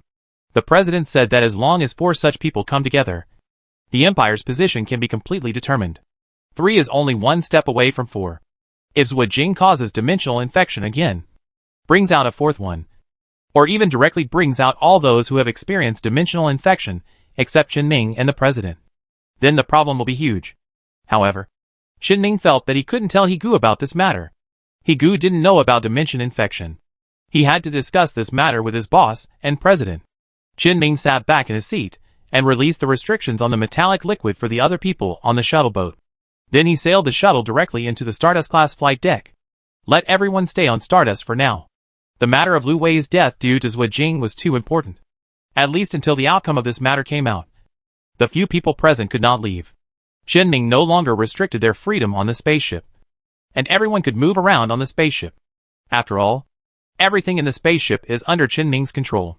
Qinming also quickly gave Baiquan and Higu permission to communicate with others on the spacecraft. Just wait for Baiquan and Higu to inform the people who have the authority to know the news, so that they can ask what they should ask and do what they should do. Then decide how to deal with Lu Wei's matter. Chapter 254 Doubt. Believe. After Qinming opened the permissions to Baiquan and Higu, the two immediately contacted the person they should contact. Qinming also picked up the terminal after returning to his room. Dimensional infection is of great importance, and he must ask the person who knows this matter clearly. After finding the president's communication code in the address book, Qinming called directly. The president also answered the phone not long after, and said in greeting, "Qinming, I haven't seen you for a while. I heard that you recently joined the 14th Army Corps. Have you met Xiaoyang?" "I met him once, but he was at the headquarters, and I was at the branch in the Gallo Star territory. So I only met him once. But we are still in contact." "I see. Do you have anything to do with me today? Is such that Qin Ming explained to the president what happened today, and at the same time concealed the identity of the people involved in the matter today. After all, the person who died was Lu Wei, a former major general. If such a person dies, it will not be good no matter where the news spreads. But if the president really wants to know, it's not difficult. The gambling agreement just ended today. Someone was found to be connected to Zhuo Jing to assassinate Qin Ming. Another person was found to be connected to Zhuo Jing to sabotage the agreement. And then someone died. A quick look will tell you who the dead person is. Therefore, by doing this, Qin Ming is worthy of his current status as a prosthetic actor. But to be honest about what happened today, even if Qin Ming was telling it personally, he still felt that these things had nothing to do with dimensional infection. Because dimensional infection is not just a simple flesh and blood tissue, but a more complex situation occurs. But what Qin Ming felt at the moment when Lu Wei exploded was indeed the feeling caused by the dimensional infection. And Lu Wei was only affected by the aftermath of the dimensional infection and died. But Qin Ming couldn't just come up and say that this was how he felt. So he could only explain the whole process somewhat stiffly. He emphatically stated a few points that he suspected were related to each other. The president did not take it lightly because Qin Ming suspected a dimensional infection just because of a few seemingly related reasons. Instead, he listened to Qin Ming's story attentively. And after Qin Ming finished speaking, he confirmed. You mean? Do you think the death of someone on your side was indirectly affected by a situation similar to a dimensional infection? Right. Well, although I told you before, there are some problems with the time and location when the sequelae of dimensional infection broke out. But dimensional infection has actually only happened twice. And one of them was at Yue. There is only a small amount of information you obtained. And the sample is too small. Seeing that the president didn't seem to believe it directly, Qin Ming added again. I feel like this is too much of a coincidence. The sequelae of the last dimensional infection did spread from the place where the dimensional infection broke out to the surrounding areas. Logically speaking, this time it should start from the Gallows Star territory at the earliest. But I was also paying attention to the news some time ago. In fact, when deformed children began to appear in many star regions within the Empire, there was no movement at all in the Gallows Star region. It wasn't until recently that the Gallows Star territory began to experience similar situations like other star territories. Even if the Empire is deliberately suppressing similar news, I can be sure that I don't think the outbreak of the Gallows Star field was late because the Empire blocked the news. This is actually the sequelae of the outbreak that were late. The president said to Qin Ming in a gentle tone and patiently. I also know what you said. But what was summarized for the first time is not statistically regular at all, but is more likely to be random unless there are more samples. Although the person who concluded the rules from the first dimensional infection was the president. When talking about this matter with Qin Ming, the president denied his thoughts. After all, dimensional infection is definitely not a trivial matter, and it is impossible to say that it can be determined purely by suspicion. He must have more tangible evidence before he can put this matter into a proper position to deal with it. Of course, having said that, he would definitely investigate according to what Qin Ming said. But before there is evidence, he definitely cannot directly put Qin Ming's suspicion on the level of dimensional infection. That might waste the little manpower he has on researching dimensional infections. At least wait until there is some evidence to prove the occurrence of dimensional infection before investing more. So now the president chooses to comfort Qin Ming. I can understand your worries. In the past, after experiencing dimensional infection, I saw something similar and wondered if it was related to dimensional infection. But later I found that many of the things I suspected were actually normal things and had nothing to do with dimensional infection. Association. I can't tell if the death over there is related to the dimensional infection just by listening to your words. I'll think about it more. Or you can think of a way to give a more solid reason and tell me how you came up with this. Qin Ming was silent for a while. He really wanted to use a normal way to make people reasonably think of dimensional infection. But at this time, facing the president who had known him for a while, Qin Ming still chose to tell the truth. Feelings. What? My feeling is telling me that this matter is probably related to dimensional infection. Feeling? Psychic feeling? Right. The president put down the work he was doing and completely fixed his gaze on the terminal next to him. He and Wu had talked about Qin Ming more than once when they were chatting about some things some time ago. Qin Ming's keen perception was also something Wu had often mentioned in front of the president. For the president, if Qin Ming really died because someone died due to body explosion, he then thought of other things, and finally thought it was a dimensional infection. Then the president needs to consider whether Chen-Ming is over-worrying. As he just said, he did associate many things with dimensional infection, for fear that he could not completely get rid of the infection part out of the normal universe. But if Chen-Ming said that it was his feeling that gave him the feeling that this matter was related to dimensional infection, the president must think about it seriously. Psychics have more or less a sixth sense. When facing bad things, they will have some subtle feelings. Chen-Ming is definitely a genius psyker that the Empire encounters once in 100 or even 1,000 years. The perception ability of such a psyker. The president thought for a moment and finally decided. He chose to believe Chen-Ming. The president paused all the work on hand and prepared to prioritize solving the possible dimensional infection incident mentioned by Chen-Ming.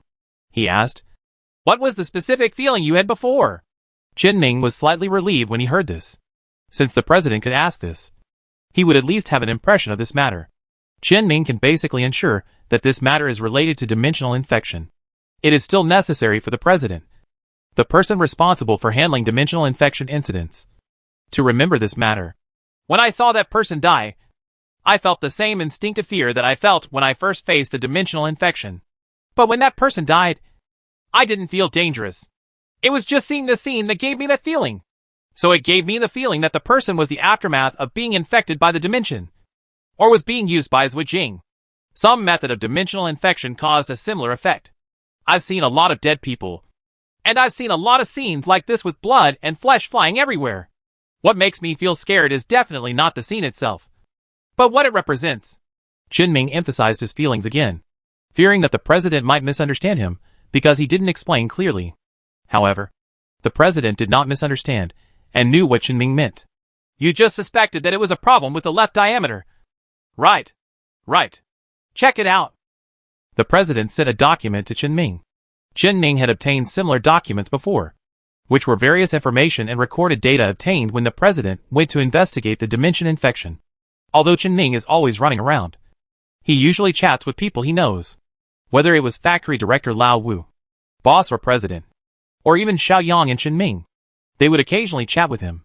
Therefore, the president sent Chen-Ming some of his research on dimensional infection when chatting with Chen-Ming. It can be regarded as care for Chen-Ming, a person who has also experienced dimensional infection like him. And this time the content on the file. Chen-Ming flipped through the documents quickly. It can be seen that although the document still does not know much about the overall situation of dimensional infection, it is also unclear how the other dimension exists. However, there are still very detailed records on some information files that can be learned in normal space. Of course, there is a lot of content, and it would take a while to read it all in detail, even if it was Chen-Ming Lai. However, the president did not give him time to read it slowly. Instead, he asked Chen-Ming to flip to the middle of the document. This document contains a three-dimensional image of the Empire star map. On the star map, the situation of deformed children in different star fields, star districts, and galaxies that the president investigated since the last dimensional infection outbreak is marked. Have I seen something like this before? Yes. One of the two star maps I showed you before is the data from the previous dimension infection I experienced. I was not prepared at the time, and the situation was quite critical. In addition, the Empire had not issued a ban on cloning at that time, and there were also many clones suffering from deformities. So the data is not that detailed. The other is rough data that hasn't been investigated before. So it's just a general look at the situation. What I'm showing you today is data that has been thoroughly investigated and is being updated in real time. This dimensional infection has no real impact on the Empire compared to the one decades ago. Coupled with the experience last time, we have made a lot of preparations in advance. The entire Empire is also supporting me in doing these things. So there are a lot more data samples. I asked someone to make a database and hang it on the Imperial Hospital's general database. It will automatically record cases of newborns and fetal malformations. There may be some errors in taking the data directly, but the errors will not be too big. This is the basis of this star map. Chen-Ming clearly continued to look at the star map. It can be seen from the star map that the density of deformed children starts from a certain point within the Empire and expands outward like layers of hollow balls stacked on top of each other. And with the relative change of distance, the closer to the periphery of the hollow ball, the lower the frequency of deformed children. Of course, this low is also relatively low. In fact, the probability of high amounts is still more than 50%. The inner star field is even more exaggerated. The probability of occurrence is 70. 80, 80 or 90. And childbirth has become a pure gamble. This situation, which directly led to the reduction of most of the birth population in the entire empire, makes one feel numb even just looking at the figures, let alone those who have experienced it personally.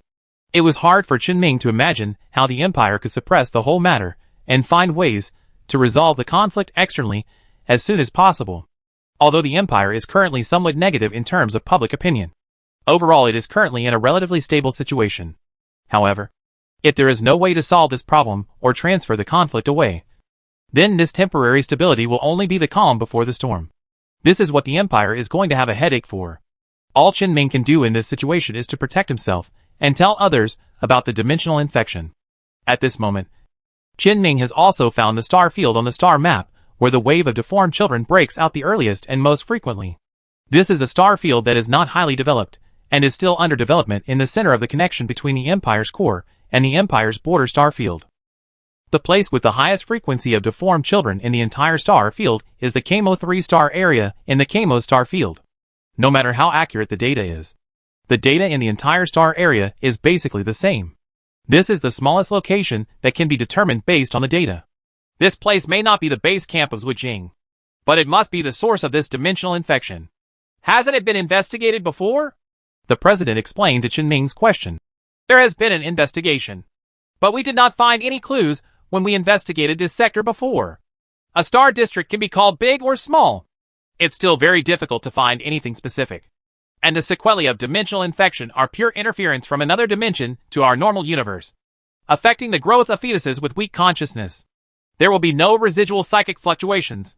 It's no problem to find this star area based on data, but it's basically impossible to continue to find the location of the source of the sequelae. We can only find it purely by looking for a needle in a haystack. Even with the support of the Empire, it is impossible to investigate every corner of all planets. So after a round of investigation, the focus of our work actually began to shift to Yue. The location of the infection outbreak in their dimension is certain, but the progress is not ideal. Hearing that this involved his professional matter, Qin immediately said, "Why don't you come to me? Everyone should know that I must have a backup plan left in the Afterglow Galaxy." Right. This is the truth. But there are also reasons for it. One is that I am worried that asking you for help early will prevent you from completely controlling the Afterglow star territory. The other thing is, if I ask you for help, who will come to you? At what cost will you help? You were a free psyker before you joined the 14th Legion some time ago. The Empire will not force you to help. So this matter has always been dragging. And the last reason is that the Empire found the remains of another civilization some time ago. In that ruins, some documents that may be related to dimensional infection were found. Qin immediately realized the connection and asked, "Has another civilization encountered dimensional infection?" "Yes. The document is still waiting for translation by linguists. But just those parts that have been translated can confirm that similar things did occur in the history of another civilization. They are also intelligent creatures. Based on the size of the equipment found, it can be determined that their body shape is similar to ours. Although no bone fossils have been found, it is also certain that they have gone through the same stages as us and have been cloned. It's so normal to encounter dimensional infection." Qin asked again, "Is it possible that the demise of another civilization is related to dimensional infection?" Such a view has been raised, but there is no need to expect to be certain of the conclusion until enough information is investigated. I will keep following up on this matter. If there is any news you want to know, I will tell you when the time comes. For now, let's talk about our current affairs." "Good." Qin curbed his curiosity and said, "Then do we still want to investigate Camo-3 next?" "Yes. We must conduct a more targeted investigation. You also said that Zhujiang is involved in this matter. So now I have reason to suspect that Camo-3 may also have Zhujiang involved. Zhujiang is usually hidden in the crowd. So it is very likely that the location where Zhujiang caused the dimensional infection is in a public place within the Empire.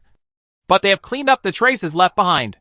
This time the investigation will be mainly for these places. But try not to get involved. I can't even go there myself. I have to find someone else to do it for me." This reminder from the president can be regarded as repeating what he has said before. After all, if Zhujiang really took the initiative to cause dimensional infection and someone survived, then what if Qin or the president unknowingly and witnesses of dimensional infection came into contact? Although it may not necessarily completely expose the relative coordinates of the Empire and another dimension, it will definitely have an impact. The most obvious one is that it may cause the sequelae to be prolonged. So Qinming doesn't have any opinions now. When the president said this, he suddenly remembered some things he had discussed with Qinming, and said, "Also, I have now completely understood what dimension is for us. I am talking about you and me. Two people. The way our two coordinates are positioned. What is it? It's us. Speaking of which, you were the first to come up with the concept of coordinate positioning." Qinming immediately said, "I just had this feeling before. So I said it.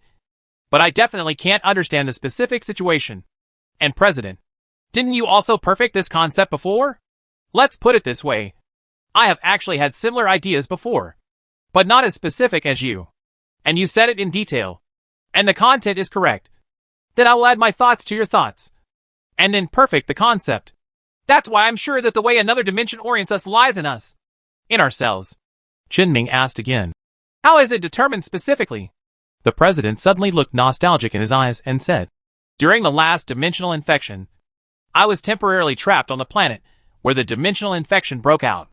I had nothing to do, so I did some experiments. I won't go into too many details. I can confirm that only your body that has experienced dimensional infection is the target of being targeted. The existence of another dimension will mark us with a special thing that cannot be observed by our naked eyes. Spiritual energy. Or any means. It's not clear what it actually is. It may be similar to pheromones. It's what they rely on to determine our location. As long as the bodies infected with the pheromone don't come into contact, there will be no effect overall." Qinming asked with some confusion, "Is it our body that is marked? Isn't it our consciousness or spiritual energy? Think about what I said before." Qinming immediately recalled several times the president had chatted with him, but could not find any similar topics. But when Qinming's meeting came, and he met the president for the first time, the president once said something. Psychers are resistant to infection from another dimension. And the psycher's consciousness resists infection from another dimension. Obviously, a psycher's consciousness can never be the subject of a mark from another dimension.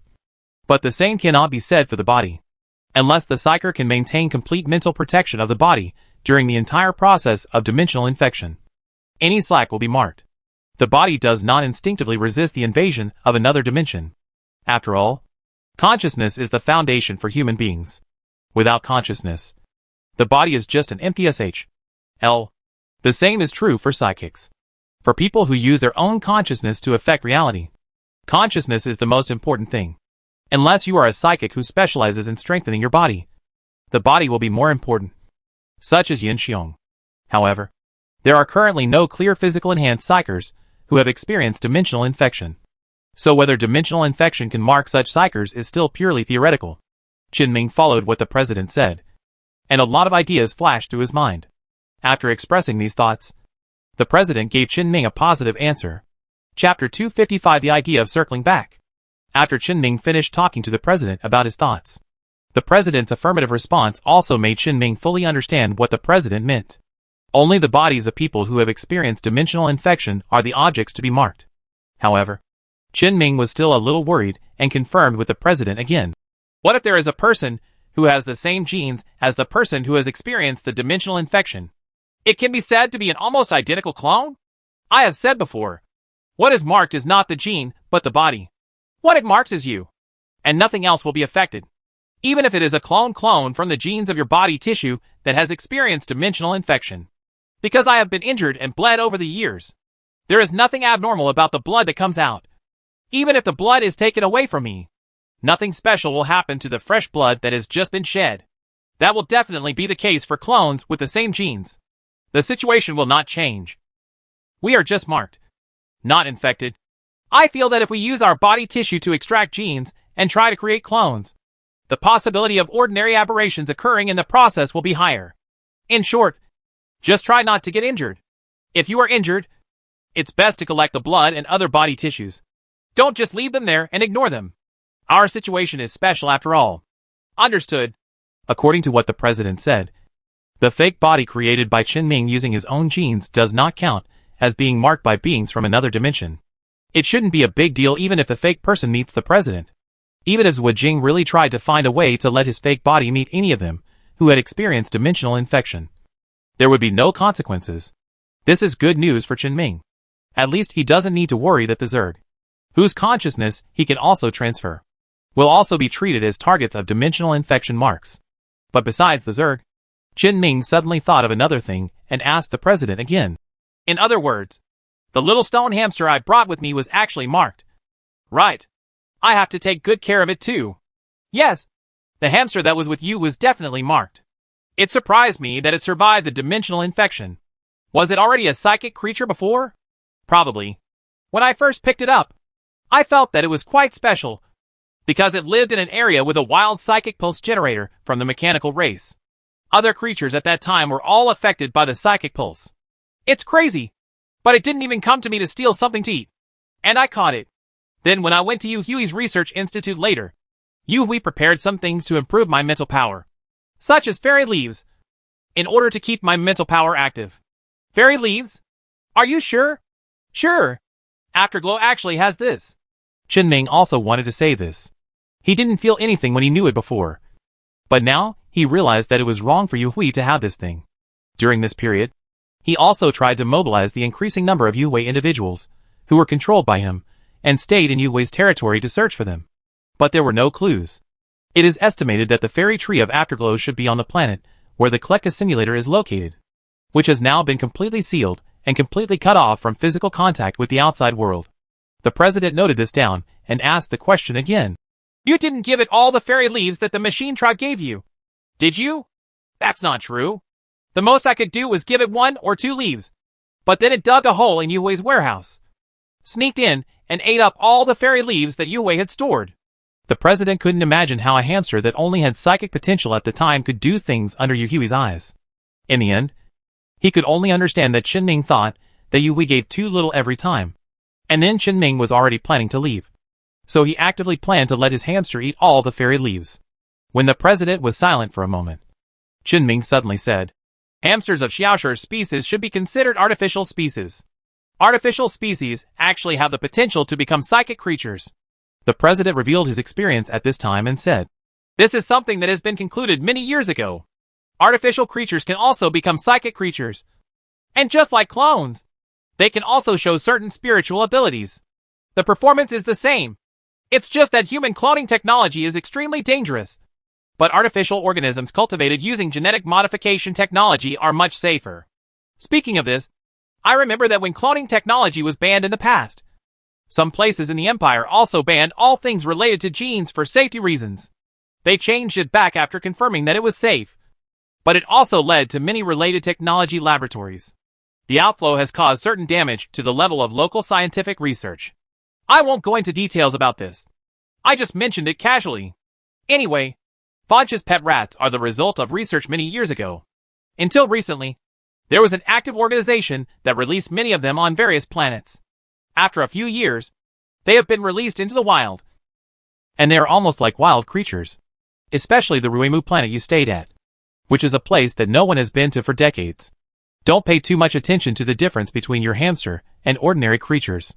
But I'm curious about what kind of psychic effects your hamster has. Is it a physical enhancement type? If so, maybe it can add some new content to the research on dimensional infection. Qin Ming subconsciously recalled the days he spent with Xiaoshu, but he really couldn't recall the results. I really don't know about this. It usually eats and sleeps. And its psychic energy fluctuations have always been very stable. It seems that it has never used its psychic energy. But it shouldn't be a physical enhancement type of psychic energy.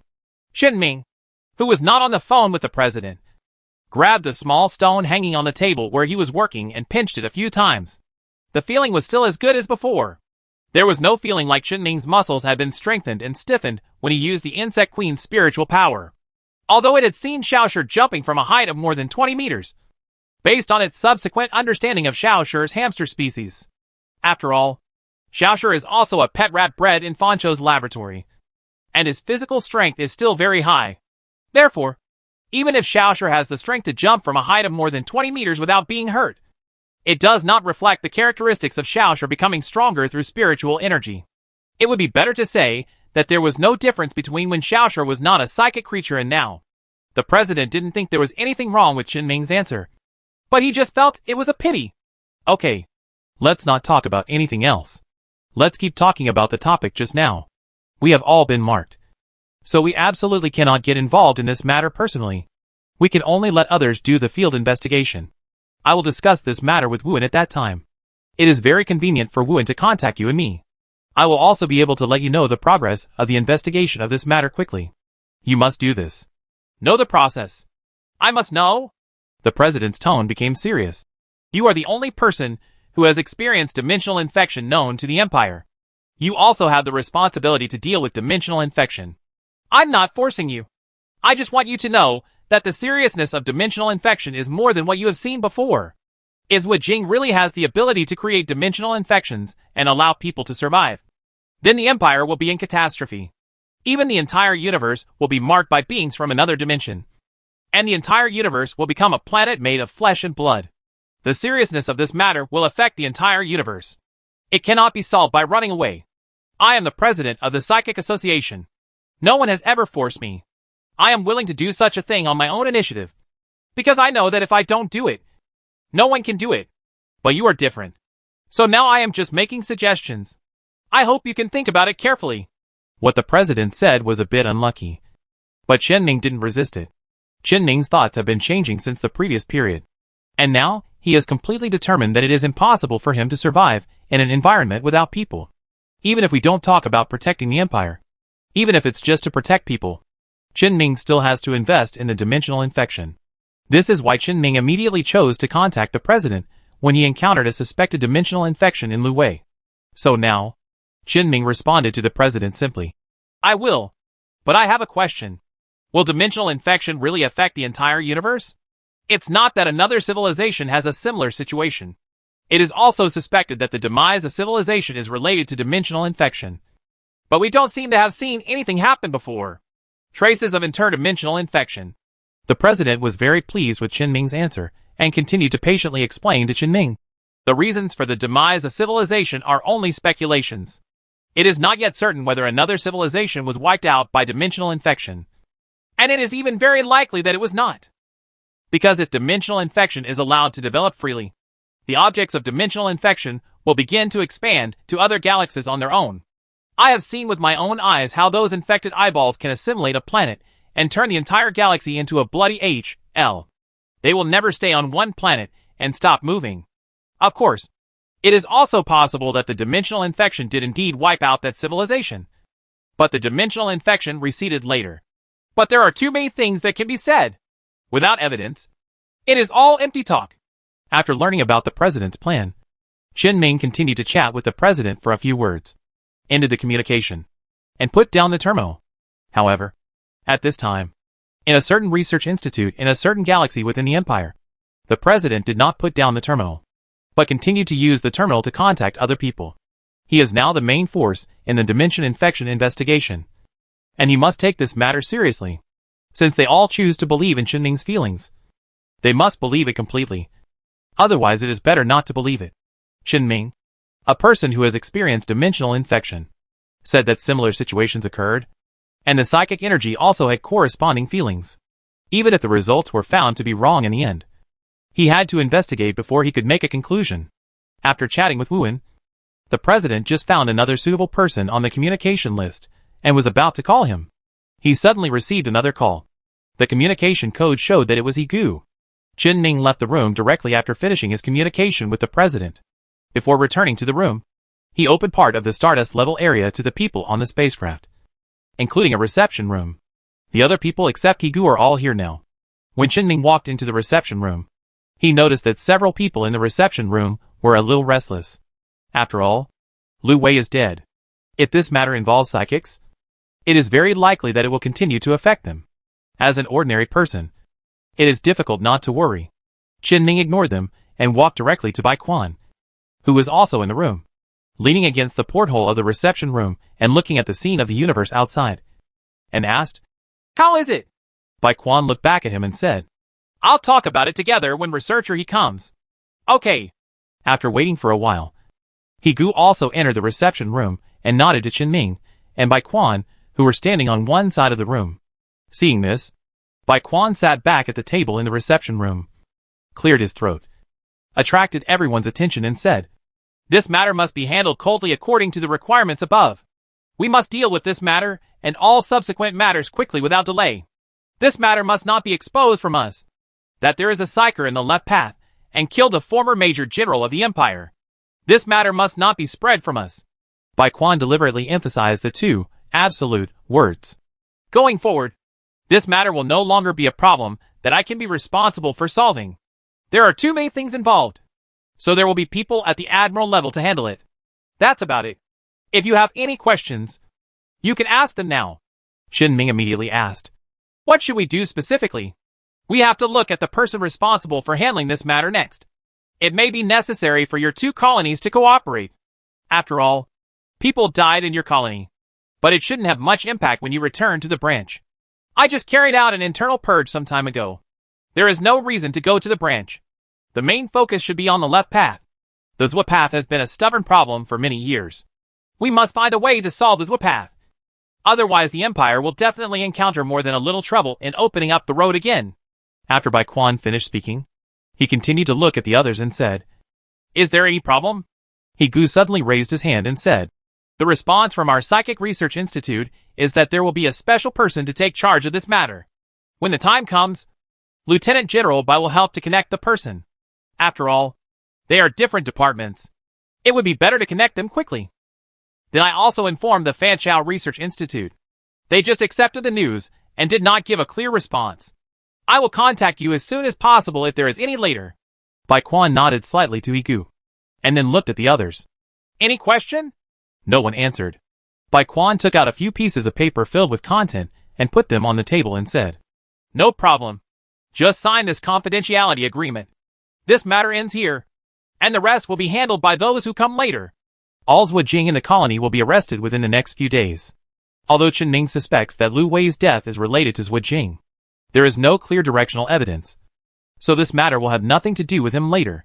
After everyone signed a confidentiality agreement, Qin Ming once again released authority to several people and built a new shuttle boat for them to leave. The shuttle boat that killed Lu Wei before was left behind, and it needs to be handed over as evidence to the person who took over. After dealing with relevant matters, only Qin Ming and Bai Quan were left on Qin Ming's Stardust level, as well as a few entourage brought by Bai Quan. Qin Ming and Bai Quan sat in the usual place where classes were held without the interruption of others. However, Bai Quan looked like he was having a headache now, and said to Qin Ming, Although your matter is basically over here, I should be very busy in the next period of time. I have to cooperate with the investigation on this matter. I may have to go back to the headquarters to report. There is a high probability that I won't be able to go back to the branch. The command and teaching matters may have to be put on hold for the time being. I'm sorry, or I might as well let Xinghai teach you. Her grades were very good when she was in school. It would be fine for her to teach some first and second year college courses, but she might need 2 days to prepare. Qin Ming looked at Bai Quan with thoughts in his eyes. After a moment of silence, he said, Okay. After 1 day, Qin Ming returned to the branch, but he did not bring Bai Quan with him. Bai Quan got off the ship and advanced halfway and followed other ships to the headquarters of the 14th Army. No matter what, it is impossible for Bai Quan to escape completely from the death of a former Major General. After returning to the branch, since Qin Ming has signed a confidentiality agreement, the subsequent events will most likely have nothing to do with him. So he will naturally do what he should do. At least that's how it started. It happened that Qin Ming had a lot of things piled up in the institute during the few days he was away. So he simply spent a few days seriously dealing with these things. And because Qin Ming gave various researchers a holiday before leaving, after returning, Qin Ming immediately assigned them tasks against the mechanical tribe. Some of them were proposed by Qin Ming, but did not have time to figure out the topic. And some were proposed by other researchers themselves. Anyway, Qin Ming who wants to do research supports it. And Qin Ming who wants to set up a research group also supports it, with the cooperation of the controlled mechanical clan provided by Qin Ming, and the control of the uncontrolled mechanical clan set from outside. The research conditions must be quite sufficient. No matter what the research is, the entire honor, except for the results, belongs to the researcher and the research institute to which the researcher belongs. The more achievements the research institute has, the more scientific research funds will naturally come from it. And Qin Ming will not lose. And the researchers are raised just to do this. There will always be times when they are needed to help with research in the future. For example, they helped with the previous research on the Purgatory Core and the Synchrotron Core. Looking back, Ning plans to send the complete paper on the synchrotron core to the Institute, which should keep the researchers busy for a while. Next, he will wait for the heritage of another civilization that Quan applied for to come and study it for him. Ning already knows the name. It's called the catalytic core. I don't know if it's catalysis or something. It took about 2 days for Ning to finish handling the affairs of the Institute, while waiting for the catalytic core to arrive. Ning suddenly remembered what Quan had said before, asking him to participate in the investigation mission against the mechanical tribe. Since Quan agreed, there will always be a sequel to this matter. It shouldn't take long.